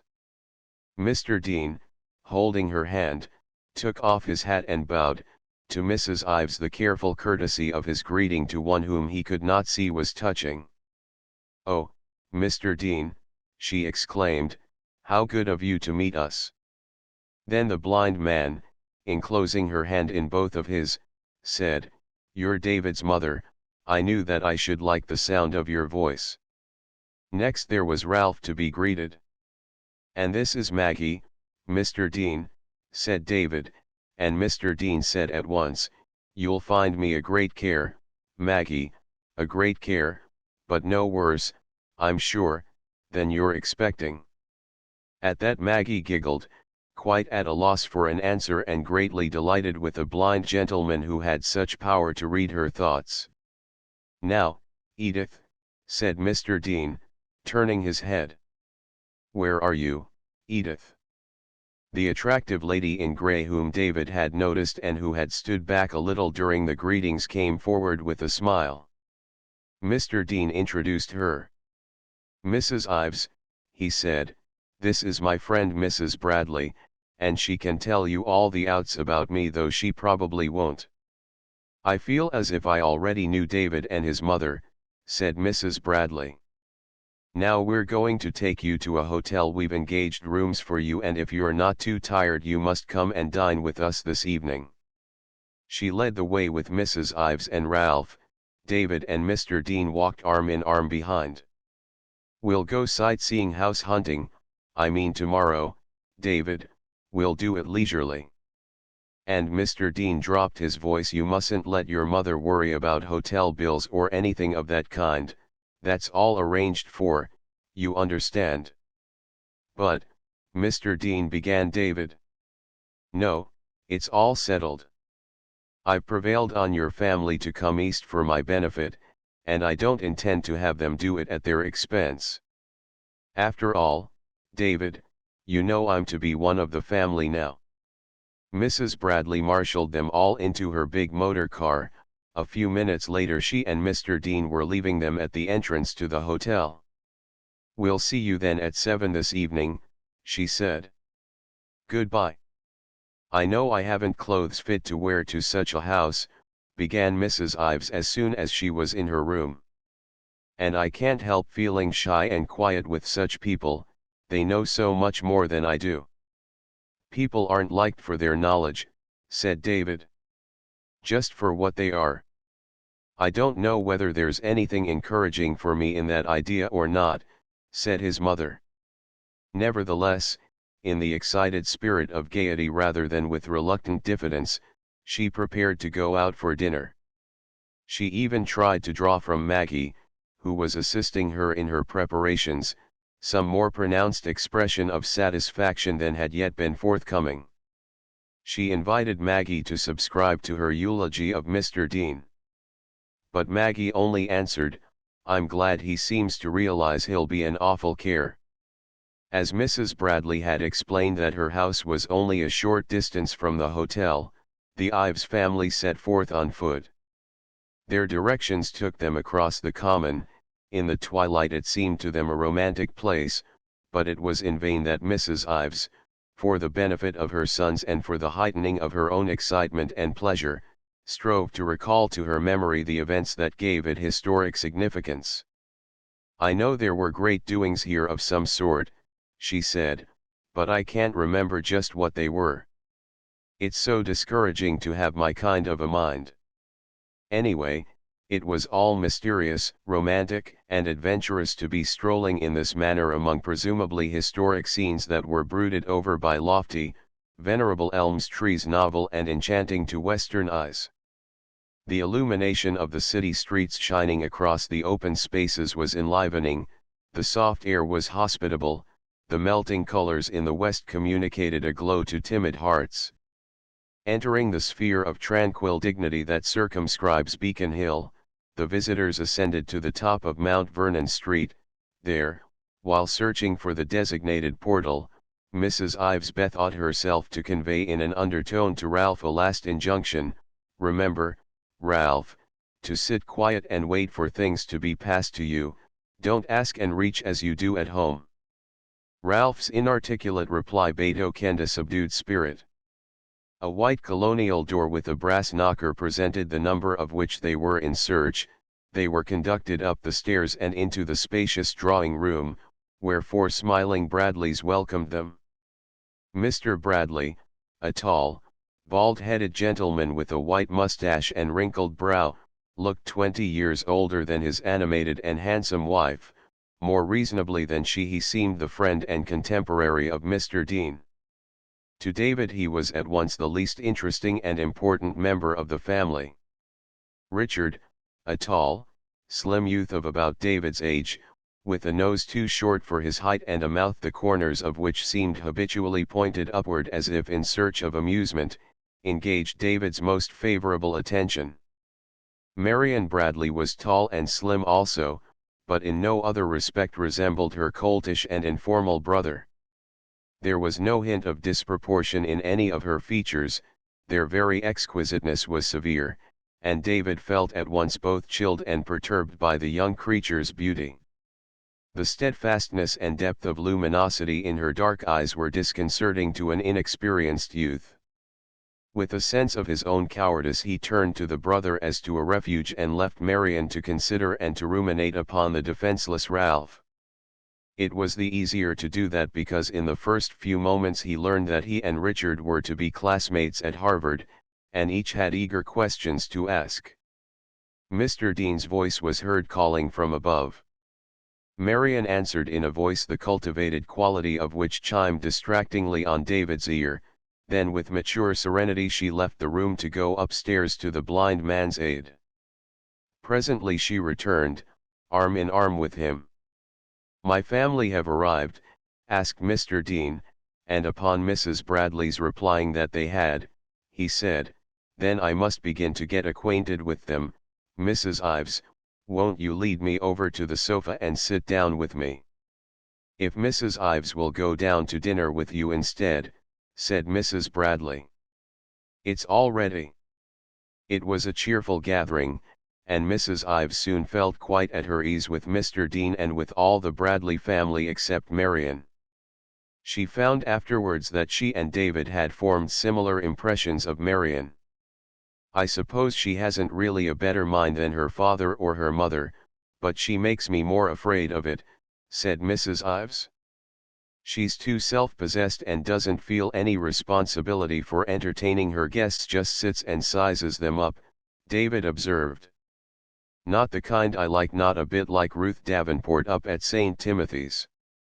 Richard's a brick, though, and so is the old man." Mrs. Ives concurred in that opinion. After dinner Mr. Bradley had invited her to leave the others and accompany him into his library where they might have a talk. "Mr. Dean has asked me to inform you more or less as to his affairs," he said as he closed the door. "He feels it would be embarrassing for him to discuss them at the very start, and yet they must be discussed. As I'm his man of business, I can put them before you. He is quite comfortably off. He wants you to rent a good large house in an attractive neighborhood in Cambridge, a house in which he will have a comfortable study, bedroom, and bath. He would like to have you take charge of all expenses and disbursements for the house. And he wishes me to pay to you monthly $1,000 for house and family expenses, including David's expenses at college and Ralph's at school."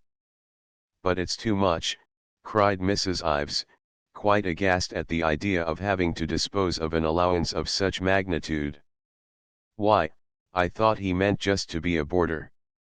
And to pay $12,000 a year for board and lodging. I never heard of such a thing. His mind is made up, and you must let him have his way. He has the money to spend, and he is convinced that he can't use it to any better purpose. But I can't feel that it's right.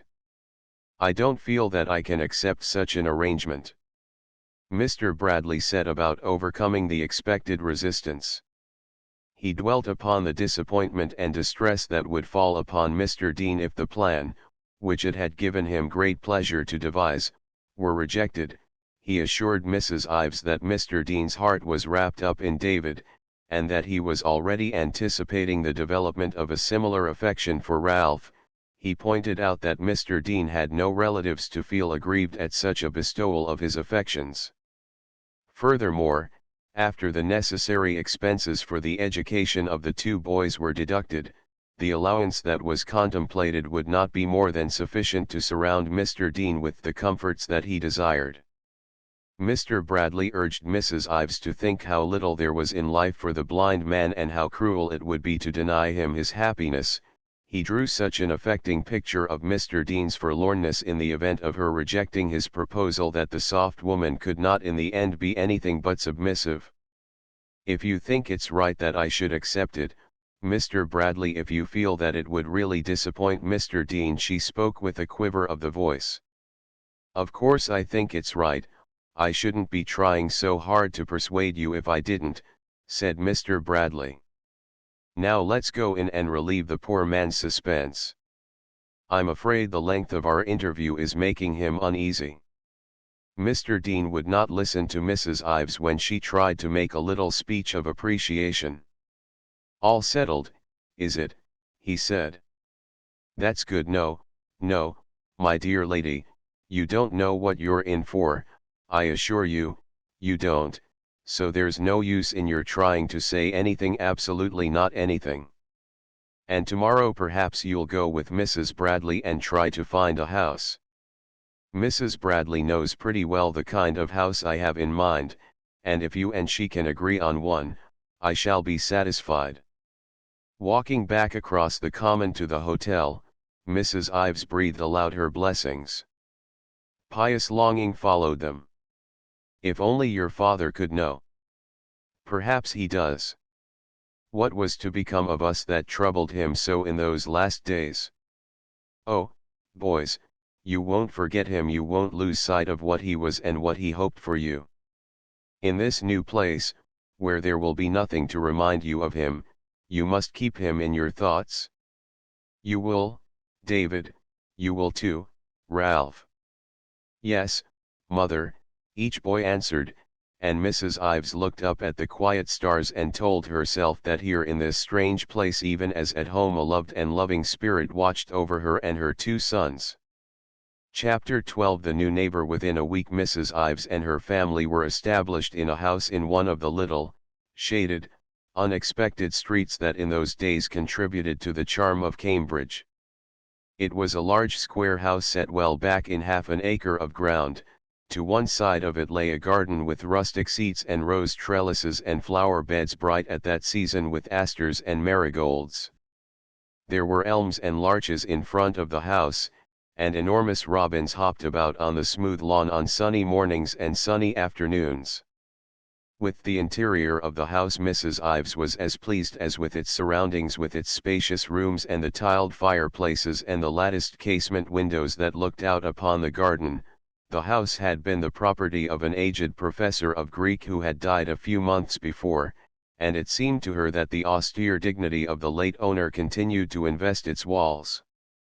She felt that it was by its associations an appropriate abode for Mr. Dean, and that its classical atmosphere must in some subtle way communicate itself to his senses.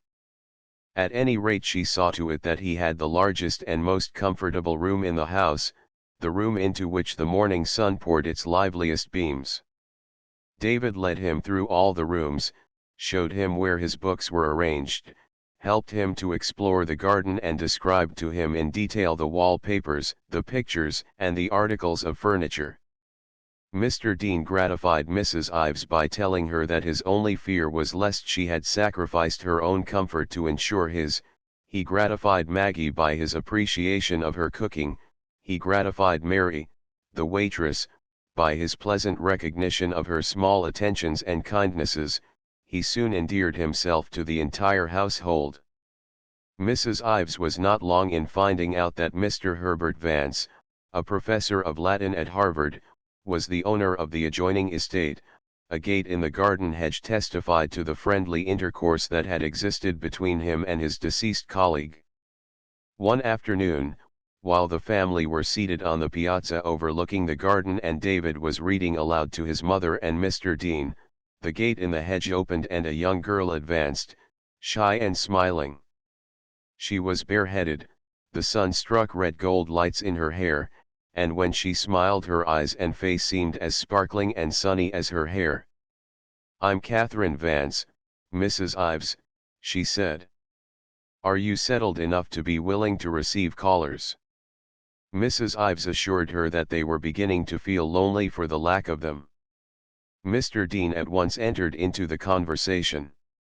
When I was teaching Latin I had rather have seen your father's library than that of any other man in America, he said. I hope you'll still be interested in it, the girl answered. You must come over and let father talk to you about it. He's prouder of his collection than of his child. I'm sure he can't be, said Mrs. Ives, with the polite obviousness that was her social habit. Oh, yes, and he knows ever so much more about it. One of my school friends is Marian Bradley. Don't you love her? She's the brightest girl in school. She asked me to come and see you as soon as you got settled. Of course I should have done that anyway. Her friendly, observant eyes roved from one to another of her audience. Yes, you're quite right about Marian, I love her, said Mr. Dean. These other people don't know her well enough probably to have reached that stage as yet. Are you a Latin scholar like your father? Oh, no, Marian always beats me. Marian always leads the class. She turned her attention to David and said she had heard that he came from St. Timothy's, and asked him whether he knew Lawrence Bruce and John Murray, and David regretted now that he had not cultivated the acquaintance of those young fifth-formers. But she was not discouraged by his inability to claim intimacy with them. There were other subjects just as interesting, and she chatted about the incoming freshman class, of which she knew quite as much as David himself, and asked him what sports he meant to take part in and where he was to room and what courses he was to elect. Oh, tea, she exclaimed in rapture when the waitress appeared with the tray. We never have it at home. She displayed a hearty appetite, and that completed her conquest of Mrs. Ives. After she had returned through the garden gate, Mrs. Ives remarked that they had a very attractive neighbor, and Mr. Dean tried without much success to draw from David a description of the young girl's looks. As the days went by, the gate in the hedge was often opened. The members of the two families came to be on easy-going, neighborly terms. Mr. Vance, a shock-headed, stoop-shouldered elderly widower with a scant regard for his personal appearance that caused his daughter both distress and amusement, was enchanted with Mr. Dean, his scholarship, and his appreciation. Over the telephone he would frequently invite him to his study for an hour of conversation and would then present himself at Mrs. Ives's door to act as guide. Mrs. Ives revered her new neighbor not only for the vast knowledge that had qualified him for the post of professor at Harvard University, but even more for the associations of his youth, which he sometimes recalled while she listened in rapt wonder. He had studied under Lowell and Longfellow, he had seen Emerson and Hawthorne, he had been in the audience that heard Lowell read the Commemoration Ode, and he had even dined at the autocrat's table. Mrs. Ives, who on her second day in Cambridge had audaciously plucked a tiny sprig of lilac from the hedge in front of Longfellow's house and was preserving the treasure between the leaves of a dictionary, and who had stood that same day a worshipful pilgrim in the gateway in front of Lowell's mansion, listened to her neighbor's reminiscences and comments with mingled exultation and amazement, although she lost some of them owing to her habit of incredulously congratulating herself in the midst of his talk upon her extraordinary privilege. Within a few days the college had opened and David had taken up his quarters in one of the dormitories.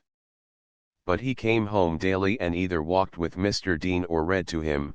After Christmas this daily visit acquired greater importance for his mother and perhaps also for the blind man. For Ralph had now gone to St. Timothy's, his entrance there having been delayed, and much of the time the house seemed subdued and perhaps a little sad. David's visits were cheerful episodes, and Catherine Vance contributed to her neighbor's happiness. She made Mr. Dean her especial care and came in to see him 2 or 3 times a week. Moreover, she got some of her friends to call and succeeded in imbuing them with the feeling that it might be a rather nice, pleasant charity occasionally to sacrifice themselves to the entertainment of the blind man. So, even with David in college and Ralph at St. Timothy's, Mr. Dean was seldom lonely, and Mrs. Ives gradually found her place in the community and was happy in her tranquil, comfortable life. Only at times her mind took her back to the house that had been the scene of her greatest happiness and her deepest sorrow, and the tears would suddenly fill her eyes. She wondered whether the little cemetery lot was being well cared for. At those times she longed desperately to visit it and lay flowers on the grave. In college David acquired the reputation of being a good all-round man of no special brilliancy. He always held a high rank in scholarship, he took part in athletics, though he never made a varsity team, he sang in the glee club, he was elected an editor of one of the college papers, and by reason of all his activities and the earnestness and enthusiasm with which he entered into them he became one of the most widely known and popular members of his class. He took no such conspicuous place, however, as that which his friend from St. Timothy's, Lester Wallace, seized almost immediately and held throughout the college course. Lester captained the victorious freshman football team and was elected president of the freshman class. He played on the freshman baseball nine, and in subsequent years he won a place on both the varsity 11 and the varsity 9. Even if he had not been endowed with a brilliant talent for athletics, he could have danced and sung his way into popularity. There was no livelier hand at the piano than his, no more engaging voice when upraised in song, no foot more clever at the clog, the double shuffle, the breakdown, or the more intricate steps of the accomplished buck and wing performer. David shared the general admiration for his gifted friend, even though he did not share Lester's point of view on many subjects. Throughout his college course Lester so arranged matters that never on any day was he troubled with a lecture or a recitation after 2:30. Get the dirty work of the day over with as soon as you can and then enjoy yourself. That's my motto, he declared, and he expostulated with David for choosing courses that occasionally required laboratory work through long afternoons. But if you're going to study medicine, you ought to have a certain amount of laboratory knowledge to begin with, David replied. Oh, you can get it when the time comes, Lester responded easily. These 4 years are the best years of your life, my boy. It's a crime to waste any part of them, particularly the afternoons and evenings. With that philosophy, with his attractive personality, and with the prestige of spectacular achievement on the athletic field, Lester was sure to have a gay and ardent following. Among those who attached themselves to him with an almost passionate devotion was Richard Bradley. Himself a youth of lively and humorous disposition, not of a studious turn of mind, an admirer of athletes rather than athletic, he found in Lester his beau ideal, and when in their sophomore year Lester consented to room with him, Richard felt a jubilant happiness similar to that, perhaps, which the young swain who has received a favorable reply from his sweetheart experiences. Richard's family, with the possible exception of Marion, who was non-committal, were less happy about the arrangement. I am afraid you regard your college course merely as a social experience, said Mr. Bradley when Richard told him that he was to room the next year with the most popular man in the class, already president of it and likely to be first marshal also. It would do you more good to room with the best scholar than with the best athlete. Just wait till you know him, pleaded Richard. One Sunday he brought Lester in to lunch with the family and was satisfied with the result. Even his father had fallen a victim to Lester's charm. As for the young ladies of Boston and Cambridge whom Lester met at the numerous parties that he graced with his presence, half of them sang his praises and half of them denounced him as spoiled, conceited, or insincere. Catherine Vance told David that she did not like Lester Wallace because he was too much a man of the world. David had come to be on terms of intimacy with all the Bradley family except Marion, and possibly he was piqued by her consistent formality. He spent his summer vacations, as it were, at the Bradleys' door. On their estate at Buzzards Bay there was a small house that they called the cottage and that they had always rented to Mr. Dean. Now they enlarged it and rented it to the Dean Iveses, as they conveniently termed the family. David and Richard played tennis and golf and sailed, and went for a dip in the sea 2 or 3 times a day, and Ralph grew old enough to be of some use and companionship. Usually the Bradleys' big house was filled with Richard's friends. The Bradleys were hospitable people. Only Marian was cool to David, and it wounded him, because he could not help admiring her. She spoke French and read Italian and commanded at least a jargon about pictures and sculptures and had a solid grounding in music. No wonder, thought David ruefully on many an occasion when ignorance kept him dumb, no wonder that she despises me. He acknowledged to himself that it did seem as if school and college had done little for him, so far as qualifying him to make a brilliant appearance in society was concerned. Biology was not a parlor subject, chemistry made the hands unattractive, physics was a thing in which no girl was ever interested. Now Lester Wallace, there was a fellow who could prattle like a man of parts. He knew how to talk to such a girl as Marian. Nevertheless, Lester was frank in commenting upon her to David. She's a nice girl, but awfully highbrow and intense. It's a great strain for one who has just what you might call a quick intelligence. David laughed. Think what it would be if you had a slow one like mine, he said. After all, David's chief interests were not social or athletic even in vacation time.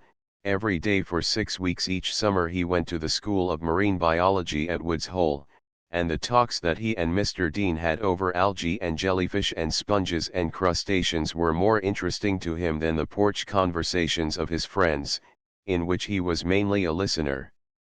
Mr. Dean had been a collector of shells and an amateur student of biology and stimulated him in his research. You'll find that these studies that you're following now will help you when you get into the medical school, said Mr. Dean. It isn't only the scientific knowledge you're acquiring that will be valuable to you, it's the accustoming yourself to scientific methods. Lester Wallace and Richard Bradley, however, professed inability to comprehend David's actions. In some ways, Dave, you're almost human, Lester said to him. But this choosing to spend your vacation in study and such a study. Sculpins and jellyfish and other slimy things. You'll get queer like some of those fishes you're interested in, said Richard. They say that people who make a study of birds always come to look like birds, and it's much more dangerous to make a study of fishes. He's getting goggle-eyed already, asserted Lester. Yes, and his chin has begun to fall away, and his mouth sags at the corners, remarked Richard. A fish is an awfully sad-looking animal, Dave. I think they're more interesting than porch lizards and parlor snakes, said David. The significance of the remark was such that it provoked a scuffle, at the end of which David was lying prone upon the sand of the beach and Lester and Richard were sitting triumphantly on his back. Chapter 13 Hero Worship. During his college course, David made a number of visits to his old school. He was interested in observing Ralph's progress and hearing his experiences and in reviving his own memories, but he enjoyed the visits most for the opportunity they gave him to be again with Ruth Davenport. He learned from Ralph that several of the unmarried masters were attentive to her, and the information roused his jealousy and resentment. Her dealings with 2 or 3 of those creatures in his presence as she gave them tea filled him with gloom. He feared she had learned to flirt. But afterwards, when she treated him with a special consideration and interest, he knew that she really was not a flirt at all, but just what she had always been, a kind, sweet-tempered, honest girl. It did not excite his jealousy to have her ask him about Lester, not even when she said that she thought Lester was the most attractive person who had ever passed through the school. David knew that she had always thought that, and, as it was true and Lester was his friend, it was right that she should think it. "Why doesn't he come up to see us oftener, David?" she asked. He's too busy with his new friends, I suppose. No, it wasn't that, David was sure, but of course Lester was very busy, with athletics and college organizations and studies, too, said Ruth. Poor Lester. But you must tell him, David, that if he will only come up and see us I will promise not to lecture him the way I used to do. How angry I once made him. Do you still help him with his lessons? David assured her that he did not and that Lester was getting on very well. When he returned to Cambridge from that visit, he told Lester of Ruth's interest and of the way some of the masters like young Blatch and the middle-aged Manners seemed to be pursuing her. Lester scowled and said that she was too good for any masters at St. Timothy's. She's grown prettier, said David. It's too bad a girl like that should be stuck up there in the country by herself, no society but that of kids and school teachers. I guess I'll have to go and see her some Sunday. The popular youth performed this missionary act more than once. He returned with impressions of the old school that were vaguely displeasing to David. The rector and the masters were narrow and provincial, and the boys were an uncouth lot of young ruffians. As for Ruth, however, she met the requirements even of Lester's exacting taste. There wasn't a better-looking or better-dressed girl in Boston, and he supposed she didn't spend a tenth of what most of the Boston girls spent on clothes. Really, it would be a shame if young Blatch or that pompous fool, Manners, should be successful in his grossly obvious maneuvers and imprison her for life in that dull little community. A girl with her looks and social gifts was qualified to take a prominent place anywhere. Some old St. Timothy's boy ought to rescue her from the dismal fate that threatened. Of course she's not very old yet, David suggested. Lester could not see anything reassuring in that fact. Just because she was so young and inexperienced, had seen so little of the world outside, she was all the more in danger of becoming the prey of a greenhorn like Blatch or a fossil like Manners. Convincing as was Lester's eloquence upon the subject, the emotion that inspired it seemed transitory. His visits to St. Timothy's continued to be infrequent, and as time passed without Ruth's making the sacrifice that he dreaded, his agitation on that score subsided. Moreover, he had, as he often said, other things to think about than girls. The senior year found him with popularity undiminished, yet disappointed because an honor on which for 2 years he had counted had been denied him. Although he was regarded as the most brilliant player on the varsity football team, he had not been elected captain. He talked about it freely with David, who felt that the prize should have been awarded to him. "They think I'm not steady enough to be captain," said Lester. "I'm not saying Farrar isn't a better man for the job, but I don't see why they think I'm unsteady. I've never yet in any big game lost my head or my nerve." "It isn't that they think you're unsteady," David explained, "but that they have an idea you're too temperamental. It's a part of being brilliant. They think that, if you had the responsibility of being captain, your own playing would suffer. In my opinion they're wrong, but it isn't anything against you that there is that feeling. Oh, it's all right, I don't want you to think I'm kicking. And it may very well be that I wouldn't show at my best under responsibility, though I hate to think so." David himself was captain of his class 11, he was not regarded as too temperamental. Nearly every day after he had put his team through their drill he would watch the last few minutes of the varsity 11's practice. He would follow Lester's work with special interest. Lester was a picturesque player, he scorned the protection of a head guard, and his fair hair shone even in the feeble November light and made him recognizable for spectators who could not identify helmeted players. He was the fleetest of all the backs, there was no one who was his peer for running in a broken field. Again and again during the practice games the bleachers resounded with applause for the bare-headed figure, the personification of indomitable energy and ingenious skill, who wove and forced his way for 20 or 30 yards through furious attacking foes. To the uncritical observer his achievements always seemed more single-handed than they were, possibly in choosing to do without the conventional headgear, and thus render himself more conspicuous. He was aware that he must produce that effect. He often talked rather patronizingly about people who had no sense of dramatic values. David, in his brief daily glimpses of his friends' showy performances, felt occasional stings of envy through his thrills of admiration. What a splendid thing to achieve, what an exploit forever after to look back upon making the varsity team.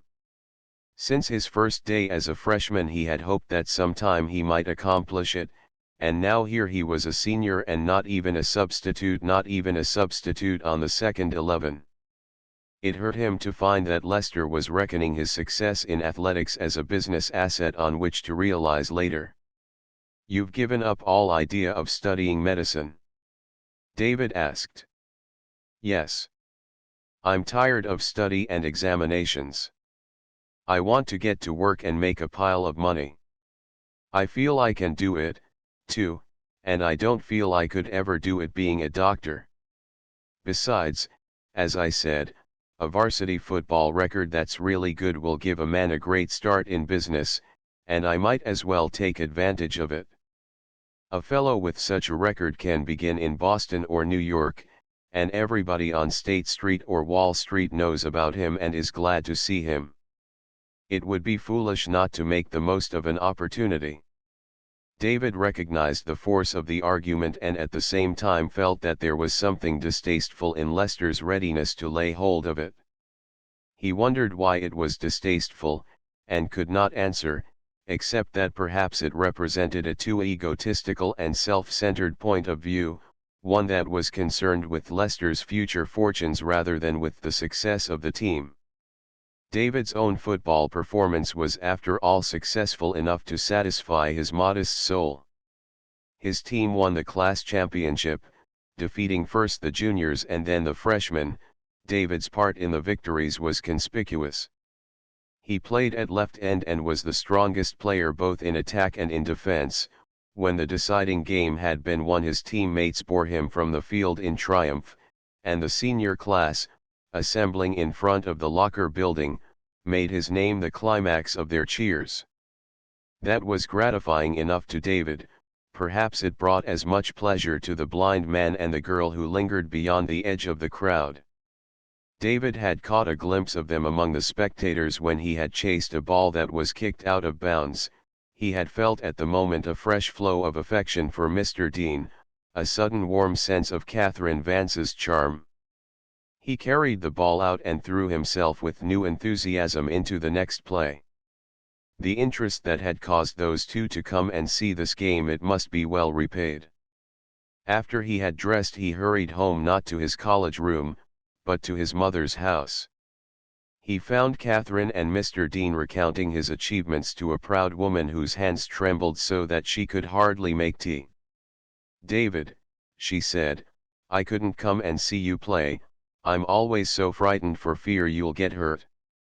They tell me you did splendidly." "The team did," said David. "Weren't you people nice to come down?" "Catherine is an excellent interpreter," remarked Mr. Dean. "I never had a better pair of eyes." As for my ears, they were quite gratified by what they heard at the end. "It was a pity, Mrs. Ives, that you missed that feature of the occasion." "Yes," said David, pleased and embarrassed. "Wasn't it silly of the crowd?" "If it was, then Mr. Dean and I were silly, too," said Catherine. "We hoped you heard us, we came out so strong on Ives, at the end. I think that Mrs. Ives ought to know just how it sounded, don't you, Mr. Dean?" "Quit it," cried David, but Mr. Dean chuckled and said, "Quite right, Catherine, you lead the cheering, and I'll come in." "1, 2, 3, said Catherine, and she and Mr. Dean, standing in the middle of the room, shouted, "Rah, rah, rah, rah, rah." rah, rah, rah, rah, Ives. While the echoes died, remote sounds betrayed Maggie's efforts to suppress her mirth. "Dear me, I do wish I'd been there," said Mrs. Ives. "It makes me more proud of you than ever, David." "Catherine's a tease," replied David. "But I shouldn't have thought it of Mr. Dean." After Catherine had gone, Mr. Dean asked David to describe the whole game to him. "Of course," said the blind man, "Catherine helped me to follow it, but she didn't know the players, and so we missed some things." "That first touchdown, just how was it made?" So David described the game in detail and afterwards asked Mr. Dean whether it had been on his initiative or on Catherine's that he had gone. "Oh, Catherine suggested it. I shouldn't have imposed myself on her. But she came over here for me and fairly dragged me out of the house, said she knew I wanted to go to David's game. She's a nice girl, David. She's about as good as they come." "Was she looking especially pretty today, David?" "Why, I don't know. Perhaps." "What do you say, mother?" "Yes, I think she was. She had on her new winter hat, and it was very becoming." "What made you ask that question, Mr. Dean?" "I wondered if it wasn't the fact. Sometimes I seem to feel people's looks. Perhaps it's the happiness in their voices if it's greater than usual, perhaps it's something too subtle to express. I did have the feeling that Catherine was looking her prettiest today." "You'd call her a pretty girl, wouldn't you?" "In some ways, nice looking, attractive," qualified the scrupulous David. "She's very pretty, she's lovely," declared Mrs. Ives, impatient with her son for his reservations. "I don't know where you'll see a prettier girl." "Well, there's Ruth Davenport and Marion Bradley," David suggested. "Catherine may be just as attractive, but I don't know that you would call her as pretty. By the way, Lester has invited Ruth to come down to the Yale game, and he's asked me to look after her for him. I thought it might be a good idea, Mother, if you invited her to stay here that night and had a little tea for her after the game." "Why, of course," said Mrs. Ives, and Mr. Dean expressed his pleasure. Ruth wrote that she was thrilled to accept the invitation. And on the morning of the game, when David met her at the station, he thought that he had never seen anyone so happy. Indeed, for a long time afterwards in musing moments the memory of her as she had appeared that day when he first caught sight of her would arise before him, a slender figure in a black pony coat with a white fur round her neck and a black velvet hat on her head. She waved her white muff at him while a greeting fairly glowed from her pink cheeks and bright eyes and laughing lips. "Lester was sorry that he couldn't meet you himself," David said. "But the morning of the game they have to keep quiet and avoid excitement." "Gracious! Would I be excitement?" David reddened under Ruth's merry glance. "If Lester knew, wouldn't he want to kick him?" "I'm very well satisfied with the arrangement," Ruth said. "I can see Lester play, and I can sit and talk with you. It will all be such fun. I've never seen a Harvard-Yale game. How nice of your mother to ask me down for it. And what luck to have such a heavenly day. Oh, David, I know I'm going to have the best time of my whole life." "If we lick Yale," said David. "I suppose that will be necessary. But I feel we shall. I feel that nothing will happen to spoil the good time that I'm going to have." On the way to Cambridge David tried to tell her about Lester, his brilliancy, his popularity, his magnificent success. But she turned him from that theme and began putting questions about his own accomplishments. She drew from him the admission that he had captained his class 11 and that it had won the championship, that he had been taken into a certain club, that he stood a chance of getting a degree magna cum laude, Afterwards David's cheeks burned when he thought it all over. He must have appeared a veritable monster of egotism. She conducted her researches so skillfully that the quivering subject was hardly aware of them even while reluctantly yielding up its riches. David wondered how, when he had been making this egregious display of himself, he could possibly have imagined that he was having a good time.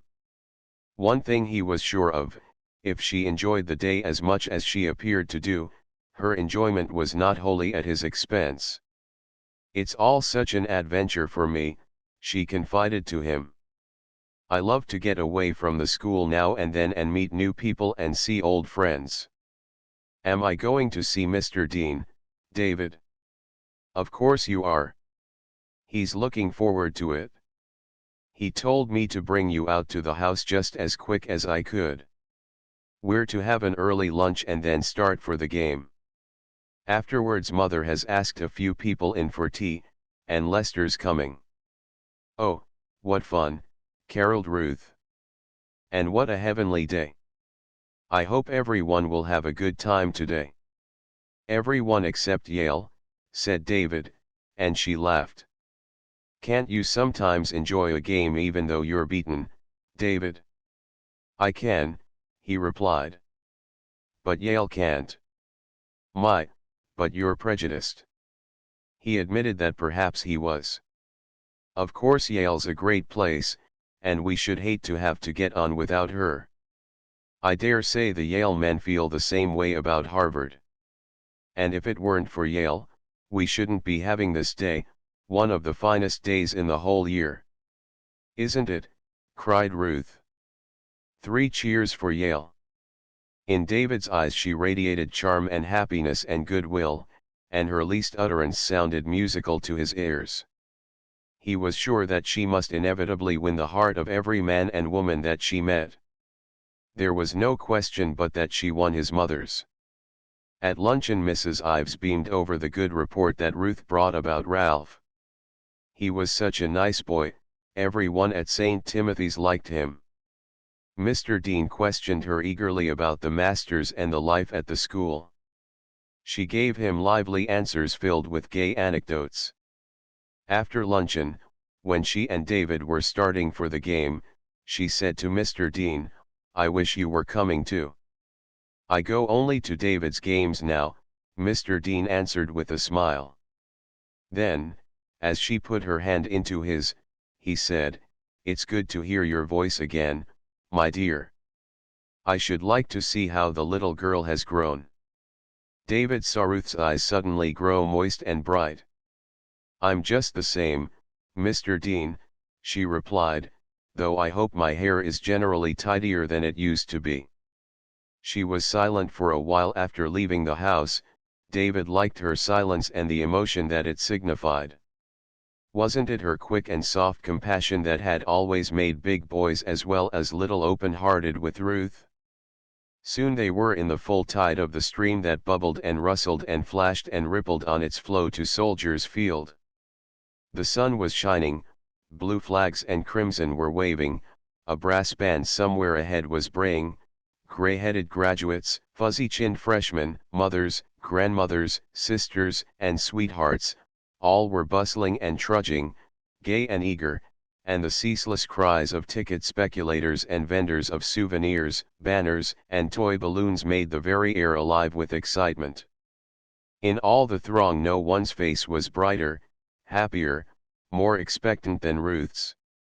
And no one's face was prettier, thought David. She was too much excited to talk, except in exclamations, too much excited after they took their seats in the stadium and looked down upon the empty field and across at the bank of spectators who were cheering for Yale and waving blue flags.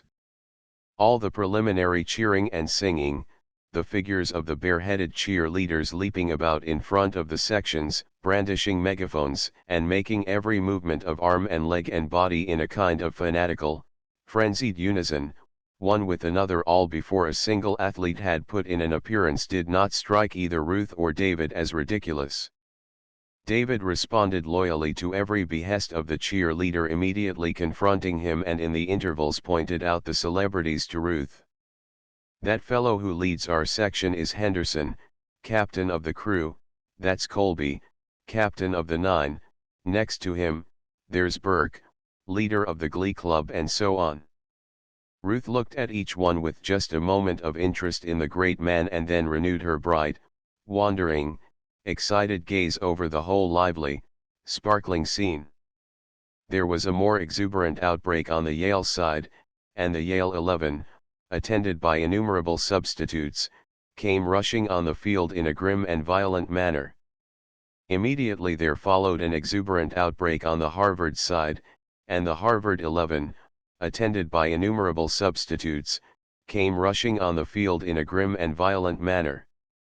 They crouched and charged, then crouched and charged again, while rampant individuals of apparently uncontrollable strength and energy booted footballs to enormous heights and for unbelievable distances. "There's Lester," cried Ruth. "How nice that he's not wearing a head guard, for now I can always pick him out. But I do hope his head won't get hurt." "Lester never gets hurt," David assured her. Not only in the eyes of Ruth and David did Lester shine preeminent that afternoon. He flashed out of scrimmages, carrying the ball, he made long end runs, carrying the ball, he ran the ball back on kicks, dodging and squirming through a broken field, he made the first touchdown of the game, and a few minutes later the second. David shouted himself hoarse over Lester's exploits, and Ruth, though she did not join in the cheering, had a proud and happy look in her eyes. He was her hero, and perhaps even while he performed these wonderful feats he thought of her. Toward the end of the second half he was taken out of the game. As he left the field all the spectators whose sympathies were with Harvard stood up and cheered him. "Why did he leave?" asked Ruth. "He's not hurt, is he?" "No, but the game's won, and the coaches are sending Wilcox in to get his H. Wilcox has been a substitute for 3 years, and this is his last chance." Ruth understood perfectly. She thought it probable that Lester had intimated to the coaches that it would be a nice thing to do.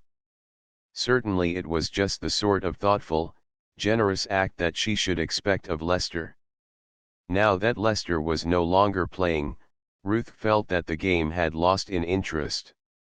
But it was soon over, and then Harvard undergraduates and graduates swarmed out on the field and proceeded to engage in the peculiar collegiate folk dancing that symbolizes and celebrates victory.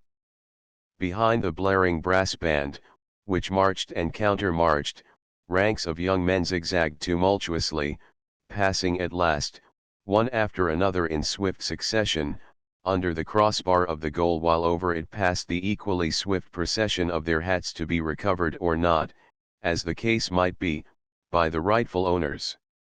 In this flinging away of cherished headgear there seemed to the observer an almost religious note of mad and joyous sacrifice, a note accented by the mystical dusk of the November afternoon that caused a lighted match to flare like an altar fire, and the end of a cigar to glow like a censer.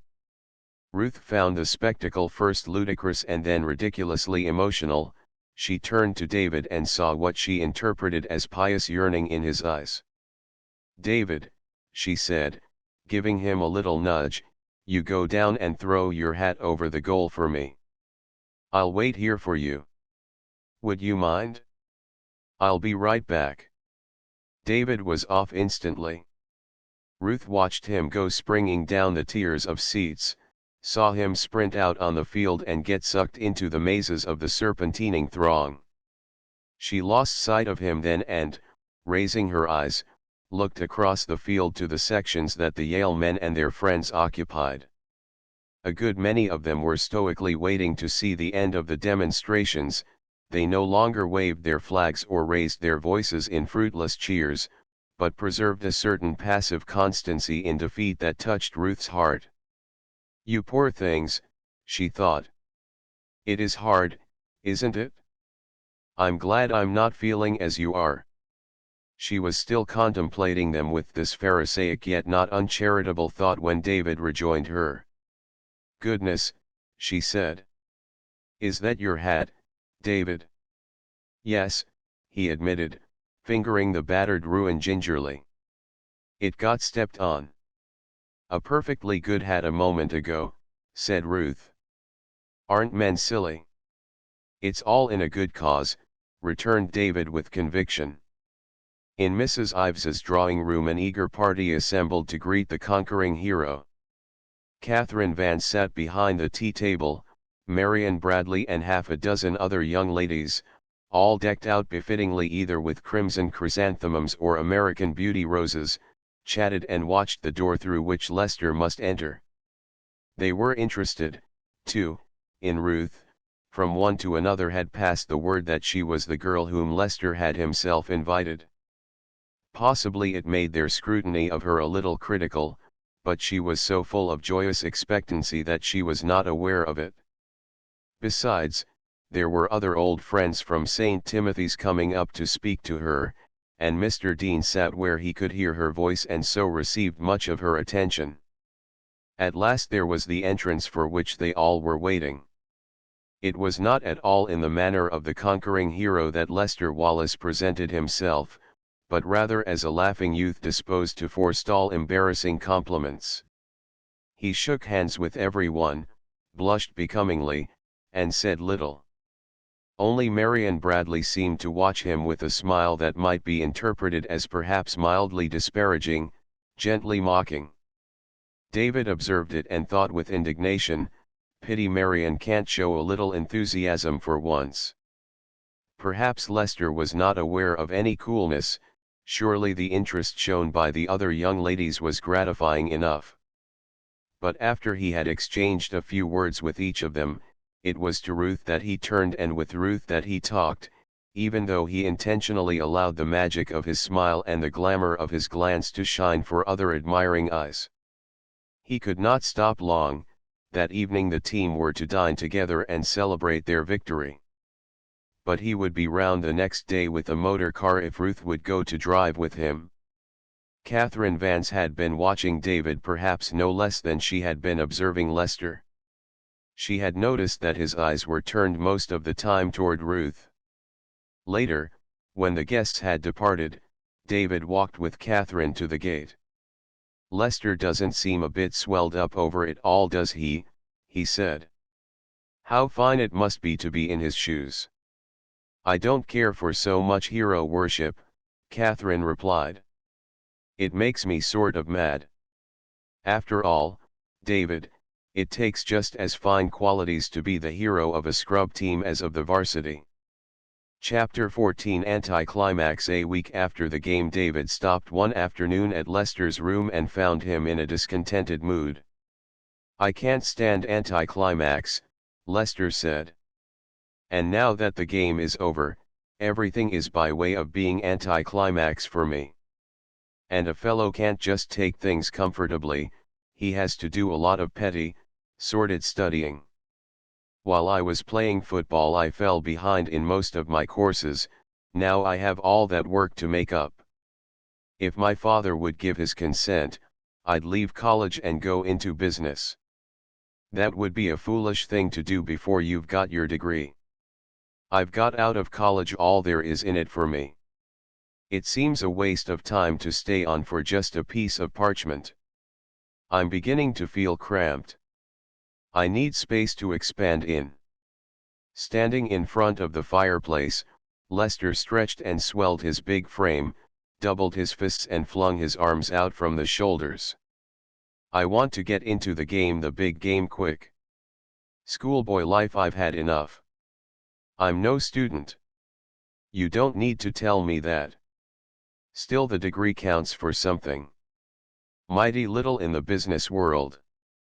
6 good months wasted, hanging on here. What should you do if you cut loose now?"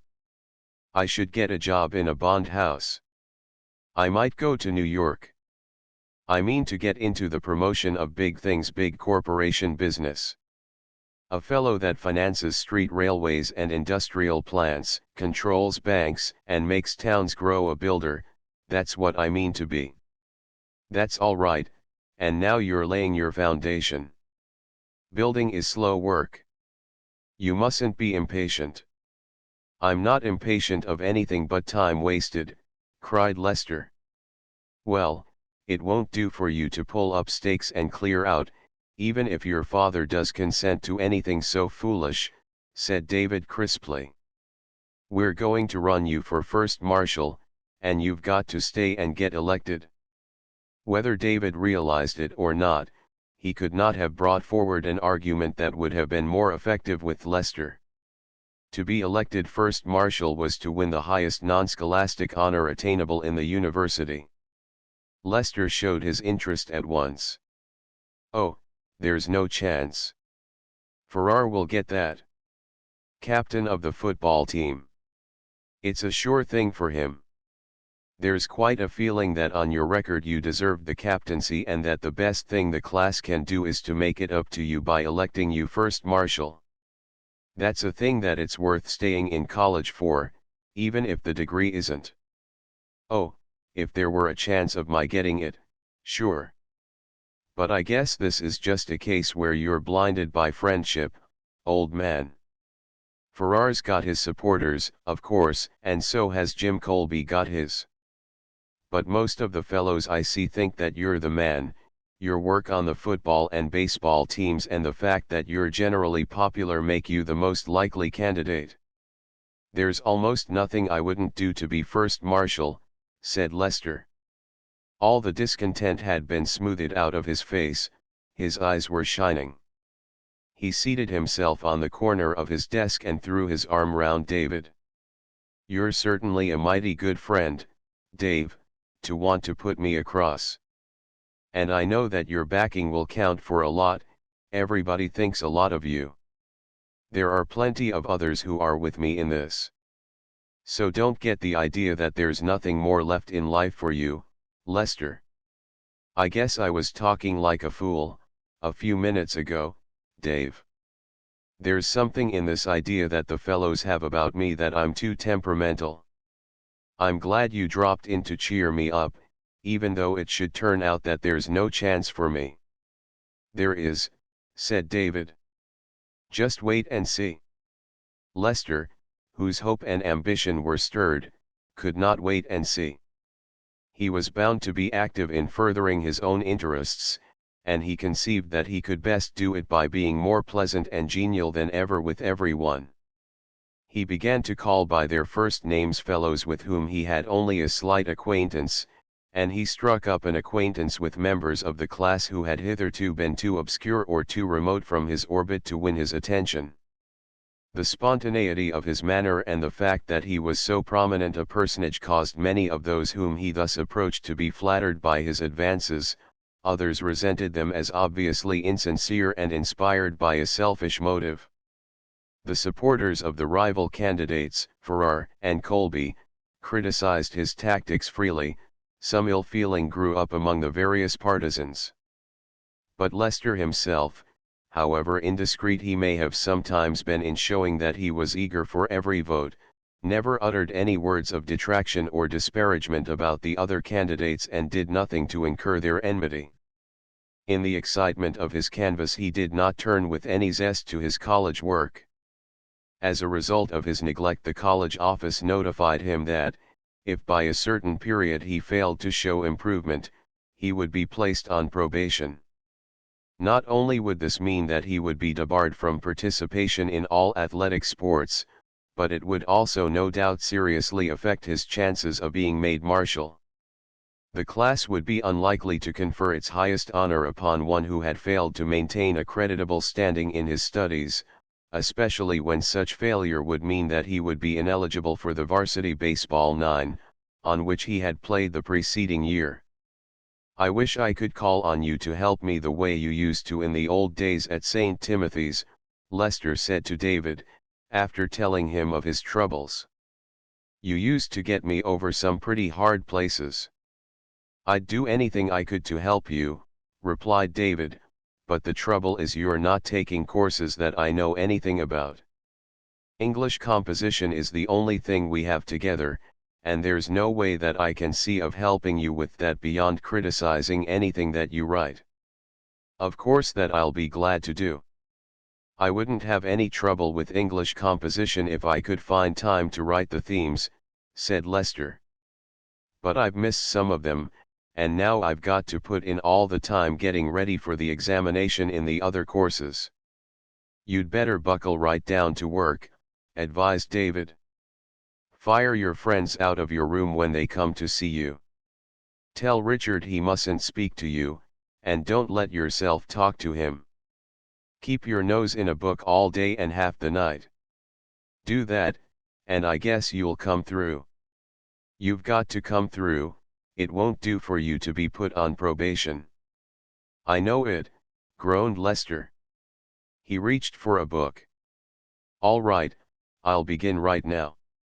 Get out of here, you Dave, and let a fellow study.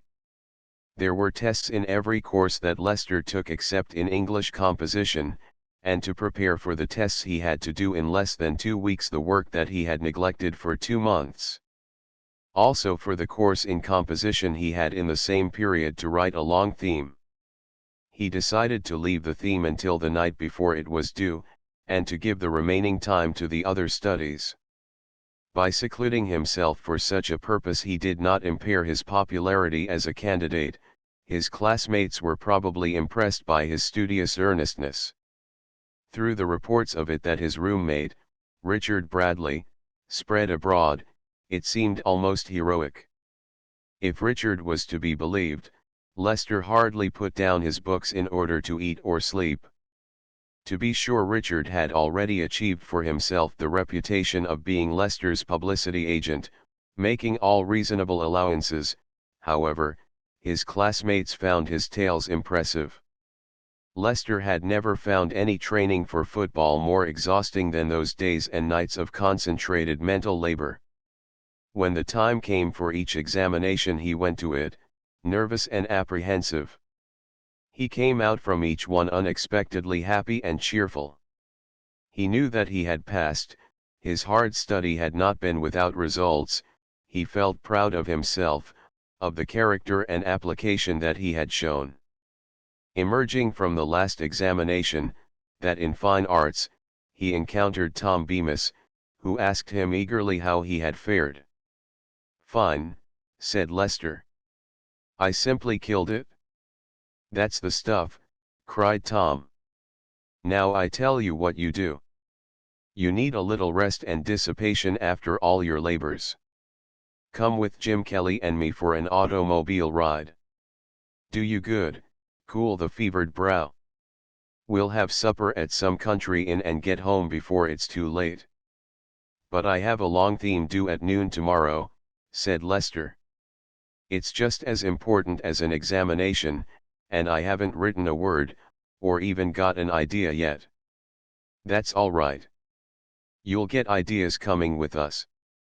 You've got to have some relaxation, you know. Something will snap inside your bean if you continue to treat it so cruelly. What time will you get back?" "Any time you say." "If you promise to get back not later than 8 o'clock, said Lester, "I'll go with you. I've got to be home then to write that theme." "All right, we'll do it. We want a fourth, there's Chuck Morley." "Oh Chuck." Summoned with energetic beckoning as well as with vociferous shouting, the stout youth who had just descended the steps of the dormitory near which they stood approached. He consented to join the expedition, and early in the afternoon the four started off in Bemis's new high-powered car. It was a sunny day, the air was mild, and the car ran smoothly. They sped from one town to another, cheerfully regardless of time and place, until Lester suggested that they had better look for an inn and have supper. It was 6:30 before they came upon a hostelry that seemed to them sufficiently attractive to deserve their patronage. It was 8 o'clock by the time they had finished what they all regarded as an unsatisfactory and expensive meal, and it was after 10 o'clock when they finally drew up in front of the dormitory in which Lester and Kelly had their rooms. Lester hastened up the stairs, intending to set to work at once upon his theme. Richard was not in. Lester had the room to himself, now if he could only think of something to write about. But the automobile ride, which Bemis had assured him would furnish him with inspiration, seemed only to have made him numb and drowsy. For almost 2 weeks he had been getting less than his usual amount of sleep. His head nodded over the blank page before him on his desk. He was roused by the slipping of the pen from his fingers. He rose, plunged his face into cold water and then walked about the room for a few minutes. Still finding himself unable to think of a subject on which he could write, he decided to go to David and ask for suggestions. It meant merely going down one flight of stairs in the dormitory. When he knocked on David's door, however, there was no answer. He tried the door, found it unlocked, and entered. Then he turned on the light. If he sat down for a moment, David might perhaps come in, and anyway he should be just as likely to think of a subject in David's room as in his own.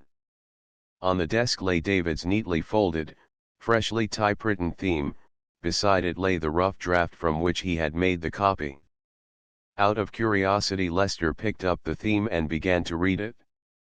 He became interested, for it dealt with athletics and their place in college life, and he recognized in it many ideas that he and David had frequently thrashed out in discussion.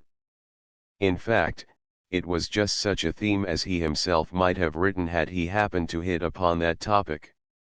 It would certainly be all right for him to take it to his room and see whether he could not prepare an essay on the subject without in any way duplicating David's work.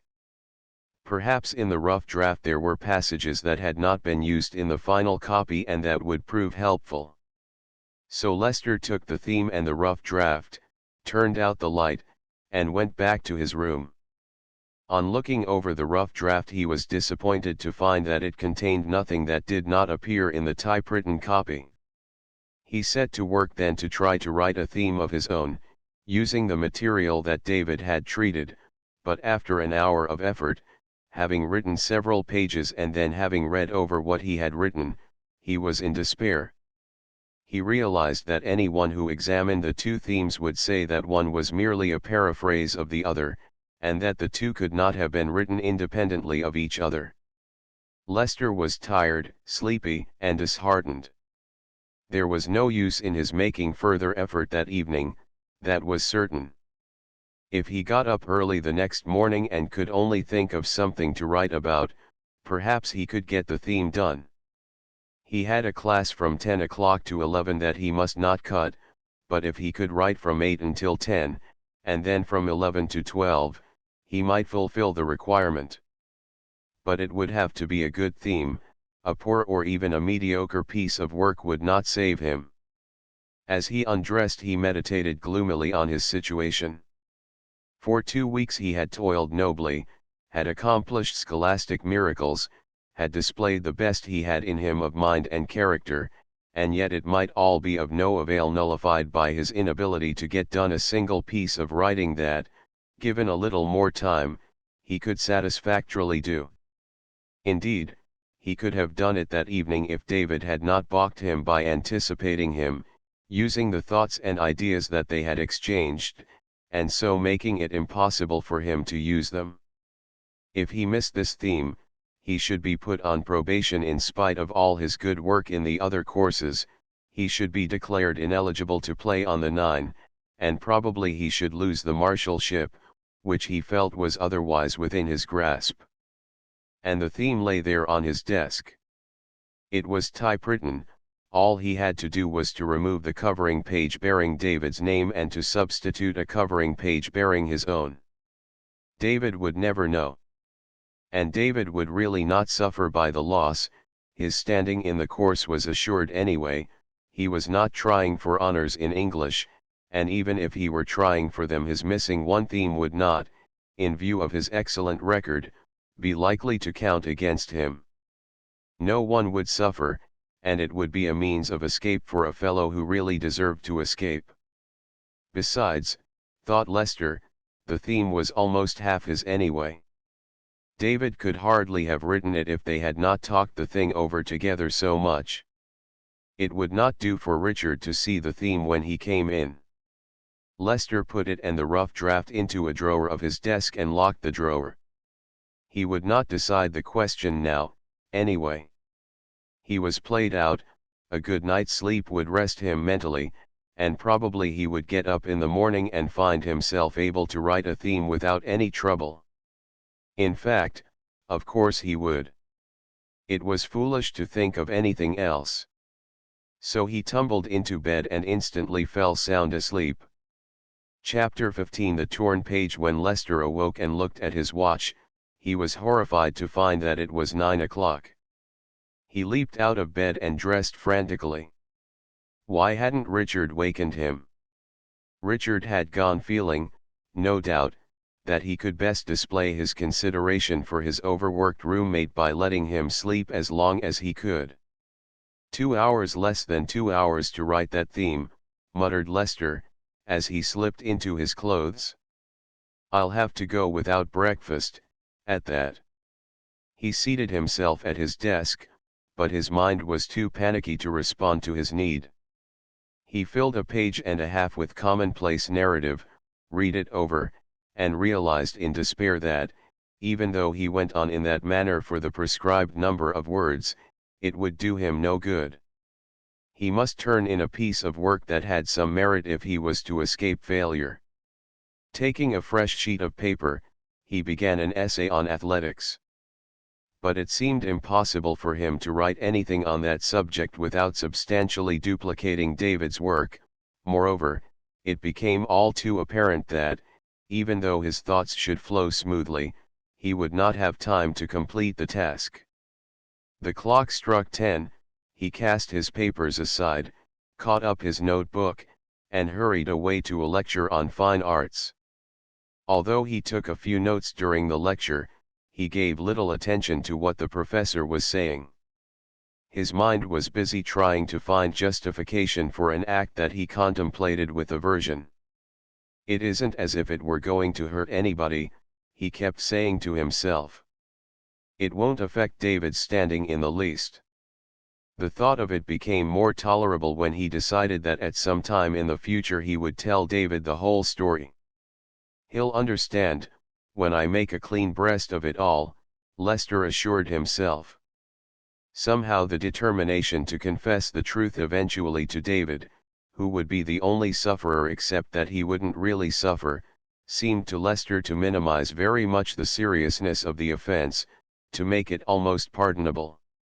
He rehearsed, of course, the various other excuses that had insinuated themselves into his mind: the exhaustion, mental and physical, following his sustained and successful efforts in his other courses, the fact that he and David had so often talked over the ideas embodied in the theme and that he could not therefore be really charged with taking something that was not altogether his own. They were flimsy excuses, yet he was not ashamed to get some comfort and encouragement from them. After the lecture on fine arts, Lester returned to his room, took the typewritten theme out of his desk, and copied off in longhand the last half-page of it, which bore David's name on the back. Then he substituted his copy for the typewritten page and wrote his name on it. He tore up the page that he had removed and threw it into his wastebasket. David had not given the theme a title. Lester wrote in the heading, "The Place of Athletics in College Life." And above this title he wrote, "Please do not read in class." The instructor, Professor Worthington, frequently read some of the best themes to the class, but had announced that he would respect the wishes of anyone who did not care to have his theme so read. Having thus safeguarded himself against detection, Lester decided to dispose of David's first draft. He took the pages, crumpled them up, and put them into the fireplace and then touched a lighted match to them. In a few minutes they were ashes. Lester was reading a magazine when his roommate entered. "Hello, Lester," said Richard. "You seem to be taking things easily for a change. Have you got that theme done that's been worrying you?" "Yes," said Lester, "it's all done." "That's fine. It would have been a shame to be stumped by that after all that you've put through in the last 2 weeks." There was a knock on the door, and David entered.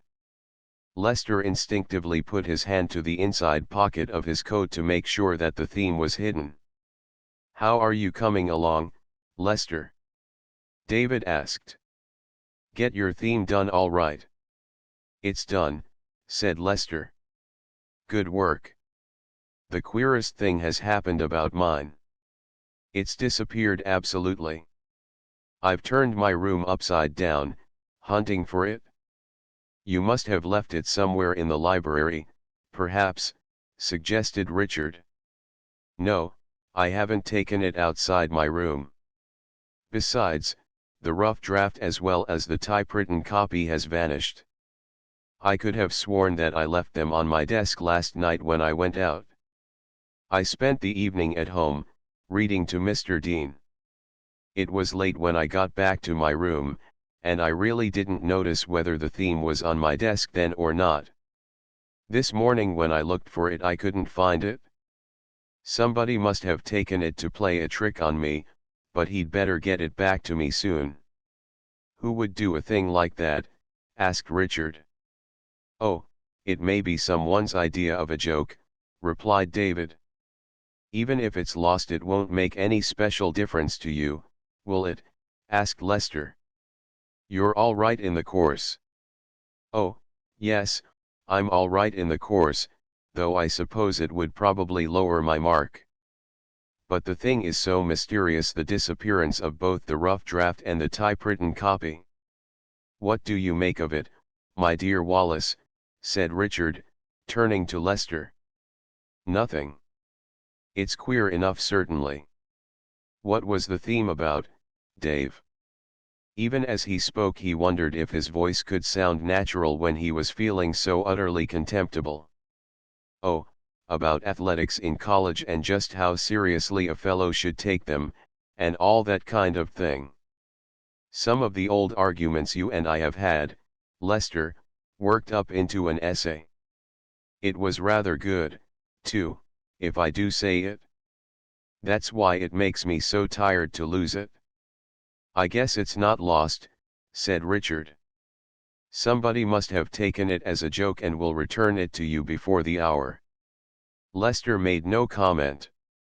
He was wishing that he had courage enough to pull the theme out of his pocket, and return it on the spot. He felt that he might have done so if he had not torn up the page bearing David's name and substituted that incriminating page bearing his own.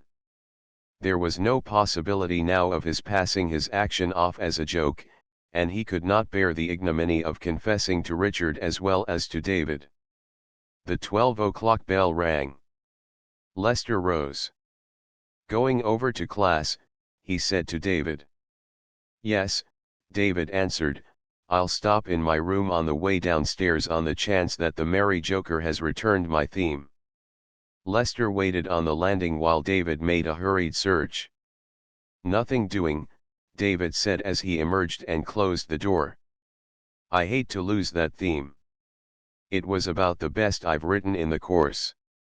They reached the classroom just as the exercises for the hour were about to begin. Lester and David both went to the professor's desk, which was piled with the themes that the members of the class had deposited there. Lester drew the theme from his pocket and quickly thrust it into the pile. He lingered to hear what David would say. "Mr. Worthington," said David, "I had my theme all written and copied yesterday. Today I've looked everywhere for it, and it's simply disappeared. I don't understand it, whether it got thrown away by mistake or what happened to it." "You say that you had it all written and ready to hand in," said Professor Worthington. "Yes, sir. Perhaps it will turn up in a day or two. Anyway, I'll give you an extension of a week. I don't feel that I can excuse you from handing in the theme, but you may have a week in which to make it up." "Thank you, sir." Lester, having overheard the conversation, went to his seat with a new anxiety to worry him. It troubled him all through the hour. After the class he joined David. "It's a shame," he said, "that Worthington wouldn't excuse that theme when you told him how it was." What are you going to do about it? Oh, I'll make it up. He's given me a week to do it in. I don't suppose you can rewrite the theme, can you? I ought to be able to. I have it pretty well in mind. But it would be such a stupid job, doing it all over again. You probably wouldn't do it nearly so well as you did it the first time. I should think you'd better write on something else, you'd have more interest then. I won't go at it at once, anyway. I'll wait a couple of days and then see how I feel about it. I think you'd make a great mistake not to take a fresh subject, said Lester earnestly. Working over the old one you'd make it sort of perfunctory and lifeless. You'd better take my advice and tackle something new. Well, I'll see if any new idea comes to me.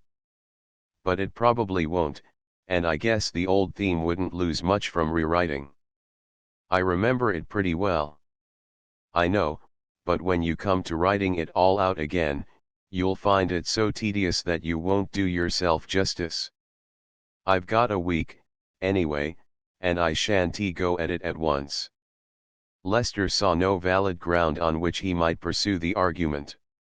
When he entered his room, Richard Bradley turned from the desk at which he was sitting. "Here's a queer thing, Lester," he said. "A little while ago I wanted to look up a notice in today's Crimson, and I couldn't find the sheet anywhere. So I pulled out your wastebasket to see if you'd thrown it in there, and this piece of that theme of Dave's caught my eye."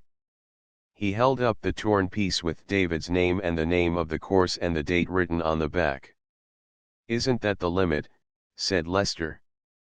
He felt that his face was set and that his voice was querulous rather than expressive of astonishment, but he could not dissemble more successfully. The shock of this new discovery was too unkind. "How do you suppose it got there?" He made no effort to take the paper and examine it. "I can't imagine." "Have you told Dave about it?" "No, I went down to his room when I discovered it, but he was out." "Well, he was probably in here with his theme sometime in the last 2 or 3 days when neither of us was in and decided he didn't like the last page of it. So he probably just chucked it into my wastebasket and went home and wrote another last page." "I suppose that might have been it," said Richard doubtfully. "There's no other way of accounting for it that I can see," said Lester. "And I tell you, Dick, if I were you I wouldn't go to Dave about this thing. Professor Worthington's given him a week's extension to make up the theme, and the less he thinks about the old one the better job he'll do on the new. He's bothered himself almost distracted over what happened to that theme, and we want to get his mind off it completely. Let's see the thing, anyway." Richard gave Lester the paper, and Lester scrutinized it thoughtfully. "Of course," he said, "that's just what happened. It's the last page. He wanted for some reason to rewrite it and so he just chucked it away wherever he happened to be. Let's chuck it back into the wastebasket and not bother him about it." "Since when have you taken to scavenging in wastebaskets, Dick?" "Well," said Richard slowly, "I didn't find what I wanted. So I guess I won't do it again."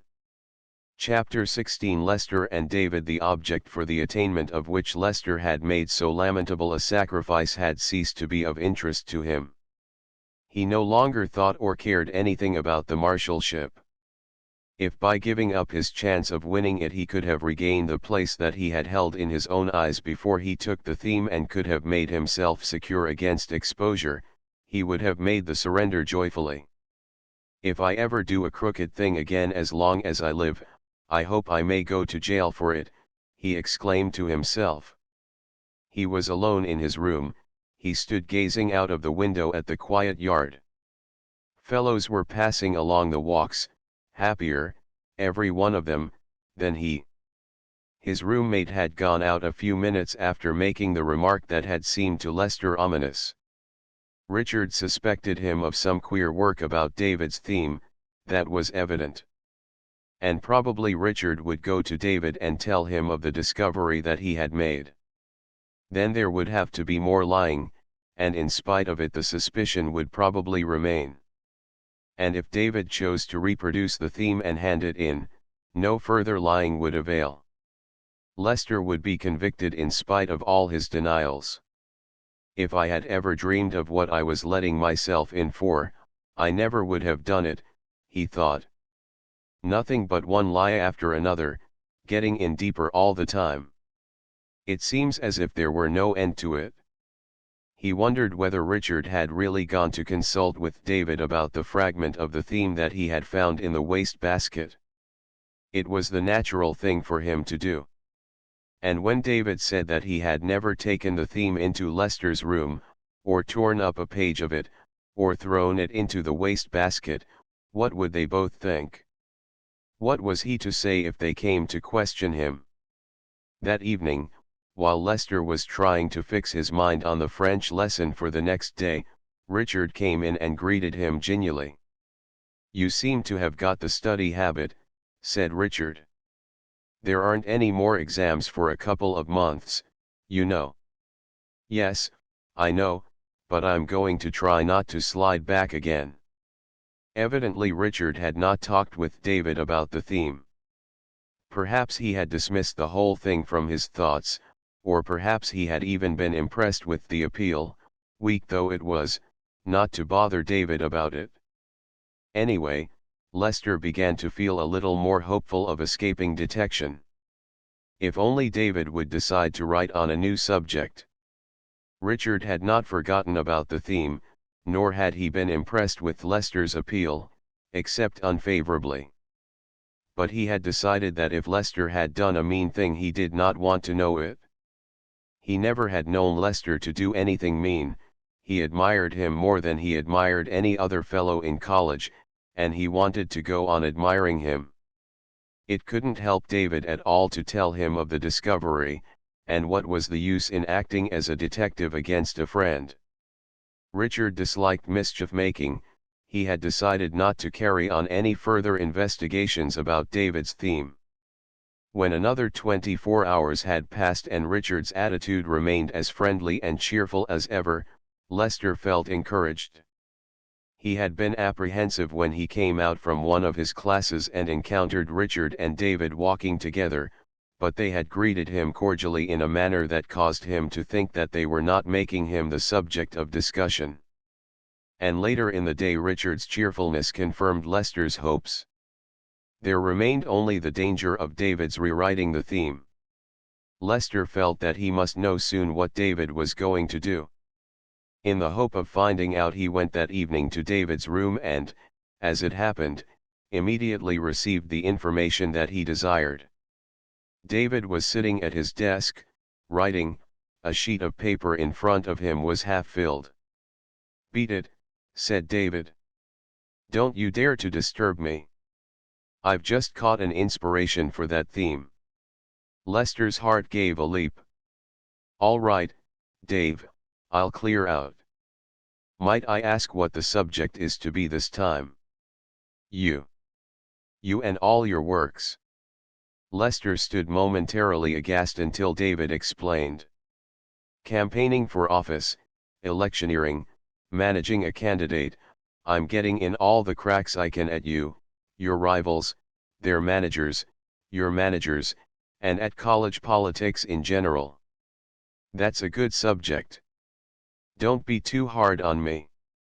Outside David's door, Lester could hardly restrain his joyful emotions. Never in the world had there been anyone so lucky, so undeservedly lucky, as he. The last peril of discovery was past, no one would ever know the base thing that he had done, his reputation was safe. But he should never forget the shamefulness of his act and of the lying that had followed it. He could never think of it without a sickness of the heart. Surely he could never do anything mean and crooked again. Surely he would do what he could to prove to himself that he had some decency and honor. If the fellows chose to elect him marshal, he would accept the election because to decline without giving adequate reasons would be virtually impossible. but he would not lift a finger to win the election. He would stick quietly to his books and try by his studiousness and indifference to popularity and honors to win back some measure of self-respect and of faith in his own character. That evening, for the first time since he had taken the theme, he was able to concentrate upon his work. He sat up studying until long after Richard had gone to bed and stopped only when his eyes closed with drowsiness. The next day Lester and David walked together to the meeting of the class in English composition. They took their seats. Lester's seat was immediately behind David's. Professor Worthington opened a theme. "Usually," he said, "I acquiesce in the wishes of those who ask that their themes be not read to the class. But I shall venture to disregard one such request for the reason that the writer of the theme has taken a subject that is not in any way personal and that is of general undergraduate interest. I hope that he will not object. The title of the theme is The Place of Athletics in College Life."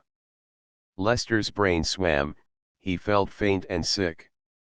Instinctively he tried to appear impassive, and when the reading began and David in the seat in front sat up with excitement and then turned and let his eyes rove questioningly over the faces of those behind him, Lester's countenance was unmoved. But David's eyes did not rest on Lester. With their puzzled and indignant expression they swept back and forth, but they did not so much as glance at any of his friends. Finally David turned and settled down into his seat while the reading proceeded. Slowly Lester rallied from his mental collapse. What was he to do now? David would go to the desk at the end of the hour and tell Professor Worthington that he was the author of the theme. Expulsion from college was the penalty for cheating in examinations. Expulsion from college was probably the penalty for stealing another fellow's theme. To be expelled for any misdeed was bad enough, but to be expelled for cheating and theft, what could be more terrible? Lester felt that his mother and his father could not bear it. He could not go home to them branded in such a way by the college. He must somehow keep David from telling Professor Worthington about that theme. The reading of it went on. At the end Professor Worthington said, "That is the kind of theme I should like to get more often than I do. It deals with a subject that is of undergraduate interest and one on which you must all have done some thinking and talking. The reader feels that it is written with a certain authority, that the writer, either from his close observation of athletics or participation in them, knows what he's talking about. The first requisite to writing well about a thing is to know the subject thoroughly. There is no doubt that the writer of this theme knows athletics thoroughly." Professor Worthington let his glance fall on Lester with an approving and encouraging smile. He then took up another theme and resumed his reading. Lester felt for an instant that Professor Worthington's glance and smile had identified him for the class. Then he knew that this could not be, especially when the man on his left murmured to him, "Mighty good theme, wonder who wrote it?" As the hour dragged on, Lester, inattentive to the reading and to the instructor's comments, tried to formulate in his mind the appeal that he should make to David, turned from it in disgust, thought with bitterness of the cruel mischance of which, after having safely passed all the perils that had threatened him, he was now the victim, and turned again to the framing of his excuses and his plea. When the bell rang at the end of the hour, in the instant confusion and clatter that arose as the members of the class got to their feet, Lester grasped David's arm. "Dave," he whispered, "please don't speak to Professor Worthington about that theme of yours till after I have a talk with you." At first David did not understand. "Which theme?" he said. "That about electioneering." "No. The one that he read to the class." David looked at him, amazed. "Did you do that, Lester?" "Yes." "Wait till I can tell you about it, Dave."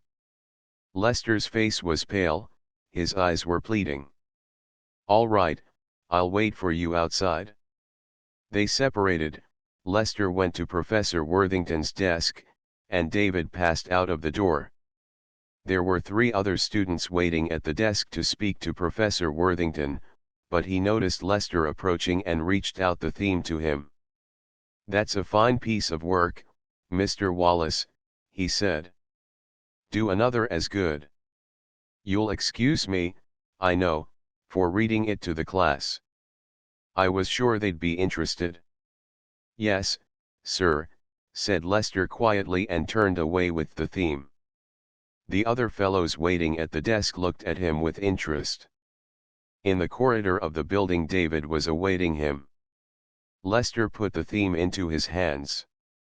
"There's your theme, Dave. You can see what I did to it." David glanced at the outside sheet, which bore Lester's name.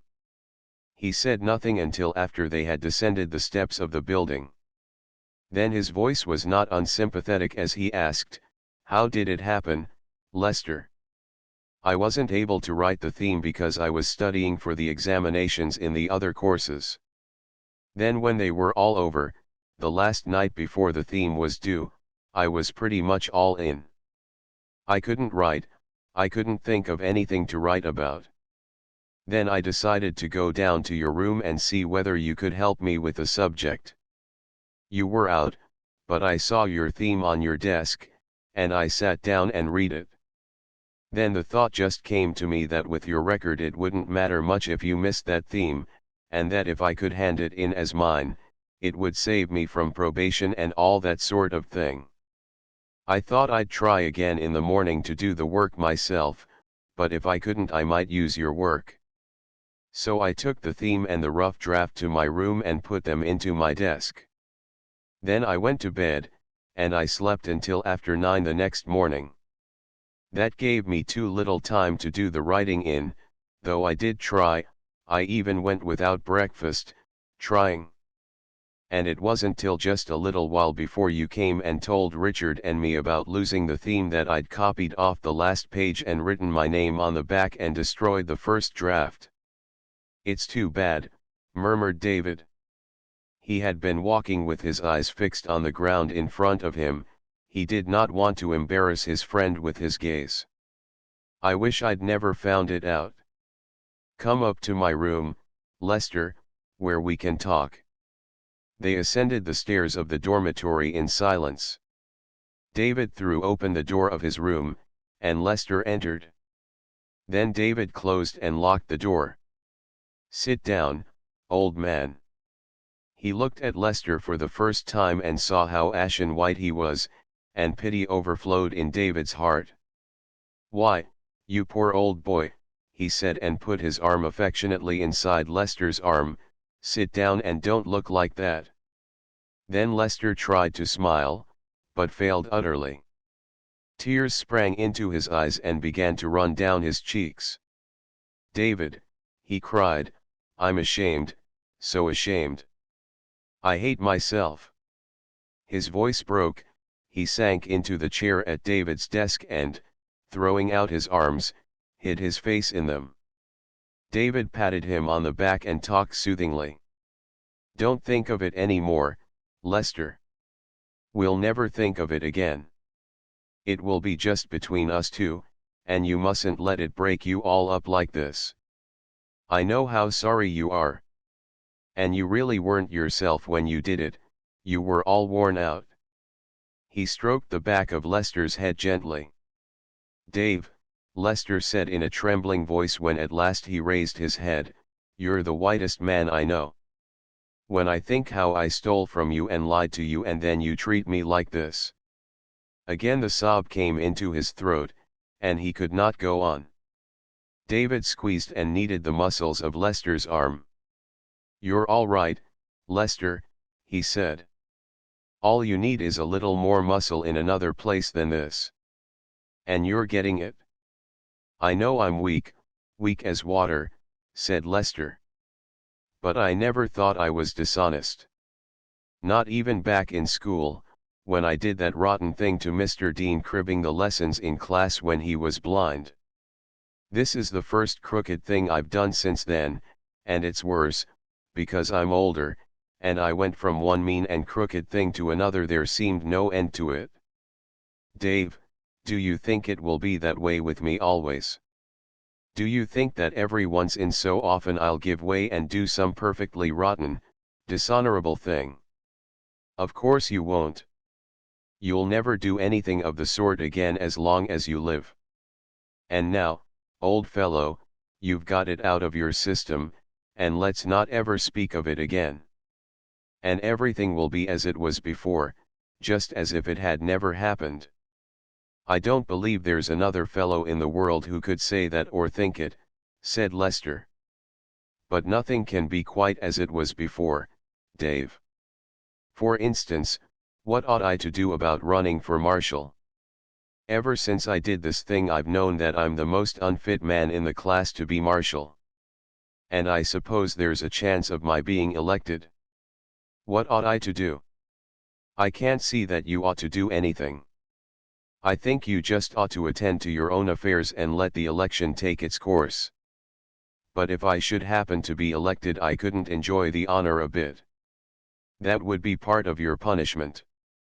But you can't reject the honor before it comes to you, or even afterwards.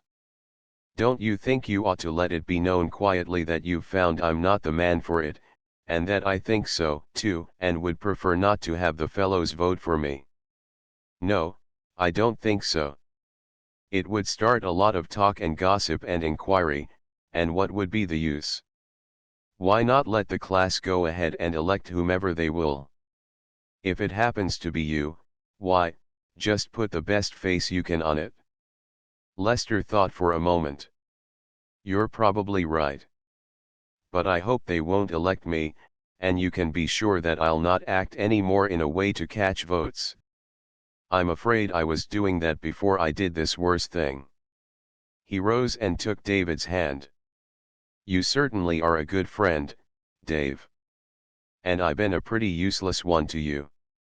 You've always been a source of pride to me, said David. Lester winced. And you will be again, David added hastily. And if the class elects you marshal, I shan't feel that they've made such a fearful mistake. I'll enjoy the honor for you. He unlocked the door, laughing, and gave Lester an affectionate slap on the back as he passed out. Chapter 17. The first marshal. From his talk with David, Lester went away chastened yet light of heart, more cheerful, indeed, than he had ever hoped to be again. He had confessed, had been forgiven, and was secure in the knowledge that now the episode was closed and that no one else would ever hear of it. But he had gone through too much in the past few days to forgive himself as readily as David had forgiven him. He was sincere in his determination to court obscurity now rather than prominence, and for the rest of his college course to live the unassuming life of the student. With that resolve in mind, he immediately ascended from David's room to his own, and there he was engaged in study when Richard Bradley entered half an hour later. Richard at once began to talk about the campaign for the marshalship. The general opinion now seems to be that you've got a sure thing for first place, he said. Farrar will get second and Colby third. I've heard lots of fellows who don't know you at all well say they were going to vote for you because they think you ought to have been captain of either the 11 or the 9, and that the least the class can do is to make it up to you. It's good of you to take such an interest, Dick, said Lester. But I've got over my craving for honors and popularity, at least I think I have. I honestly think that either Farrar or Colby deserves the job more than I do. There was a knock at the door, then Harry Dawson, who was the editor of the college literary periodical, entered. He was a pleasant-looking fellow, lively in speech and manner, and with an engaging brightness in his brown eyes. He began briskly, I came round, Wallace, to ask you if you wouldn't let us print that theme of yours that was read in class. It's one of the best things I've heard this year. I asked Professor Worthington afterwards who wrote it, and he referred me to you. Lester, sitting at his desk, was drawing lines with his pencil on his blotting pad. No, I guess not, Dawson, he replied. Thanks just the same, but I don't care to have it printed. But why not? Dawson urged. As Mr. Worthington said, it's a subject that the whole college is interested in. And to have it treated by you, with your record in athletics, I don't care to have it printed. I'm sorry. Dawson was disposed to argue. Don't you think you ought to subordinate your own preference? A college publication has the right to expect the support of the fellows. You oughtn't to have any false modesty about such a thing as this. It isn't false modesty. I simply sure, it is, interrupted Richard. Give him the theme, Lester, don't be such a pig. Keep out of this, will you, Dick? Lester raised his head to glare angrily at his roommate. He turned then to Dawson. That theme isn't going to be printed, that's all there is about it. Oh, all right. Sorry to have bothered you. Dawson, red and indignant, rose and with a flashing glance at Lester, who had again relapsed over his blotter, left the room. Now what did you want to talk to the fellow like that for? Said Richard resentfully. A perfectly good fellow who comes and pays you the compliment of asking you for your theme, and you throw him down in the most uncivil way. Besides trying to snap my head off. You'd better get back to your old life if hard study makes you behave like this. All through? Asked Lester grimly, looking up at his roommate. Yes. Richard seized a book and dashed it open wrathfully. For some minutes there was quiet in the room. Then Richard, who, in spite of a certain rigidity that characterized him when any matters of principle were involved, was of too accommodating and friendly a disposition to remain at odds with anyone for insufficient reasons, began to make overtures. Lester, he said, why didn't you tell a fellow you'd had your theme read in class? You're so secretive. When I have a little success I run home and blab it all to you, but when you do anything I can't dig it out of you with a pickaxe. It wasn't anything, said Lester, with his eyes on his book.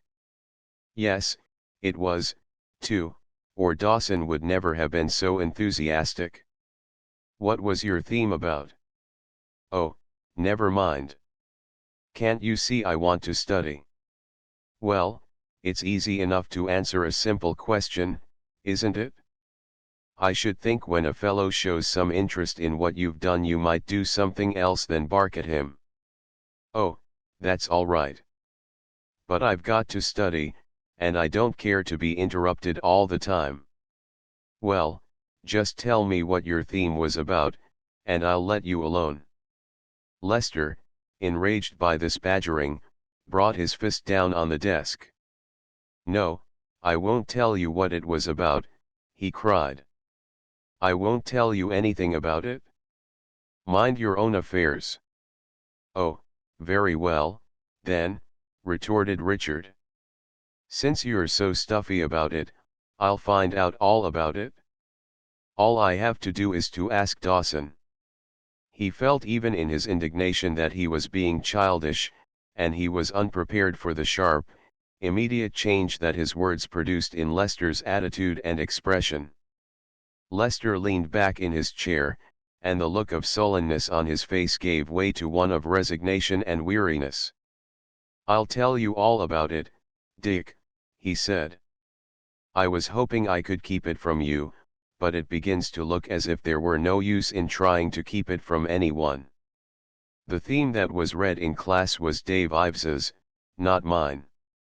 I took it out of Dave's room and handed it in as mine. I changed the last page of it. That was how you happened to find that page of Dave's theme in my wastebasket. He realized already that Richard's reaction to the confession was not at all the same as David's had been. There was no sign of compassion in Richard's face, only distress and even repugnance. David knows the whole story, said Lester. If you want to, you can talk it over with him. I don't see how you came to do it. Pressure of work that had to be made up, no time to write the theme, and it had to be a good one, or else I stayed on probation. I suppose you'd call it just weak and dishonest as it was. Well, said Richard slowly, after a pause, I can understand why you shouldn't care to be elected marshal now. Lester made no response, and Richard did not inquire further into the circumstances of the misdeed or comment on it. After a little time Richard rose to leave the room. Lester looked up at him imploringly. There's one thing, Dick, that I wish you'd understand, he said. I'm not feeling callous about this. No, said Richard gravely, I suppose not. He opened the door and went out. Lester sat gazing into space with unhappy eyes. He had lost the respect of one whom he liked, of a friend who had been even a hero worshipper. He deserved to lose it, he knew, yet he could not help feeling that Richard might have been less cruel. He wondered how they could go on living together now. Then he reflected again that he was receiving no more punishment than he deserved, and that, if he was to win back his own self-respect, it could be only through hard and honest work. So he settled down to his studying and put Richard resolutely out of his mind. Meanwhile Richard had accepted Lester's suggestion and had gone to hear David's version of the story. Yet, although David made all the excuses for Lester's action that were possible and enlarged upon his penitence, Richard's condemnation remained unqualified. There was in him an inherited strain of inflexibility in judging deviations from standards of integrity and truth. He simply did a thing that an honorable fellow wouldn't have done, insisted Richard. And then he lied about it? He didn't own up to it until he was cornered and couldn't lie any longer. I don't doubt that he's sorry and all that, but when you can't respect a fellow anymore, what are you to do? I don't go so far as that, said David. He's making a fight now to win back his own self-respect and my respect and yours. Give the boy a chance. What chance has he? I don't see any. Well, if he keeps up the pace in studies that he's been setting for himself, cuts out for good the idleness and loafing that were responsible for his getting into trouble, shows he isn't seeking popularity anymore and doesn't care anything about it, I should think then you could begin to respect him again. It would help, admitted Richard. Though hard work can't exactly cancel a dishonorable act. Friendship might help it too, said David. Richard pondered, frowning. I'm not sure that it isn't my duty to do everything I can to keep him from being elected marshal. If you feel a real call to duty, go to it, said David with mild irony. You're a true son of the Puritans, Dick. You can scoff if you want to. But here you and I have been doing all that we could to get Lester elected first marshal, and now we find that he's unfit to have the honor. You'll agree to that, I suppose.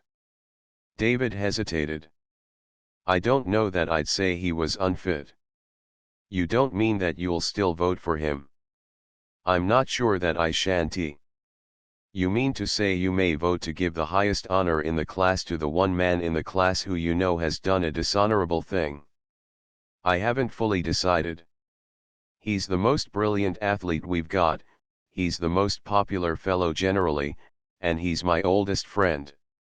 If he's elected, an injustice is done to Farrar or Colby, either of whom would be chosen in preference if the truth were known. It won't be a very serious injustice. Farrar's had the captaincy of the football team, Colby's had the captaincy of the crew, Lester's never had anything, though he has contributed more to our athletic success than any other fellow in college. I don't know whether you're too lax in your ideas, or whether I'm too stiff in mine, said Richard after a moment, but certainly one of us must be wrong. My idea simply is, he's a friend, he feels badly, he's filled with remorse, treat him with consideration. Mine is that friendship shouldn't blind us to his acts or cause us to inflict injustice upon another. What would you do to prevent what you call injustice? Asked David. Would you go about telling everybody to vote for Farrar because you had discovered something that, if it were generally known, would make Leicester ineligible? That's the trouble, I don't know just what I ought to do. If anybody asks me, I'll say that I'm not supporting Leicester, and that I can't advise anyone else to.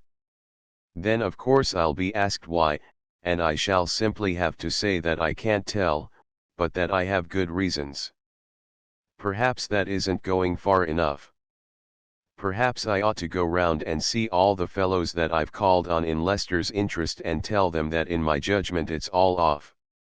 If you do either of those things, declared David, you'll start a lot of gossip. If you can't conscientiously vote for Leicester, don't, that's all right. But don't go round trying to influence people to vote against him. You'll only blow up a scandal that won't do anyone any good. I don't see exactly how. Why, some of Leicester's friends will be indignant and will demand that you tell what you know or else keep quiet. You'll be driven to hinting and finally to telling. And I must say I think that it would be a great misfortune, not only to Leicester, but to the class, to have publicity given to this matter. Yes, but on the other hand, is it fair to keep quiet and perhaps let Leicester have the honor that someone else deserves? That seems to me of small importance. If it isn't Leicester, it will be Farrar or Colby. They've had pretty much all the recognition they need. Captain of the 11 and captain of the crew, they'll be second and third marshals, anyway. I shouldn't worry about them. Leicester can't enjoy it very much if he's elected. He certainly can't. He doesn't want to be elected. But I don't feel called upon to protect him from it. I still can't see how or why he ever came to do it, said Richard. No, but I feel sure he'll never do anything crooked again. Don't make him feel he's a leper, Dick. Give him another chance. You mean treat him just as if nothing had happened? I can't. Something inside me won't let me. How are you going to treat him, then? I don't know, except that I can't be on such easy terms with him anymore. This thing has spoiled him for me. I don't believe one act changes a fellow all over. You've known Leicester pretty intimately and have always liked him and even admired him. This thing that he's done isn't characteristic of him, I feel sure. Don't you suppose there are lots of men in prison for doing things that aren't really characteristic of them? It's the act itself, the kind of act that it was, that a fellow can't overlook. I'm sorry you feel as you do. So am I. But I can't help it. When Richard returned to his room, Leicester was writing and did not look up. Richard settled himself in a chair and began to read. The silence to which the two thus committed themselves became characteristic now of their relations. They did not actually cease to be on speaking terms with each other, but they addressed each other as seldom as possible. Leicester no longer availed himself of what had been a standing invitation to dine on Sunday at Richard's house in Boston. Mr. and Mrs. Bradley and Marion asked Richard why Leicester had dropped them, and Richard replied that he guessed that wasn't it, but that Leicester had given up going out anywhere to dine with people. The family looked mystified, but for the time being did not pursue the inquiry. On the day of the senior class elections, Leicester was greeted with friendly smiles from numerous classmates as he walked from his room to the voting place. "It's a sure thing for you," said one who came out of the building as Leicester entered. "It shouldn't be," Leicester answered. His friend laughed, not taking the remark seriously. The ballots were counted that evening.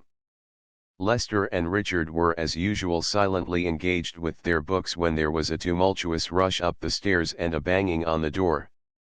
Leicester opened the door. Instantly half a dozen joyous youths seized upon him, grasped his hands, beat him on the back and poured out the good news. "You got it all right. You beat Farrar by 100 votes. You beat Colby by 150. Well, old top, How does it feel to be Marshal? Lester showed his embarrassment. It's mighty good of you fellows to come and tell me, he said. But I don't deserve to be Marshal at all. Oh, that's the way they always talk, replied Joe Bingham. We know better than you do whether you deserve it or not. No, you don't. You ask my roommate here, he knows me better than anyone else. Lester spoke on a sudden wild inspiration.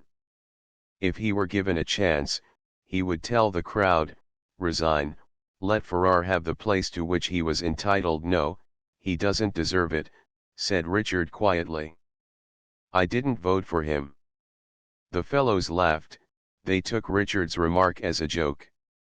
They stayed a few moments longer, holding a jubilation over their friend's success, and then clattered noisily down the stairs. A few moments later another caller appeared to offer his congratulations. It was Farrar, who had just been elected second Marshal. He was a square-set, stocky fellow, with a good deal of force showing in his face. He was not handsome, he was blunt and downright of manner. Although through their prominence in athletics he and Lester had been brought into close association with each other throughout their college course, they had never been particularly friendly or sympathetic. When Lester saw who his visitor was, he stood up, he felt his face growing hot. Richard swung round in his chair and looked on. The realization that he was interested heightened Lester's embarrassment. I want to congratulate you, said Farrar, taking Lester's hand. I want to be among the first. Thank you, said Lester. It ought really to have been you, Jim. No, it ought Hunty. I won't say that I'm not disappointed. Of course any fellow who felt that he stood some show of winning such an honor can't help being disappointed a little. But the best man won. No, said Lester slowly, that's just what he didn't do. Oh, yes, he did. I might have admitted it a month or two ago. I'd have been likely to say to myself then that you won by making up to fellows for their votes. But you didn't win that way, you won on your record fair and square. And I don't feel half so disappointed as I would have felt if you'd got it by electioneering instead of by just plugging away at your job and letting your record speak for you. That's why I say the best man won and the class is to be congratulated. He gave Lester's hand another firm squeeze. After he had gone, Lester sat down again at his desk. I suppose you find it very entertaining, he said to his roommate. I find it painful, Richard replied frankly. The next person that comes in I'm going to get out. It was but a few moments before another congratulatory friend arrived, and Richard, true to his word, took his departure. He stayed away from the room all the rest of the evening, and meanwhile Lester received a succession of visitors, among them Colby, the third Marshal, all generously come to express their satisfaction at his success. At 10 o'clock, in order to protect himself against a prolongation of the ordeal, he turned out the light, undressed in the dark, and went to bed. He lay awake for a long time. He heard Richard come in and go to bed, and he wished that he had never seen Richard. At last an idea that gave him some comfort came to him, and while he was turning it over in his mind he fell asleep. David had not been among those who had rushed to give Lester their congratulations. He had felt that if Richard were in the room it would be awkward for both Lester and himself. But the next morning he left his door open while he dressed and so caught sight of Lester descending the stairs. He hailed and halted him, and then he said, even though I didn't come to see you last night, Lester, I want you to know that I'm glad you got it. I voted for you. Lester's smile, even though forlorn, showed his gratitude. I don't see how you can reconcile it with your conscience, he said. But I shan't worry about yours, I'm having trouble enough with my own. Do you suppose if I went round to your house some time today I could see Mr. Dean? David looked astonished. Yes, I'm sure you could. Almost any time. He's always at home. Then I'll call on him sometime this afternoon. He'll be glad to see you, said David. That afternoon, when Lester called and asked for Mr. Dean, he was shown into the library. Presently Mr. Dean appeared at the doorway, unpiloted. "Hello, Lester," he said, advancing slowly. "I know where everything is in this room except you." "Right here," said Lester, taking Mr. Dean's hand. "It's very good of you to think of coming to see me. Have a chair." Mr. Dean seated himself on the sofa. "I understand that you have achieved high honor." "That's fine, fine." "I don't think it's so fine," said Lester. "It's about that I wanted to talk with you if you'll be good enough to let me." "Of course. What's the trouble?" "I feel especially ashamed to come to you about it, and yet in another way it seems as if for that reason I should you have more knowledge of what I'm like, and I think you'll understand better," Lester said awkwardly. He found it hard to make a beginning. The dark glasses gave to Mr. Dean's face an inscrutable expression that was not helpful. "That mean and dishonest thing I did to you at St. Timothy's, cribbing my Latin every day in class when you weren't able to see." Mr. Dean made a gesture, impatient, deprecating. "That's all forgotten, Lester," he said gravely. "But something's happened that makes it necessary to recall it." Lester leaned forward and twined his fingers together and looked at the floor. He was as uncomfortable as if the eyes that seemed to be gazing at him could really see. "I've done the same kind of thing again, only worse, much worse." Then awkwardly, haltingly, he told the story. "Of course I see now what I should have done," he said in conclusion. "I ought to have insisted that my name shouldn't be voted on. I ought to have withdrawn it even if it meant telling people why. David's almost too good a friend, he's so kind and sympathetic, he didn't want me to do that. And I was too willing to see things as he saw them." "Perhaps," assented Mr. Dean, "and perhaps David gave you wrong advice. But somehow I should have been sorry if David had talked or acted in any other way. If I had been in David's place, I hope that I should have done as he did." "But I can't bear it now," cried Lester. "Farrar's coming to congratulate me because the best man won, and his admitting he was disappointed because he didn't win. I tried to cheat you in that Latin class, I cheated David out of his theme, and I cheated the professor I handed the theme to. I've cheated Farrar out of the honor he deserved, but I'm not going to. I want you to stiffen my backbone for me, Mr. Dean." "Why, my boy," said Mr. Dean, much affected by the emotion in Lester's voice, "I don't believe it needs any stiffening from me." "Oh, it does. I'm weak, but I am going to try never to be so weak again. And I want to make things right with Farrar. Don't you think I ought to? Don't you think I ought to resign and make the class have a new election in which my name shouldn't be considered?" "I think," said Mr. Dean, "that you ought to do the thing that will best satisfy your own conscience." "Yes, I think that in the circumstances you ought to resign. That, I know, is the way my roommate feels about it." "Do you think that in resigning I ought to tell why?" "I should think that might not be necessary. It may be enough if you merely say that for certain definite reasons you are not entitled to the honor and that you wish to resign in favor of a man who is entitled to it. Of course you may be pressed to give the reasons. If you are, you will have to decide, I think, whether to tell the whole story or not." "I know I'm a coward, I hope it won't be necessary." "I hope it won't be," replied Mr. Dean gravely. Then after a moment he said, "Do you feel under any obligation to say anything about the matter to Professor Worthington?" "Oh," said Lester. "To tell the truth, I hadn't once thought about that. Of course, as things stand, You're receiving credit for work that you didn't do, and David is not receiving credit for work that he did. Not that David cares, I imagine. To make a clean breast of the affair to a member of the faculty might result in your being severely disciplined. It might have serious consequences for you. Yes, Lester said, I suppose that at the least I should be put on probation. To avoid which you did the thing that caused all the trouble. Lester hesitated a moment, then he said, I guess I'd better take my medicine. I'll go and see Professor Worthington. He rose. You've been a great help to me, Mr. Dean. You've helped me to see things straight.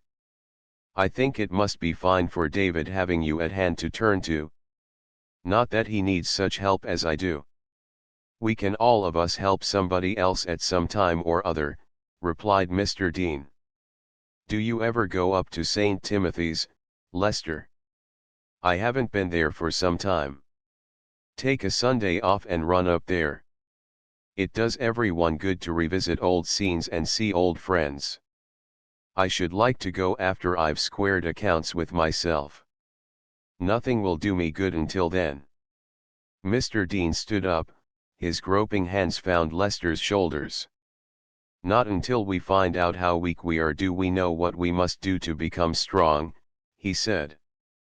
You've found out, you've begun to build yourself up. I'd trust you anywhere now, Lester, at any time. Chapter 18 Relinquishment. Lester walked with rapid steps to the house of Professor Worthington. Now that he had decided what to do, he was in haste to get it done. He found Professor Worthington at home and within a few moments had made a complete confession. I shouldn't have expected such a thing as that from a man of your caliber, said Professor Worthington. You've just been elected first marshal of your class, haven't you? Yes, sir. I'm going to resign. On account of this thing? Yes, sir. Do many members of the class know what you did? 2. David Ives and my roommate. Are they likely to tell anyone else? No, sir. They wouldn't tell. Do they think you ought to resign? One does, and the other doesn't. Did they advise you to come to me? No, sir. But Mr. Dean, who used to be a master at St. Timothy's, where I went to school, advised me. How did he happen to know the facts? I told him. I felt I needed advice as to what to do. I am satisfied, said Professor Worthington. I shan't do anything about the matter, or rather the only thing I shall do will be to raise Ives's marks. You've done excellent work in the course since the thing happened, and I am simply going to forget what you've told me. He showed his friendliness by walking arm in arm with Lester to the door when Lester, after murmuring his gratitude, rose to go. Lester felt that now he could face the final ordeal with cheerfulness. He went directly to the room of Tom McKee, the president of the senior class, and found him tipped back in his chair, with his feet on his desk and a volume on economics open against his knees. Tom, he said, I want you to call a meeting of the class for tomorrow night. Get the notice of it in tomorrow morning's Crimson. It's on a matter of importance. Sure, said Tom. The first marshal's word is law. What's up? I can't tell you now. But you'll see that the notice goes in, won't you? And make it urgent, we want everybody to come. McKee reached for a pad and a pencil and wrote out the following: Seniors. Important meeting at Harvard Union at 8 o'clock this evening. Very urgent. Everybody come. T. McKee, President. How's that? He asked. Fine. And tell the fellows that you see, so that they'll talk it up. Anything that you want me to do at the meeting, just call it to order and let me have the floor, if you will. All right, that's easy. I'll make sure that we can have the assembly room at the Union, and then I'll turn this notice in at the Crimson office. I'm glad you don't want me to make a speech. I wish I didn't have to make one, said Lester. That evening the members of the senior class crowded into the assembly room, they filled the benches, they sat on the radiators, they stood against the walls and in the doorway. The notice of the meeting had excited curiosity, which had become increasingly keen since it appeared that no one knew why the meeting had been called. During the preliminary noise, the scraping of chairs and benches on the floor, the thumping and scuffling of feet, and the loud buzz of conversation, Lester sat on a bench immediately in front of the platform, silent, unresponsive to those near him. McKee mounted the platform and stood behind the chairman's table. He rapped on the table, he raised his voice, gradually the crowd became silent. "The meeting will please come to order," shouted McKee.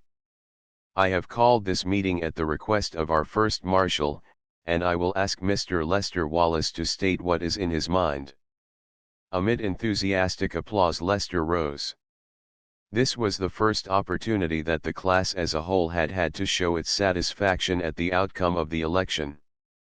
The applause swelled, slackened, and swelled again. It continued and continued while Lester, white and unsmiling, waited for a chance to speak. At last there was quiet, and he began in a voice that shook a little. "Fellows, I wanted you all to be here louder," came a shout from the back of the room. "Get up on the platform," cried another voice. "Yes.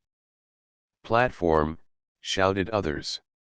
Lester obeyed the command. He stepped up on the platform and took his stand beside the chairman's table. "Fellows," he said, "ever since the election I've been very uncomfortable in my mind. I've known that I'm not fit to be first marshal or to hold any office in the class." A cry of derision and protest went up from the audience. "I'm in earnest about this," Lester continued when he was able to make himself heard. "There isn't one of you that would have voted for me if he'd known what I know about myself." "We're all miserable sinners," cried a cheerful voice, and the crowd broke into laughter that kept renewing itself irrepressibly just as quiet seemed about to be restored. Lester stood perplexed. That his tragic speech should be greeted with laughter was a thing for which he was quite unprepared. "I ought to have withdrawn my name instead of allowing it to be voted on," he said, and again he was interrupted. "Sit down," shouted someone. "Forget it," cried another. And both outcries brought great demonstrations of approval from the audience. "I'm not going to sit down, and I can't forget it," Lester said with a flash of spirit. "I wish I could. I'm here to tender my resignation as first marshal, and I hope you will accept it unanimously." "Why?" shouted several voices. "Because I've done a thing that makes me unfit to hold any position of honor or trust in the class," said Lester firmly. "What was it?" demanded someone. Then there was a hush. Lester looked out over the audience, his face was pale. "I stole a fellow's theme and passed it in as my own," he said. "I'm through. Elect someone else." He stepped down from the platform and took his seat while his classmates sat in silence. In the middle of the hall Farrar rose. "Mr. President," he said.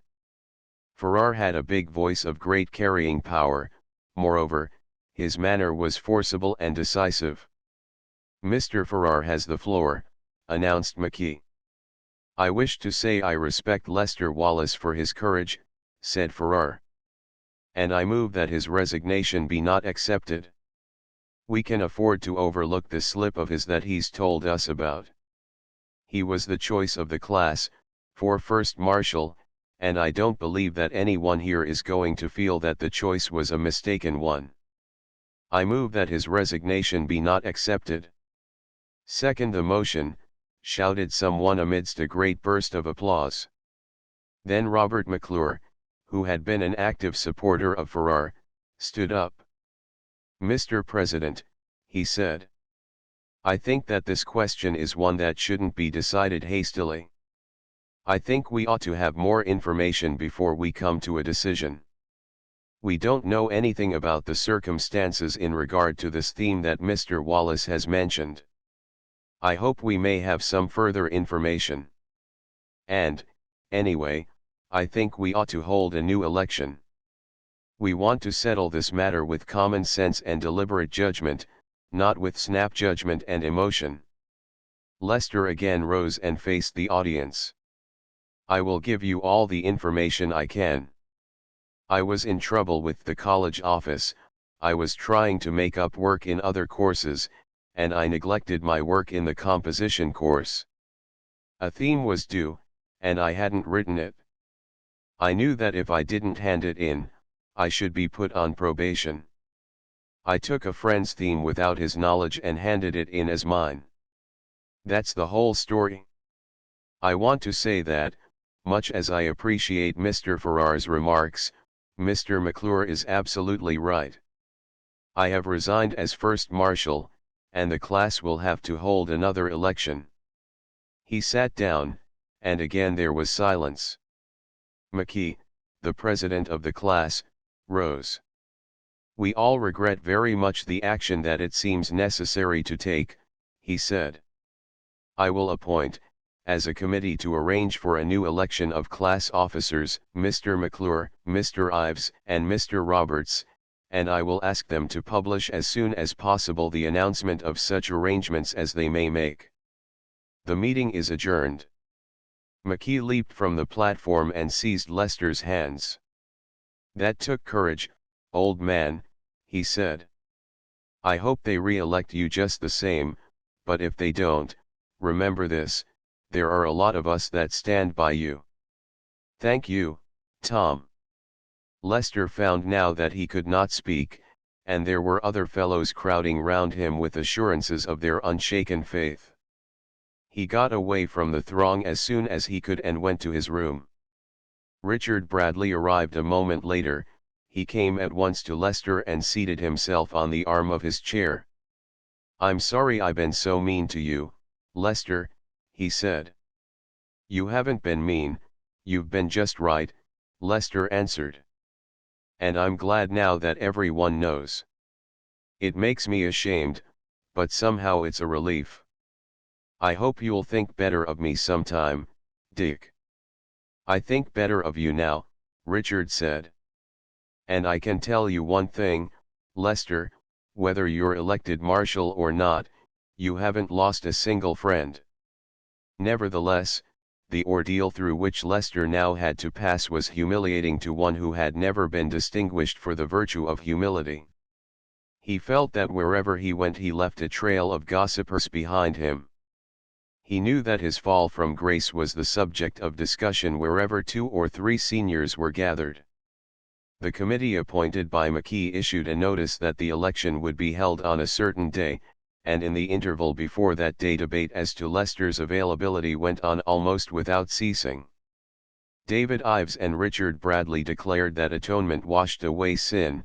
They pleaded that Lester should be triumphantly re-elected First Marshal with an even larger majority than before.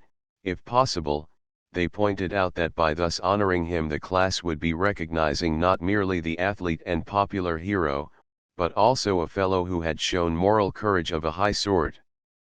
The argument was attacked, the exact details and circumstances of Lester's crime were inquired into and brought to light. The investigators declined to exonerate him because of a belated confession. Why, they asked, should a fellow who had done a thing of which he finally had the grace to be ashamed be preferred over fellows who had never stooped to a dishonorable action? The election was held. Farrar was chosen First Marshal, Colby second, and McKee third. Lester received 30 votes out of 440. The election, the resignation, and the new election were not events that could escape publicity. The college newspaper contained accounts that hinted at the facts without actually giving them. Lester knew that the story would go everywhere. He wrote a detailed narrative and sent it to his father. The letter that he received in reply made him think that his family, who were those most cruelly hurt by the act, would be the last to forgive. The letter closed with the words, "Your mother and I had been planning to come on for your graduation. I don't think now that we can bring ourselves to do it." There was another letter that Lester wrote, as bulky and explicit as that which he had sent to his father. It went to Ruth Davenport, at St. Timothy's. Her reply showed a more forgiving heart, and the correspondence that followed was a thing that helped Lester in a dark time. The other thing that helped him was his newfound earnestness in study. In former days he had given the greater part of his time to the pursuit of amusement. Now during the winter months virtually the only recreation that he permitted himself was reading. When spring came he went out again for baseball, and, playing first base on the University nine, he showed more zest in the practice than he had ever exhibited before. His experiences and the reflections to which they had given rise had in a few months matured him. Some of the fellows on the nine came to look to him rather than to the captain for leadership, and he was tactful in contributing to the general efficiency of the team without infringing on the captain's prerogative. He enjoyed playing baseball, and this year he played it with something more than enjoyment. To help the nine to win seemed to him his special responsibility. It would be part of his atonement. He adopted Mr. Dean's suggestion and went up to St. Timothy's School for a Sunday. Revisiting the place had such charms for him that soon afterwards he proposed to David that they make a trip to it together. "Fine idea," said David. "I've been more or less neglecting Ralph. It's time I was seeing what the kid is up to."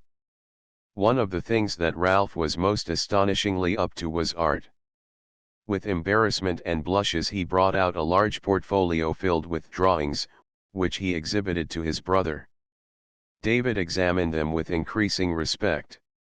He knew just enough about the fine arts to know that for a schoolboy the sketches were extremely good. There were pictures of school scenes, of the pond with the crews on it, and of various masters. There was a sketch of Ruth Davenport, at which David looked with special interest. "That's a mighty good likeness," he said. "You've improved a lot over the little kid sketches you used to make. Has anybody been teaching you?" "No." Ralph looked at his brother hopefully, shyly, and then said, "I want to be an artist, Dave." "When did that idea come over you?" "I don't know exactly." "This year. I know that it's the one thing I want to do."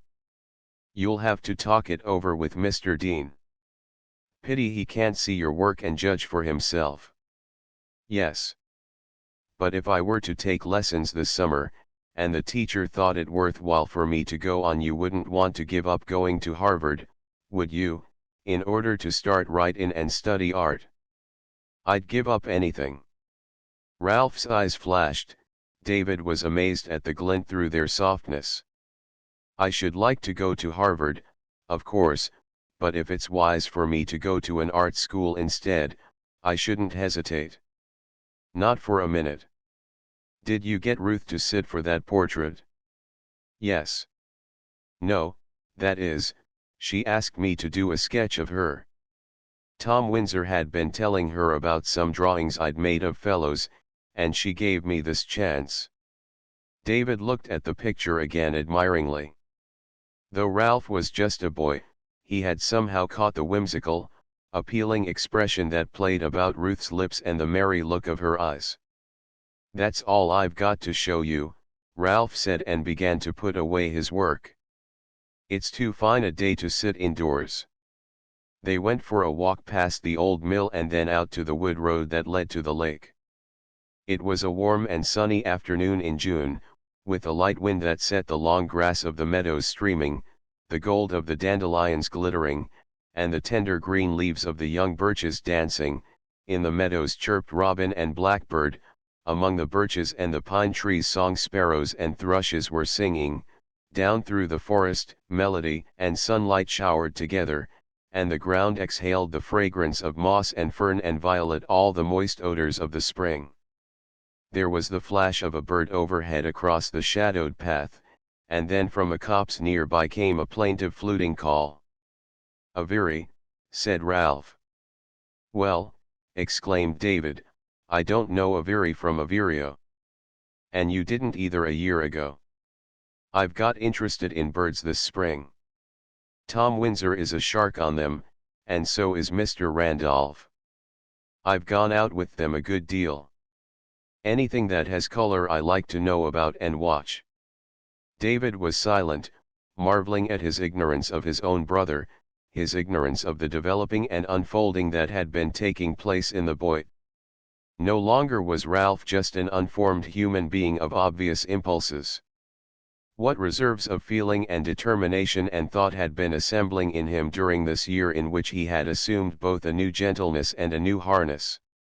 David felt a new sense of respect for his brother, and also and rather sadly he felt more remote from him. Trying to read his brother, he kept glancing at him while they walked quietly along the grassy wood road. Suddenly Ralph stopped.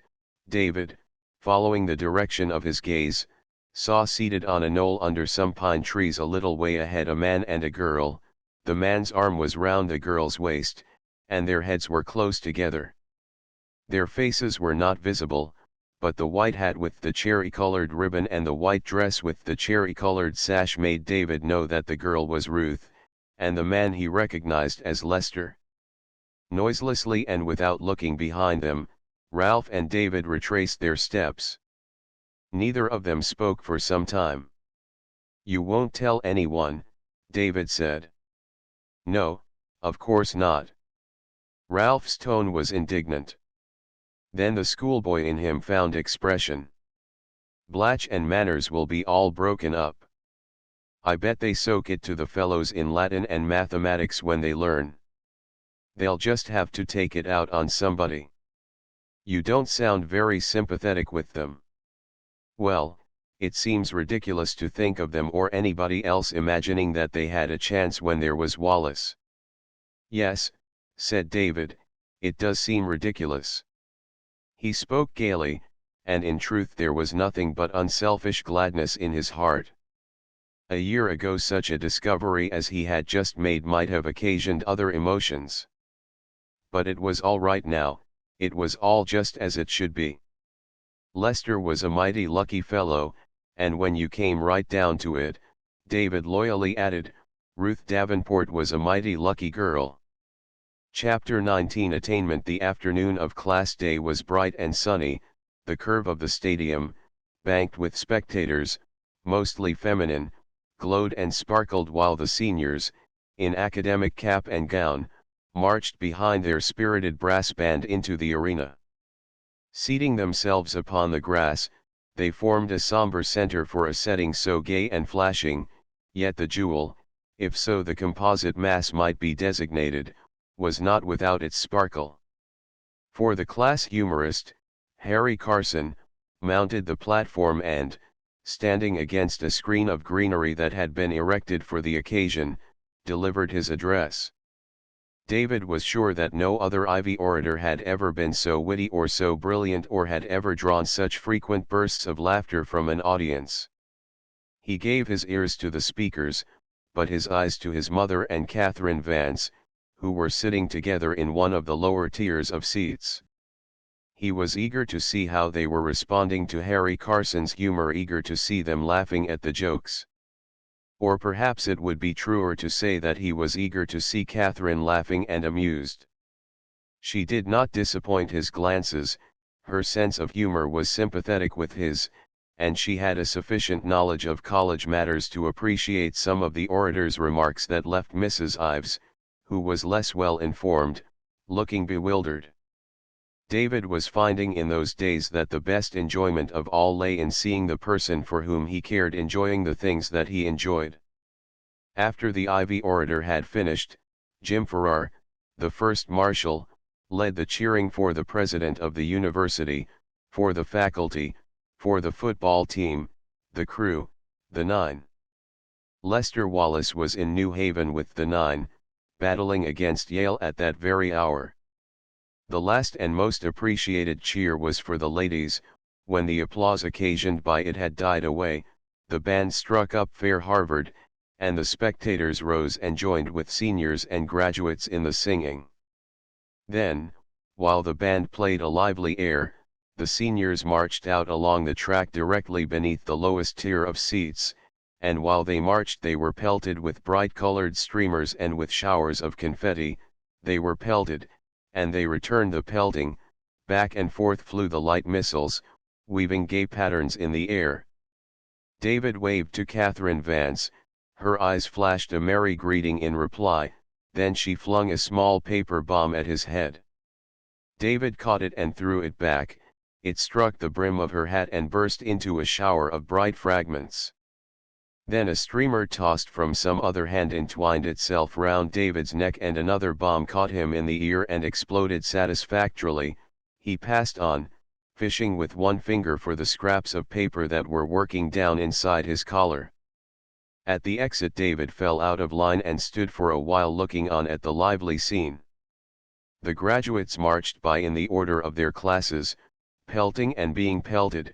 Shrieks rose from ladies who were unable to dodge the soft missiles, triumphant shouts and laughter came from those who scored or suffered hits, arms waved, heads and hats ducked and bobbed, colored streamers fluttered and floated and flashed, and the brass band receded into the distance, with the black-gowned seniors marching behind it. David made his way up into the section in which his mother and Catherine were stationed. He stood with them and watched the final exchanges between the spectators and the last stragglers among the graduates. "I don't think any of them look as nice as this year's graduating class," said Catherine. "And I'm sure that none of them ever had such nice people to see them graduate," said David. Catherine, with her gay laugh, and Mrs. Ives, with her quiet smile, were equally pleased. "I suppose sometime, David, you'll get over making such polite and flattering remarks to me," said Catherine. David affected surprise. "Why, what was there in that remark that you could take personally?" "Oh, I wish I had a real bomb to burst on you," exclaimed Catherine. "Then I should not be able to take you to the festivities this evening," said David. "I suppose that now we might as well be on our way." At Harvard Square Mrs. Ives left them and went home. The festivities, she said with a laugh, were not for her. Catherine and David stopped in front of the bulletin that announced the victory of Harvard over Yale in baseball by the score of 5-3. "Isn't that great?" said David. "Now tomorrow we'll surely win on our own grounds. I wonder what Lester did." "Sometimes you make me almost jealous of Lester," said Catherine. "I almost think you like him more than you do me." "I like him a lot," replied David. "But not more than I do you." The spread to which David conducted Catherine was one of numerous spreads, as they were called, at which members of the graduating class entertained their relatives and friends. This particular one was held on the lawn adjoining a dormitory. Small tables were set out on the grass. In a tent at one side there was dancing. Electric lights in Chinese lanterns that were strung overhead illuminated the scene when twilight fell. Catherine and David and Richard and Marion Bradley seized upon a table and refreshed themselves with lobster Newburg, strawberries and ice cream. Then they strolled about among the tables, greeting friends and being introduced to friends of friends. Romance was in the air.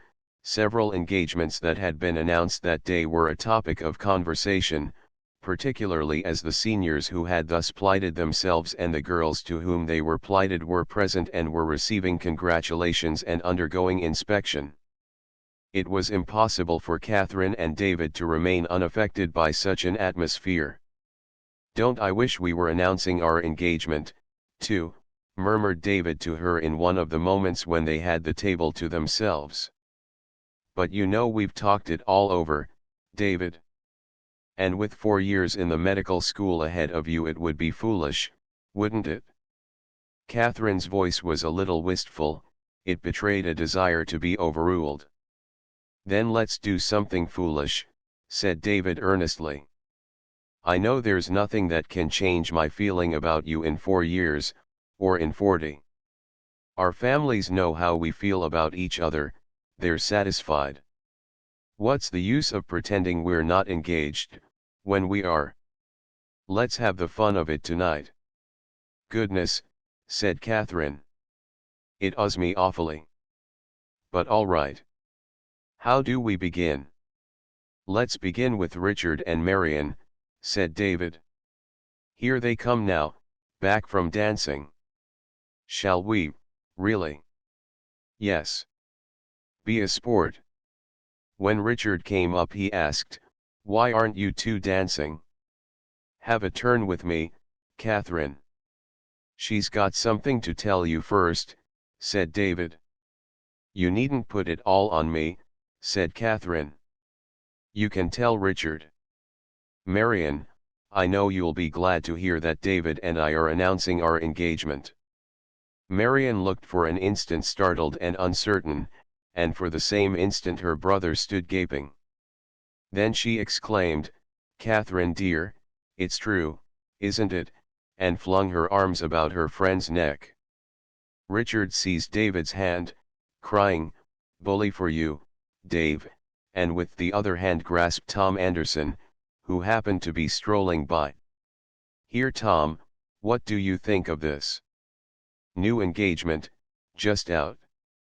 And before the astonished and somewhat embarrassed Tom had finished congratulating the pair, Richard had hailed other friends, and presently Catherine and David were the center of more attention than in their rashness they had bargained for. Later they slipped away from the spread and went into the college yard. There they heard the glee club sing and walked under the Chinese lanterns that were swung among the trees, and stood by the fountain that played and plashed and shone in the soft light. I've come to every class day since I've been in college, said David. But it's more like fairyland to me tonight than it's ever been before. For me, too, David, said Catherine in a low voice. It was late that evening when David arrived at his room in the dormitory. He had begun to undress when there came a knock on the door, and Lester entered. He was looking very happy. David hailed him jovially. Tell me, Lester, what did you do? Crack out a couple of home runs, or something like that? No, I only got a double. How many on bases? 2. So you brought in 2 runs. Well, that's not so bad. And I guess you'll do even better tomorrow. I hope so, said Lester. I'd like to do well tomorrow, for you see Ruth will be there. I wanted to tell you, Dave, tomorrow she and I are announcing our engagement. Fine enough, cried David. I always felt it would come sometime. It's splendid, Lester. But I beat you to it. Catherine Vance and I announced our engagement this evening. Lester was enthusiastic in his expressions of rejoicing. I suppose in a way it was rather foolish of us, admitted David. With 4 years at least ahead of me in which I shan't be earning a cent, and probably 6 or 7, anyway, before I can afford to get married. But Catherine was game for it, and somehow there's a satisfaction in letting our friends know how we feel about each other. Yes, said Lester. Ruth and I have no very immediate prospects. I've got over those get-rich-quick ideas I used to air so freely, Dave. I'm starting in next week to work in a cotton mill down in New Bedford.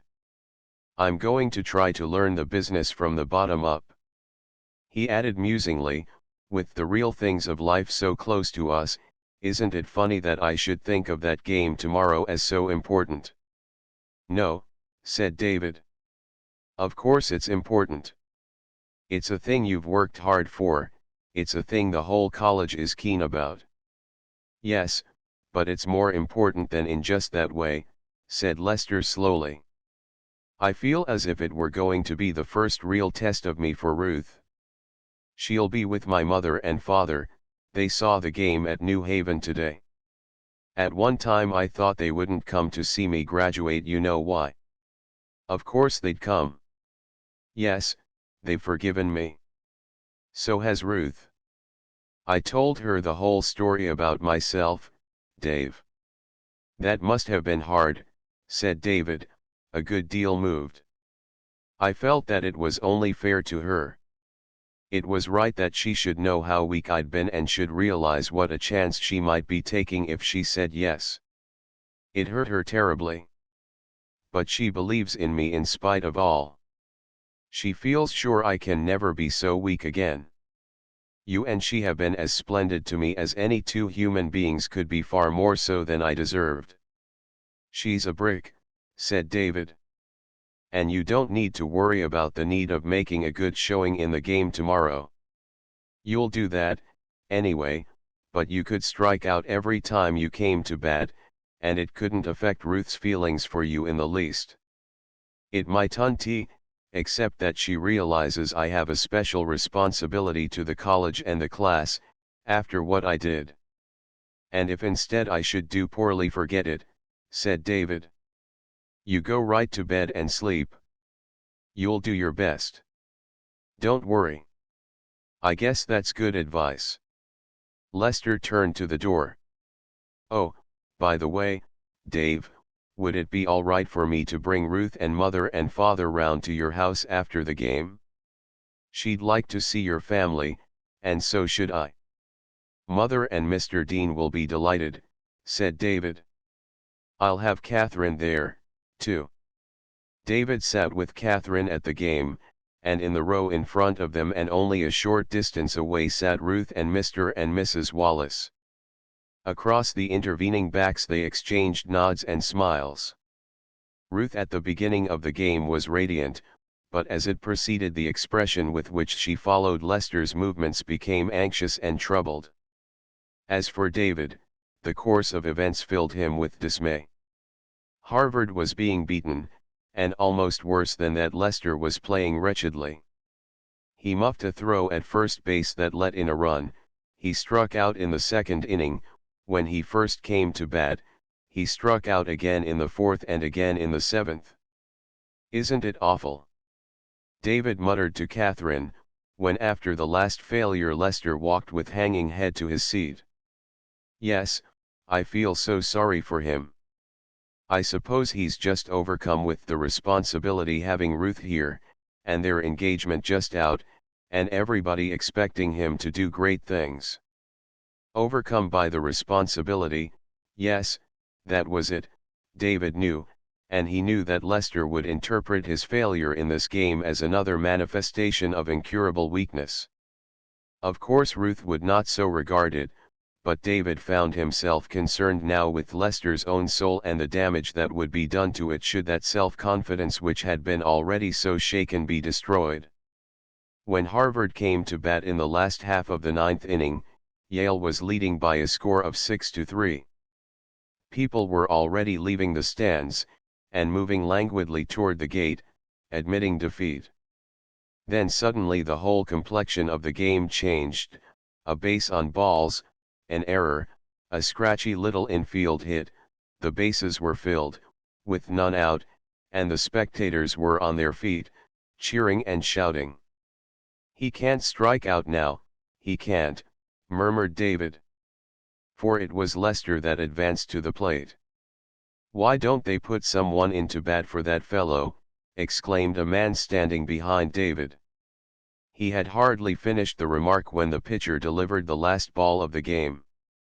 There was the resounding crack of a clean and solid hit, there was a tumultuous outburst of sound from the crowd, the ball flew far over the head of the center fielder, who went sprinting after it to no purpose. "The longest hit ever made on this field," affirmed the groundkeeper afterward. The center fielder was just picking up the ball when Lester crossed the plate with the fourth run of the inning, the winning run of the game. Before he could make his escape, a mob of shouting classmates bore down upon him. Hundreds of Harvard men swarmed over the fences and in an instant had possession of the field. Lester was hoisted to the shoulders of a group who clung to him firmly despite his struggles and appeals.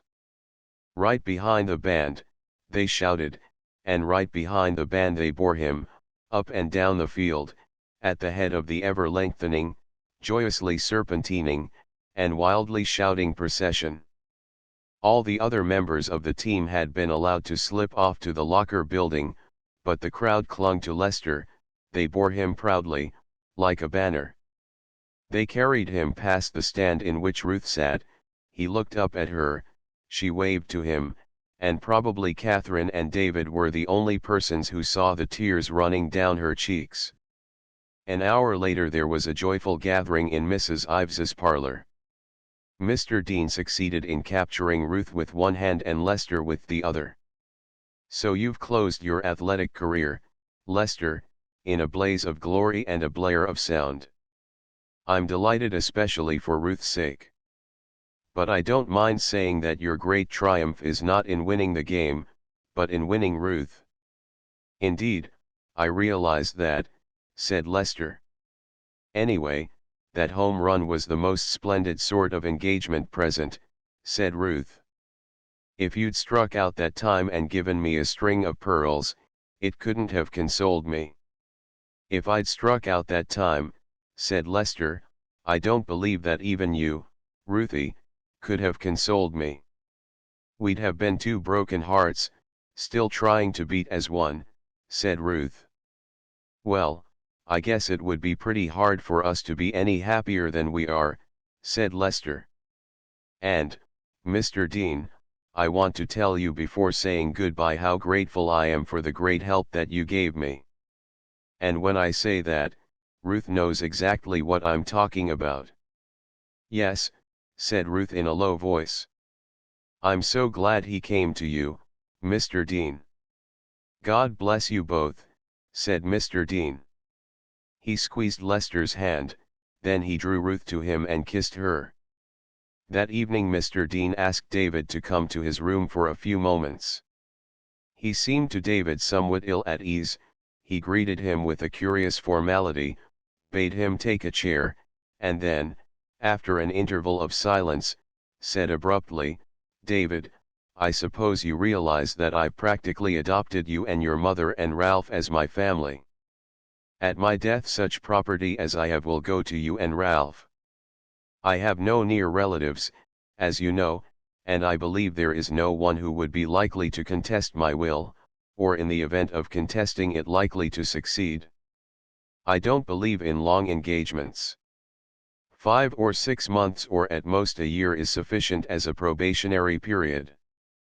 If you and Catherine are just as sure 6 months from now as you are today, I think that then you had better get married.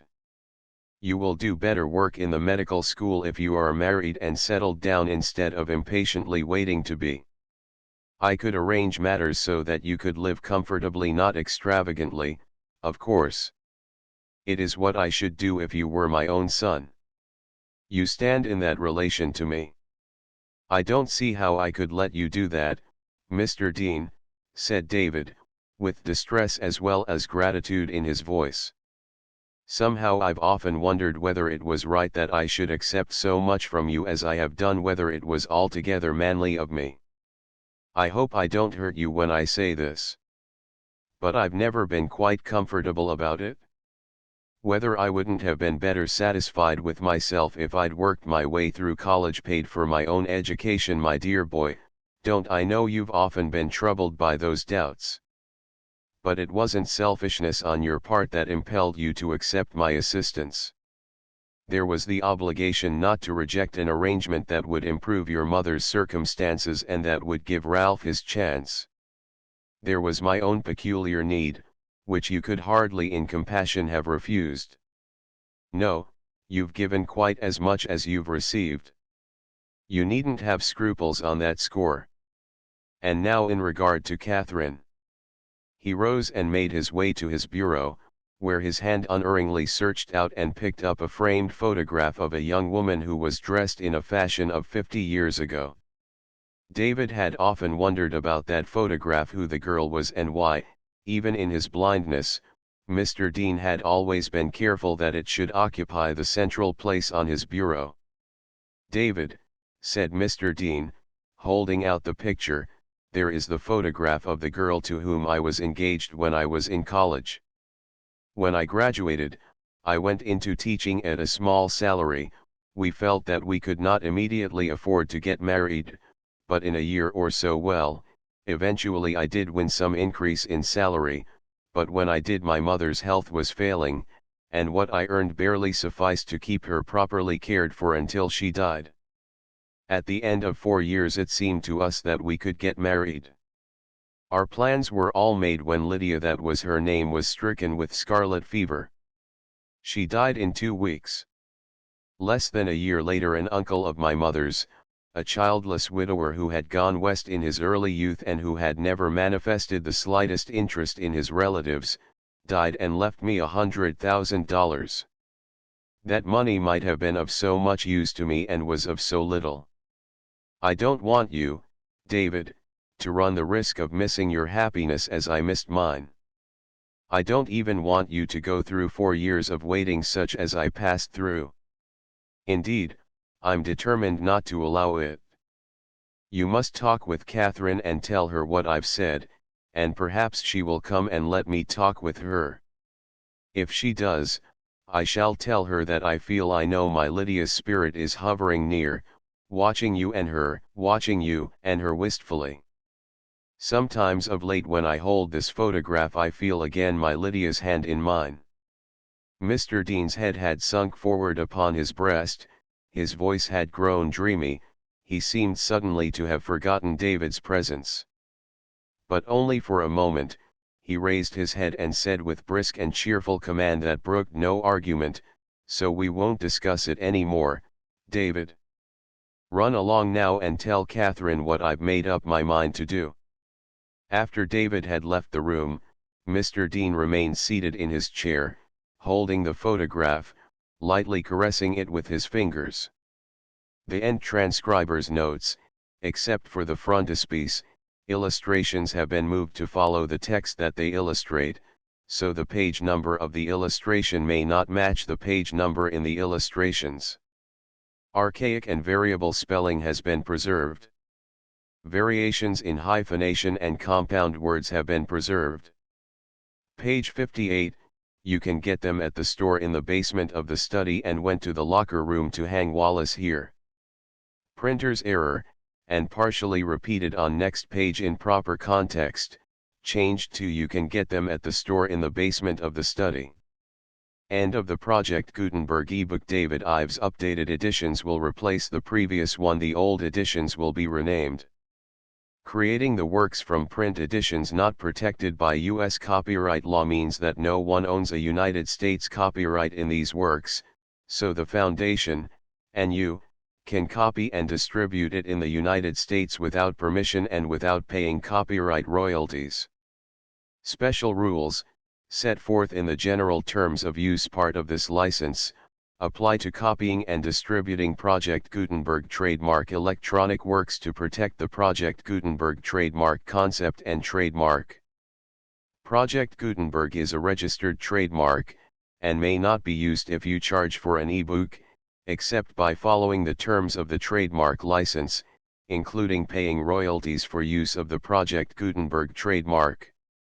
If you do not charge anything for copies of this ebook, complying with the trademark license is very easy. You may use this ebook for nearly any purpose such as creation of derivative works, reports, performances, and research. Project Gutenberg ebooks may be modified and printed and given away. You may do practically anything in the United States with ebooks not protected by U.S. copyright law. Redistribution is subject to the trademark license, especially commercial redistribution.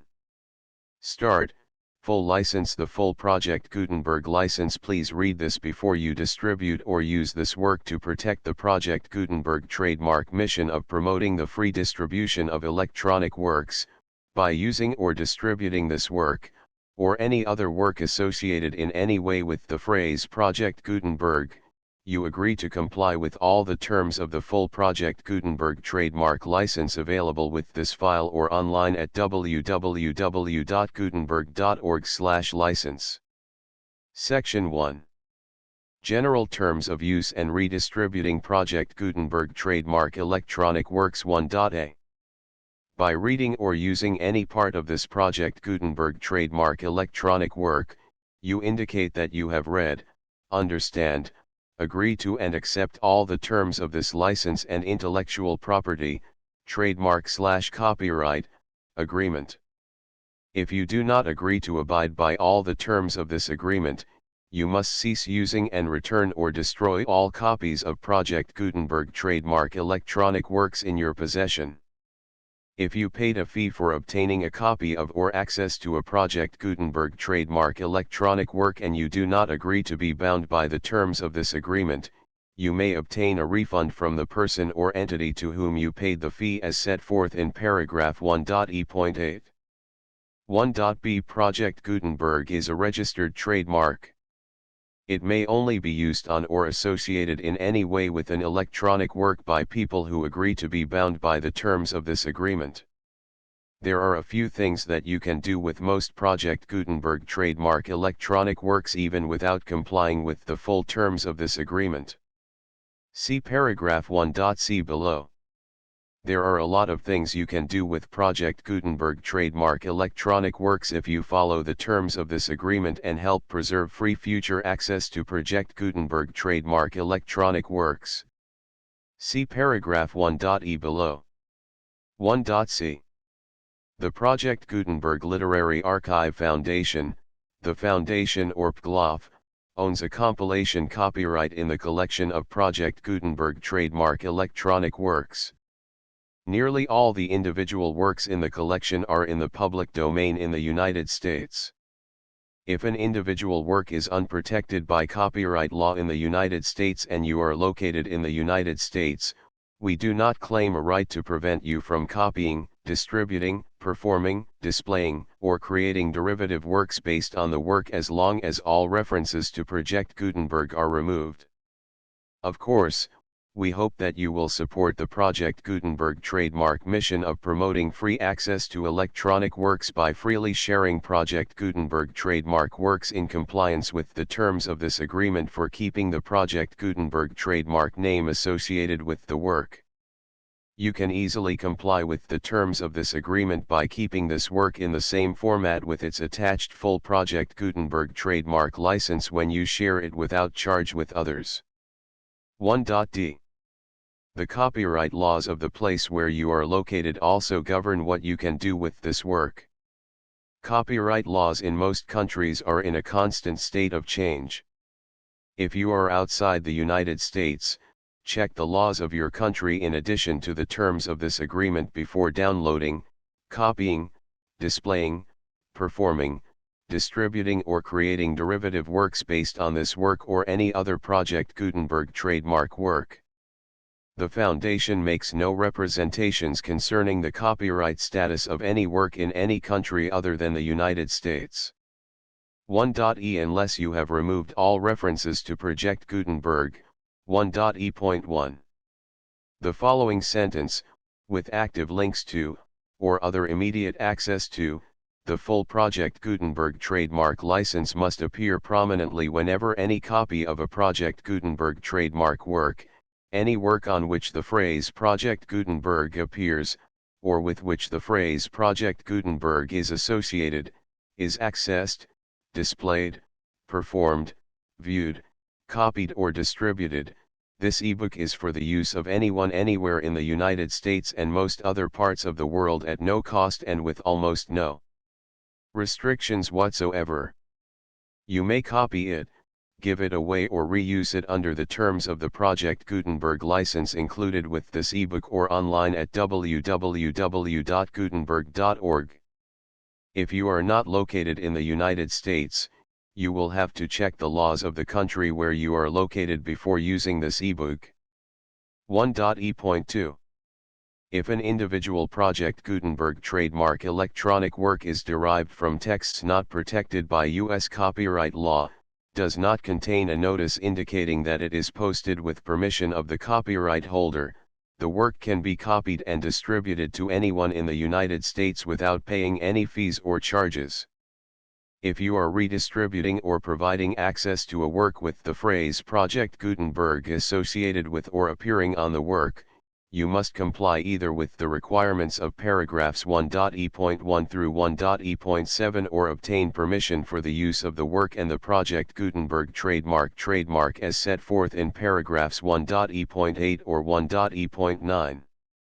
1.e.3.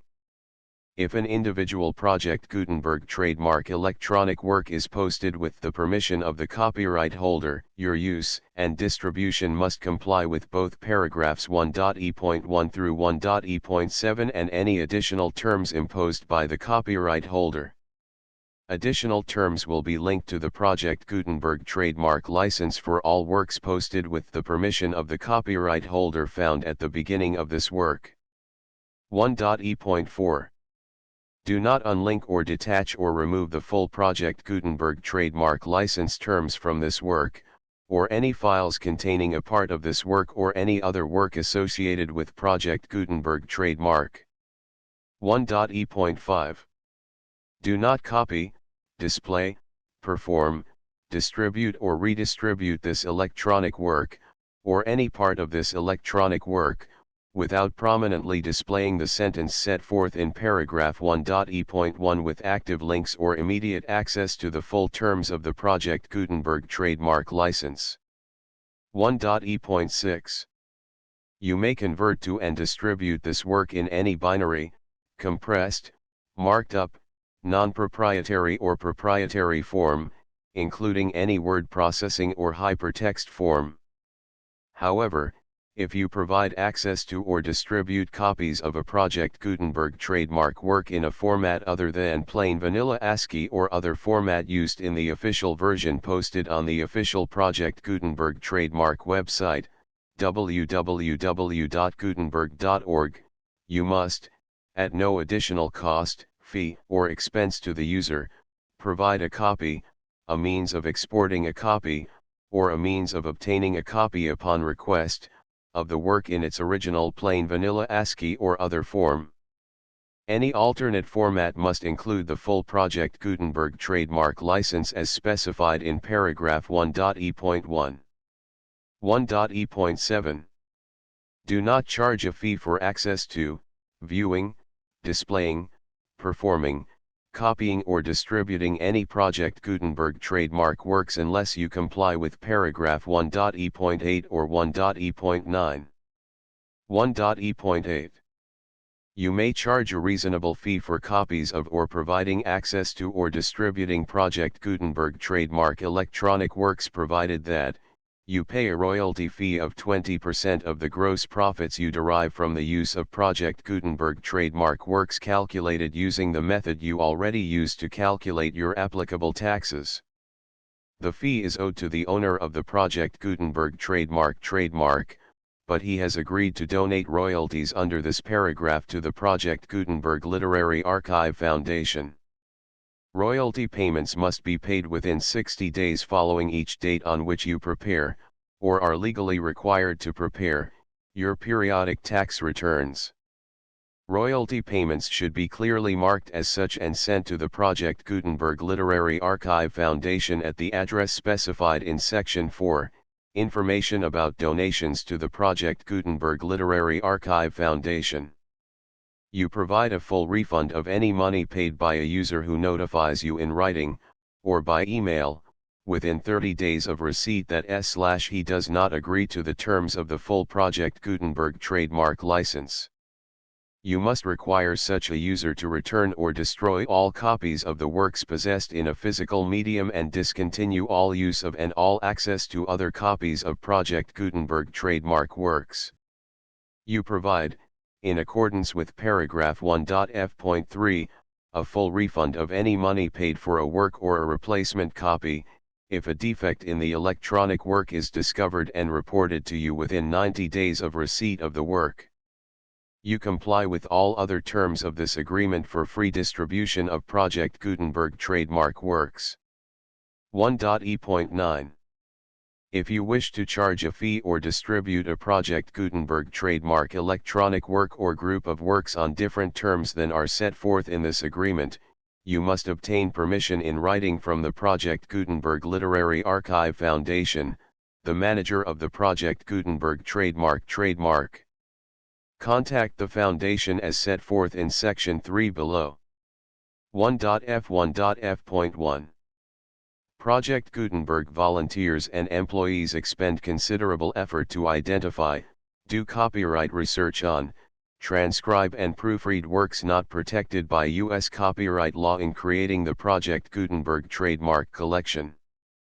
Despite these efforts, Project Gutenberg trademark electronic works, and the medium on which they may be stored, may contain defects, such as, but not limited to, incomplete, inaccurate or corrupt data, transcription errors, a copyright or other intellectual property infringement, a defective or damaged disk or other medium, a computer virus, or computer codes that damage or cannot be read by your equipment.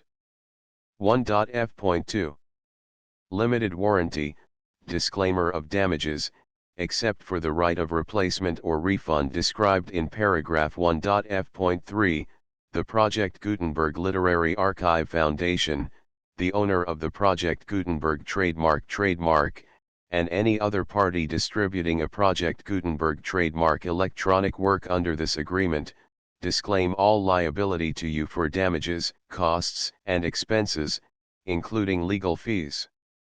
You agree that you have no remedies for negligence, strict liability, breach of warranty or breach of contract except those provided in paragraph 1.f.3.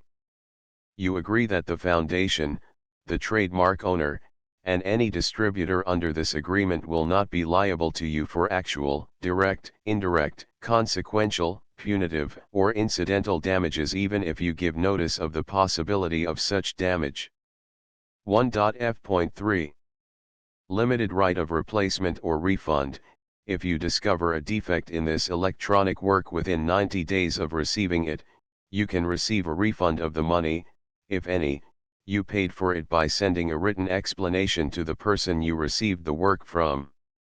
If you received the work on a physical medium, you must return the medium with your written explanation. The person or entity that provided you with the defective work may elect to provide a replacement copy in lieu of a refund. If you received the work electronically, the person or entity providing it to you may choose to give you a second opportunity to receive the work electronically in lieu of a refund. If the second copy is also defective, you may demand a refund in writing without further opportunities to fix the problem. 1.f.4 Except for the limited right of replacement or refund set forth in paragraph 1.f.3, this work is provided to you as is, with no other warranties of any kind, express or implied, including but not limited to warranties of merchantability or fitness for any purpose. 1.f.5 Some states do not allow disclaimers of certain implied warranties or the exclusion or limitation of certain types of damages. If any disclaimer or limitation set forth in this agreement violates the law of the state applicable to this agreement, the agreement shall be interpreted to make the maximum disclaimer or limitation permitted by the applicable state law. The invalidity or unenforceability of any provision of this agreement shall not void the remaining provisions. 1.f.6 Indemnity. You agree to indemnify and hold the Foundation, the trademark owner, any agent or employee of the Foundation, anyone providing copies of Project Gutenberg trademark electronic works in accordance with this agreement, and any volunteers associated with the production, promotion, and distribution of Project Gutenberg trademark electronic works, harmless from all liability, costs, and expenses, including legal fees, that arise directly or indirectly from any of the following which you do or cause to occur. A. Distribution of this or any Project Gutenberg trademark work. B. Alteration, modification, or additions or deletions to any Project Gutenberg trademark work, and C. Any defect you cause. Section 2. Information about the mission of Project Gutenberg trademark. Project Gutenberg trademark is synonymous with the free distribution of electronic works in formats readable by the widest variety of computers, including obsolete, old, middle-aged, and new computers. It exists because of the efforts of hundreds of volunteers and donations from people in all walks of life. Volunteers and financial support to provide volunteers with the assistance they need are critical to reaching Project Gutenberg trademark's goals and ensuring that the Project Gutenberg trademark collection will remain freely available for generations to come. In 2001, the Project Gutenberg Literary Archive Foundation was created to provide a secure and permanent future for Project Gutenberg trademark and future generations. To learn more about the Project Gutenberg Literary Archive Foundation and how your efforts and donations can help, see sections 3 and 4 and the Foundation information page at www.gutenberg.org. Section 3. Information about the Project Gutenberg Literary Archive Foundation. The Project Gutenberg Literary Archive Foundation is a non-profit 501(c)(3) educational corporation organized under the laws of the state of Mississippi and granted tax-exempt status by the Internal Revenue Service. The Foundation's IN or Federal Tax Identification Number is 64-6221541. Contributions to the Project Gutenberg Literary Archive Foundation are tax-deductible to the full extent permitted by U.S. federal laws and your state's laws. The Foundation's business office is located at 809 North 1500 West, Salt Lake City, Utah 841-16801-596-1887. Email contact links and up-to-date contact information can be found at the Foundation's website and official page at www.gutenberg.org/contact. Section 4. Information about donations to the Project Gutenberg Literary Archive Foundation. Project Gutenberg trademark depends upon and cannot survive without widespread public support and donations to carry out its mission of increasing the number of public domain and licensed works that can be freely distributed in machine-readable form accessible by the widest array of equipment, including outdated equipment. Many small donations, $1 to $5,000, are particularly important to maintaining tax-exempt status with the IRS. The Foundation is committed to complying with the laws regulating charities and charitable donations in all 50 states of the United States. Compliance requirements are not uniform and it takes a considerable effort, much paperwork, and many fees to meet and keep up with these requirements. We do not solicit donations in locations where we have not received written confirmation of compliance. To send donations or determine the status of compliance for any particular state, visit www.gutenberg.org/donate. While we cannot and do not solicit contributions from states where we have not met the solicitation requirements, we know of no prohibition against accepting unsolicited donations from donors in such states who approach us with offers to donate. International donations are gratefully accepted, but we cannot make any statements concerning tax treatment of donations received from outside the United States. U.S. laws alone swamp our small staff. Please check the Project Gutenberg web pages for current donation methods and addresses. Donations are accepted in a number of other ways, including checks, online payments, and credit card donations. To donate, please visit www.gutenberg.org/donate. Section 5. General information about Project Gutenberg trademark electronic works. Professor Michael S. Hart was the originator of the Project Gutenberg trademark concept of a library of electronic works that could be freely shared with anyone. For 40 years, he produced and distributed Project Gutenberg trademark ebooks with only a loose network of volunteer support. Project Gutenberg trademark ebooks are often created from several printed editions, all of which are confirmed as not protected by copyright in the U.S. unless a copyright notice is included. Thus, we do not necessarily keep ebooks in compliance with any particular paper edition. Most people start at our website, which has the main PG search facility, www.gutenberg.org.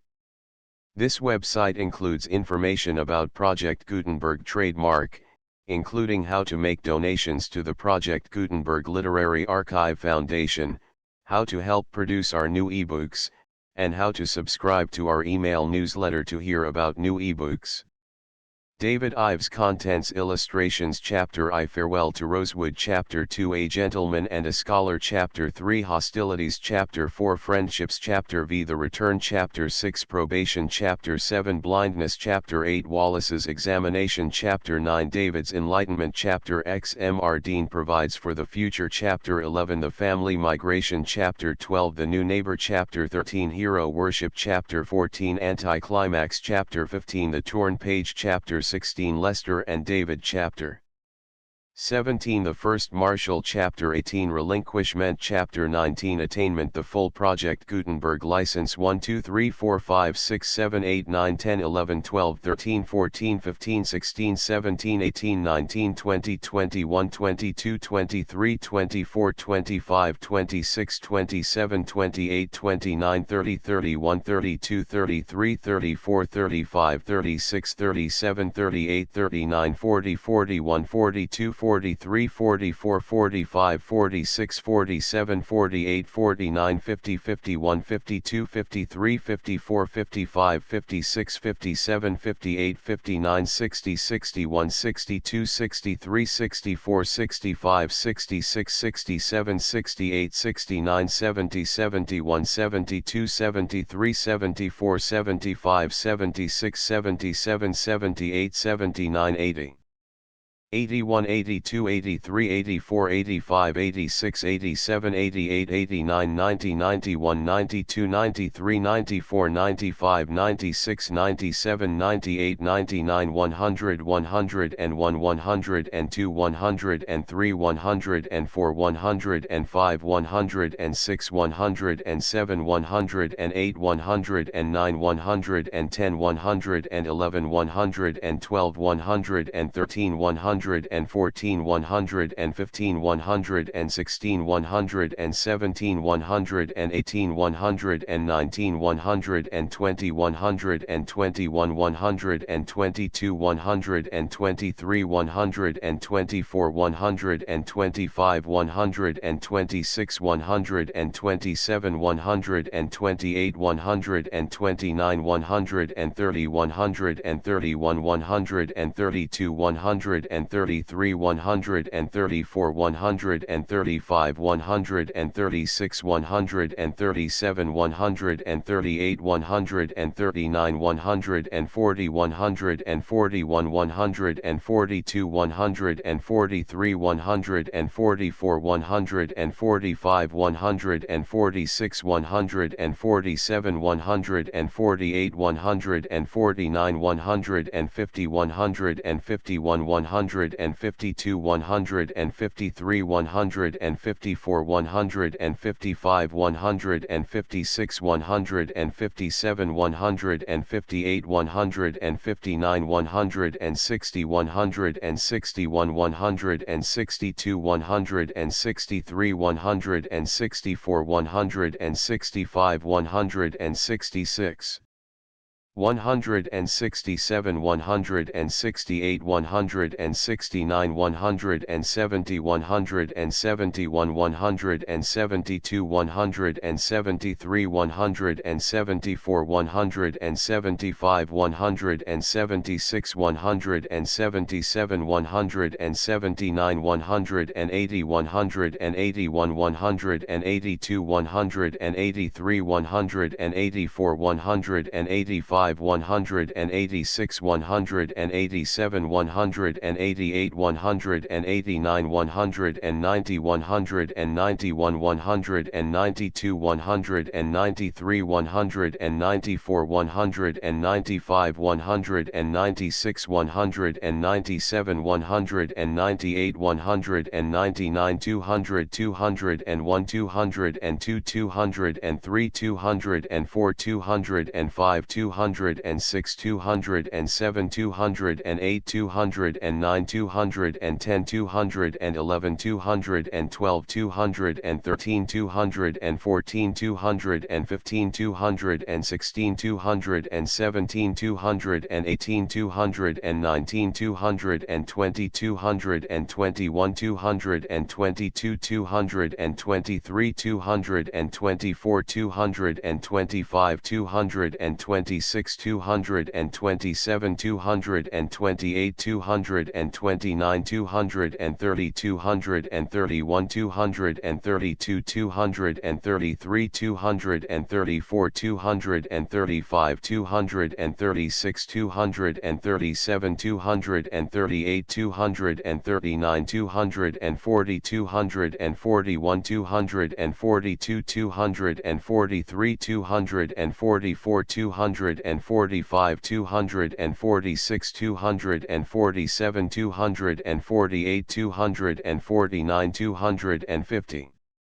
251 252 253 254 255 256 257 258 259 260 261 262 263 264 265 266 267 268 269 270 271 272 273 274 275 276 277 278 279 280 281 282 283 284 285 286 287 288 289 290 291 292 293 294 295 296 297 298 299 300 301 302 303 304 305 306 307 308 309 310 311